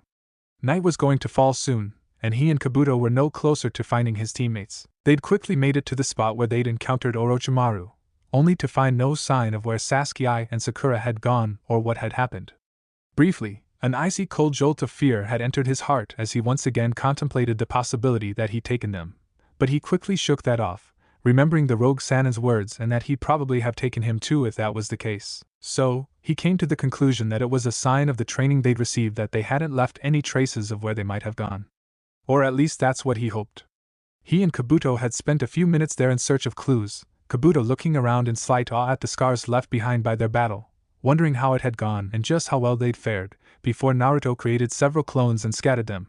But he'd yet to receive any memories, meaning their search had thus far been fruitless. The two had returned to the scene of the battle, hoping to find some clue that they might have missed earlier, only to be disappointed. Realizing how difficult it would be to find particular individuals in an area as massive as this, and remembering what he'd been told about other sensory abilities and how easy this would be if only he had them, he made a mental note to look into them in the future. He would have found them by now if he could sense chakra beyond seeing it with his eyes. Well, I'll give your friends this. They know how to cover their tracks. Kabuto commented, once more taking in the sights of the damage, his eyes wandering over the various holes in the bark and signs of explosions. They stopped as he saw a branch that looked as if it had simply been torn off. Damn it! Naruto growled in frustration as he grew increasingly worried.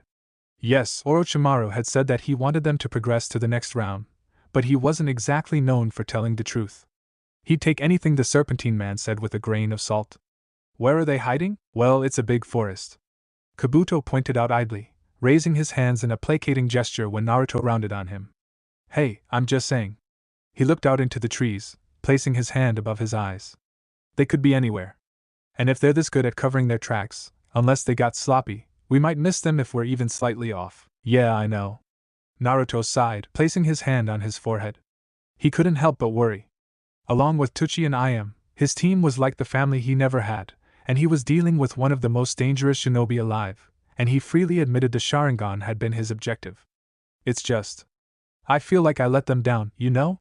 I told them to go on ahead and leave me to hold him off, but they wouldn't. They stayed and fought alongside me, and I let that bastard, he said, growling a bit at the end. Don't let it get you down, Kabuto said. If whoever this guy was could take all three of you on, he must have been one tough customer. There's no telling if they would have gotten away if they'd just run. You did everything you could and you even tried to sacrifice yourself for their sakes. You can't ask for more than that. Besides, you ever think how they'd have felt about themselves if they had left you and made it out? I doubt they'd have ever forgiven themselves. Naruto seemed to contemplate that but said nothing. After a moment, Kabuto spoke up again. It's getting late. It won't do us or your teammates any good to go stumbling into an ambush. What do you say we set up camp here? There was a pause as Naruto considered this. He wanted to continue the search, and light wasn't a factor to him, but he knew it was a bad idea to keep searching all day and night without rest. I'd rather look a while longer. After a pause, he turned to Kabuto and nodded, placing his hands behind his head as he said, Fine. You're right, it'd probably just be a waste of time to keep looking for a few more hours when we can start fresh, bright and early tomorrow. Besides, my clones can keep a lookout overnight. Who knows, maybe they'll get lucky. Kabuto smiled. Good, I'll take the first watch. Throughout the night, the two Chunin slept in shifts, watched over from the shadows by one of Naruto's clones while a few more continued to scour the forest. Unfortunately, it seemed that they looked in all the wrong places and found no trace of his teammates.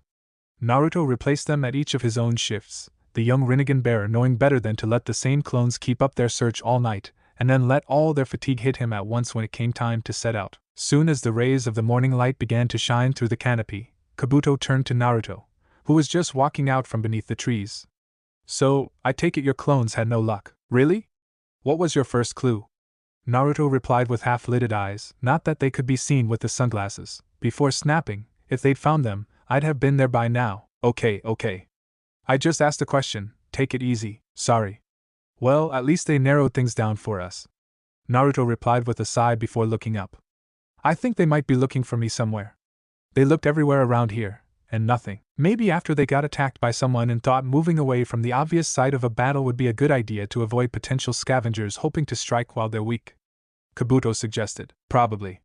Naruto replied with a grimace, remembering that Orochimaru said he'd created Otogekure, meaning those 3 Oto genin worked for him and may have had some hidden agenda. He shook his head to ward off that thought. Why would he send them after his team? The snake summoner of the Sannin had already tested them. What would be the point, and why did he just test them anyway? While he wasn't one to look a gift horse in the mouth, that was odd. He was after the Sharingan, and had the Rinnegan right before him. Why hadn't he taken them? What was so important about seeing how far they'd progress? Maybe he was just arrogant and believed he could take them any time he wanted, though Naruto couldn't see the logic in giving them time to get stronger, even if he thought they still wouldn't be a match for him, though he admitted to himself they probably wouldn't be for at least a few years to come, though that did offer some comfort. Even if he was more interested in the Sharingan, he couldn't imagine him taking Sasuke and leaving a Rinnegan bearer, so that seemed to increase the odds he'd been telling the truth about leaving them. Deciding to get back to the matter at hand, his thoughts returned to where his team might be hiding. It was likely they'd move if they thought staying around there might invite another attack. Good thing his clones hadn't slacked on their search area. Come on!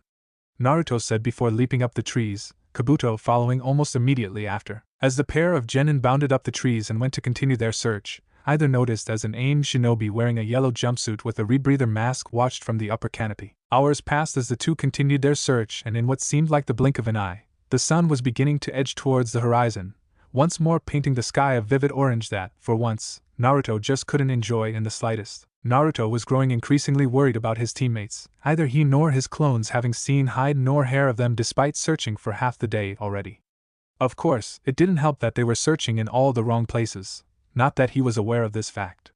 Sakura, remembering that Orochimaru had mentioned his subordinates, had moved as far away from the site of the battle with the traitorous Sannin as with the unconscious Sasuke, and neither Naruto nor his clones had gone in that exact direction, causing them to miss their hiding spot. The blonde's eyes widened in surprise when his stomach suddenly rumbled, something Kabuto didn't miss.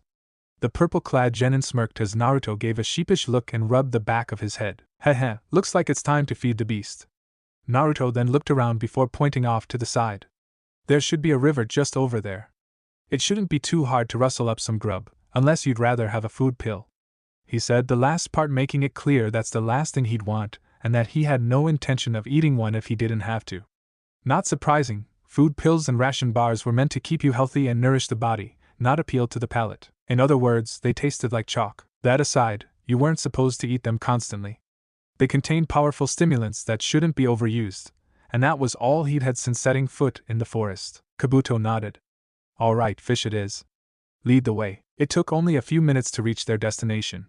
Snaking a path through the trees and beneath one of the massive above-ground roots was a fairly deep, winding river, its waters crystal clear and shimmering slightly in the sunlight. Standing on its banks, Naruto could see the silhouettes of fish deep under the water and grinned. Don't shy away from using practically for mundane reasons. Naruto quoted his sensei, chuckling slightly and rubbing his hands together, as he eyed the unfortunate fish who had no idea what was in store for them. A few yards away, Kabuto was making a fire, having already gathered the wood and was now spinning a twig on one of the logs, a thin trail of smoke rising as the friction brought it closer and closer to catching fire. Naruto clapped his hands together and made a sign to focus his chakra before slamming his palms onto the water's surface. His brow furrowed as he focused, channeling his energy into the river, fighting against the current, and seizing control of the water as he ensnared several fish within his power. It took a little over a second before he'd captured the unlucky creatures and, with a sweep of his hand, sent a wave of water out onto the ground behind him. The water was quickly soaked into the ground, revealing 6 fish flailing helplessly on the ground, desperate for air. The Rinnegan bearer stood and grinned as he surveyed his catch before walking over to round them up. 7 minutes later, Naruto was enjoying a freshly caught and cooked fish on a stick. Not the best meal, but it was better than the ration bars, that was for certain. So, your clones have scouted most of the forests by now? I take it you were planning to use them to scout out other teams and maybe use them to help set up a trap for them? Kabuto questioned. Naruto's eyes rose from his meal to the other genin, and he nodded. Pretty good strategy, but if that's the case, shouldn't you have both scrolls by now? Naruto frowned at that and, after swallowing, he replied, yeah, well, we did, but that snake-summoning jackass took one of them, so we're short of a heaven scroll, and those guys you took out before had an earth scroll. Tough break. Kabuto replied before his gaze roamed to the sky and his expression turned thoughtful. Have you given any thought to what you're going to do after you find your team? You've only got 3 days left. Naruto shrugged, the slight movement of his head giving the impression he was looking to the side, though it was hard to tell with his sunglasses. In that case, I guess we'll go with Plan B. We were thinking of camping out somewhere close to the tower and waiting to set a trap for some poor suckers with both scrolls, so I guess we'll just do that. Kabuto smirked, adjusting his glasses with his middle finger. Heh, well, you guys hardly need my help. Good thing too, sorry to say if we don't find your team by tomorrow, I'm going to have to take off. No problem, you've helped me out plenty already. Naruto waved him off before taking another quick bite of his fish. After he swallowed the morsel, he asked, Hey, you've been through these exams 7 times, right? Any big difference? Or are they always about the same? That was something he'd wanted to ask for a while, but he'd been so focused on his teammates, he'd neglected to do so. While the exam was apparently always different, he might know something that could help. Having gone through it so many times, he was no doubt a wealth of knowledge on Konoha and other villages' testing methods, and he planned to make sure to learn all he could. What he really wanted to know, however, was how Kabuto learned everything he'd had on his info card. But of course, a shinobi always kept his secrets. He knew if he asked about it, he probably wouldn't get an answer, so he didn't bother. Still, maybe someday he might give him some pointers on information gathering, since he was obviously good at it, though he could always go to Jiraiya since he was the village's greatest spy master. Not really. Kabuto responded with a shrug before bringing his hand up, extending his index finger towards the sky in an explanatory gesture. Every village's exam is different, but the individual village always has similar tests. In Konoha, the first stage is always a written exam with a hidden meaning. For example, last time, the final question was a test of whether or not you were willing to sacrifice your teammates for the chance of personal advancement, kind of like an inverse of this year's test. All the teams that backed out passed, and all those who chose to remain failed. The second stage is always in this forest, though the objectives are never the same. That's the tricky one. Lastly, the final stage is always something of a tournament involving several randomly selected matches before a wide audience of visitors from other nations, including foreign ninja and VIPs like minor or feudal lords. However, it's not about whether you win or lose these fights. Seeing Naruto's confused expression, he smirked. Oh no, as you know, while skill is needed to be it takes more than just that. You've got to be able to lead a team, plan ahead, keep a cool head under pressure, and be ready for whatever crisis lies ahead of you. So in other words, Naruto picked up where he left off. They judge you based on how well you performed, so you could win the whole shebang and still not become if you just used raw power or lost your cool too much. Or everyone or nobody could pass. Exactly. You could be the most skilled fighter there, but if you don't handle yourself like you can forget about passing. Kabuto replied with a nod as he sat back, propping his arm up on his knee. Also, if too many teams pass this stage of the exams, there'll be a preliminary stage as soon as the time limit expires. It's basically the same as the finals, but there are no spectators, and there's no chance of becoming one no matter how well you do. Naruto mulled this over, crossing his arms and looking to the fire with a frown etched on his features as he thought on what it meant to be He thought of his old sensei Irika and of the various things he knew, as well as what his sensei had told him. Being a meat, you would be trusted with leading a mission if a wasn't present. So, it meant you'd have to be ready to hold that responsibility, to be able to think ahead and strategize, remain in control of a situation and keep cool under fire. Seeing this, Kabuto paused before saying, I've been meaning to ask, what's the deal with that A-rank mission? Well, it started with a mission too. Naruto started as he gave an abridged version of what happened during the mission, leaving out more details than he had when he told Ino, and then inquired about the Chunin exams of other countries in turn. Naruto rose to his feet and turned to look out into the forest, throwing the last stick and the remnants of the fish it held to the ground as he turned, wiping his mouth off before slamming his fist into his open palm as Kabuto kicked dirt on the fire to put it out. Alright, time to get back on track, Naruto said, reactivating him before looking over his shoulder at Kabuto. Let's move, he said before suddenly halting his movements. Noticing this, Kabuto looked at him curiously, tilting his head to the side and arching a brow. Something wrong? Nothing, I gotta take a piss, be right back, Naruto replied as he ran off past the tree line. Kabuto's brow furrowed as he watched him run off, finding his sudden shift kind of odd before he shrugged. It wasn't entirely uncommon you'd suddenly notice you have to go, so he decided to think nothing of it. That is, until his trained ears picked up the slight sound of rustling in the tree behind him. It was almost imperceptible, even to most shinobi's honed sense of hearing, but he caught it. His eyes darted in the direction without shifting the rest of his body to let whoever it was know he was onto them. Meanwhile, Naruto walked into a small, secluded area and looked around, checking his surrounding area for any signs of a threat for a few moments before he seemed satisfied. With that, he walked over to a nearby bush and began to fiddle with his pants. As the sound of a zipper being pulled down echoed through the clearing, a figure, soon revealed to be the genin from before, silently rose out of the ground, the earth yielding as if it were liquid until he stood at his full height, readying a kunai to attack. Suddenly, his senses warned him of danger, and he turned just in time to see another Naruto, the real one, leap out of the trees above him. What?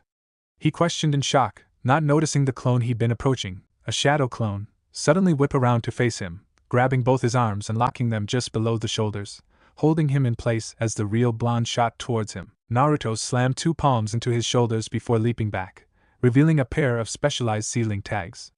The Rinnegan bearer then brought his hands together into the tiger seal. The Ain Genin's eyes widened and he let out a groan of discomfort as he suddenly felt his chakra begin to rapidly leave his body, drawn into the 2 tags on his body. He felt the strength leaving his extremities and soon fell to one knee. He looked up just in time to see Naruto give a slightly feral grin as he pulled out a kunai and spun it around in his hand before slamming its butt into his face, causing the weakened ninja's world to go black. Humph, sucker. Thought you could pull one over on Konoha's #1 prankster, huh? Naruto said smugly. He then turned back in the direction of the clearing. Well, that's one down. He gestured for his clone to follow him, and he did. Arriving on a high branch looking down on the riverside area he'd left Kabuto at, he frowned as he saw him fighting against nothing, swiping a kunai at invisible enemies while holding up his guard. Any academy student would immediately know that Kabuto had fallen under the sway of most likely by the downed Ain Genin's companions. Using he quickly located the chakra signatures of the 2 remaining enemies. Said Genin were watching as Kabuto fought against them from their perch on a low branch. To him, a small army of black-clad Ain Genin, made of an inky substance and able to regenerate infinitely, were attacking from all sides. The beauty of this particular technique was it was impossible to tell apart from a unique clone, so the enemy never realized they were chasing shadows until they were good and tired. Once their comrade would arrive disguised as Naruto, and then stab him in the back. Too easy. One of the genuine comments. We can keep this up all day. It shouldn't be long before he's completely worn out. Shouldn't be surprised, he did fail these last 6 exams. Yeah, but where the hell is Oboro? How long would it take to take down someone in the middle of taking a piss? He should have been back by now. Oh, don't worry about him. He's just a little out of it right now. A voice said from behind them. Huh! Both turned to see a kunai with an explosive tag fall out of the trees and embed itself in the branch. Their eyes widened as the tag instantly began to burn. Shit! Neither could react before the tag exploded, sending both genin flying through the air amongst chunks of bark and debris and into the clearing and breaking their illusion as Kabuto watched them fall. They bounced off of the ground before quickly skidding to a halt. One raised himself up on his elbow as Naruto landed in front of them, cracking his knuckles. He just ran into this super awesome ninja, and you'll be joining him in about 2 seconds. In short order, the Ain Genin were defeated and tied up, lying face down in the clearing alongside their comrade Oboro. However, the prone teens were ignored by Naruto, who was grinning down at an object firmly clasped in his right hand. All right. The Rinnegan bearer cheered, tossing the scroll up into the air and catching it. I've got a new heaven scroll. Now all I need to do is find Sakura and Sasuke, and we can get out of this godforsaken forest. Kabuto nodded. So let's get moving on. It's not a good idea to linger at the site of a battle. Unfortunately, getting a heaven scroll proved to be the high point of the day. Another night went by and they were unsuccessful in finding Naruto's team. They got up early the next day and went back to searching, but after a few more hours of fruitless wandering through the forest, hoping in vain that one of Naruto's clones would transmit their location to him, Kabuto stopped on a branch and looked up at the sky. Noticing that he'd stopped following, Naruto landed and turned to face him. With a sigh, Kabuto stated, I think it's about time for me to go. He then looked back to Naruto, giving him an apologetic smile. If I stick around any longer, I'll be late for my team meeting. Sorry I couldn't be of more help. Don't worry about it. You've done plenty. Naruto replied, waving off his apology. It was true, as far as helping locate his teammates, he hadn't been much aid, but he'd given the blonde a wealth of information on the Chunin exams of Konoha and other villages. Good luck finding your teammates. I hope they're all right. And with that, Kabuto left, the blonde going on his way not a moment later. The next day, Naruto sighed again as he sat at the top of the forest canopy, leaning his head back and looking at the clouds going by. He was growing increasingly worried about his friends. Then, his head suddenly shot up, his face shifting to a look of shock before lighting up with excitement. One of his clones had just dispersed, alerting the original and all the clones of its findings. He'd found them. Finally! The clone had run into Sakura and Shikamaru traveling together, and after they gave a brief summary of how they teamed up, led him back to their hiding place. Apparently, they'd actually been moved to somewhere he'd looked earlier after being found by another team. Naruto leapt down to the lower levels of the treetops before shooting off in their direction. Moving at top speed, it only took a few minutes to reach his destination. He leapt out of the leaves to find himself in a clearing, where Team 10 and his teammates waited for him. Sakura ran forward and waved to him. Naruto, Sakura. As Naruto landed, he was surprised when Sakura reached him and threw her arms around him. Don't scare us like that ever again. She spoke, her tone conveying just how happy she was to see him safe and sound. Do you have any idea how worried we were? While she didn't, and likely never would love him like he hoped she would, she had come to see him as something of a brother. Naruto wrapped his arms around her, a small smile gracing his features. I was worried about you too. She stepped back. I kept saying to myself, they're fine, I'll find them eventually, but when you think about who we were up against. Well, last we saw you, you'd been swallowed by a snake. How do you think we felt? Sakura shot back with a playful expression. I told her you'd be alright. Sasuke spoke up with a smirk, drawing their attention to him. No way you'd let some snake finish you off. Naruto just gave a grunt of affirmation as his smile widened, but his expression shifted into a frown as Sakura's face showed concern. Naruto. He did something to Sasuke. Naruto made a surprised sound as he turned to the Uchiha Avenger. Thanks for listening. I do hope you enjoy it. If you want the next part of this video, turn on that bell notification. Like, subscribe, and comment down below. And also check out the others' videos I have created and enjoyed it. See you guys next video.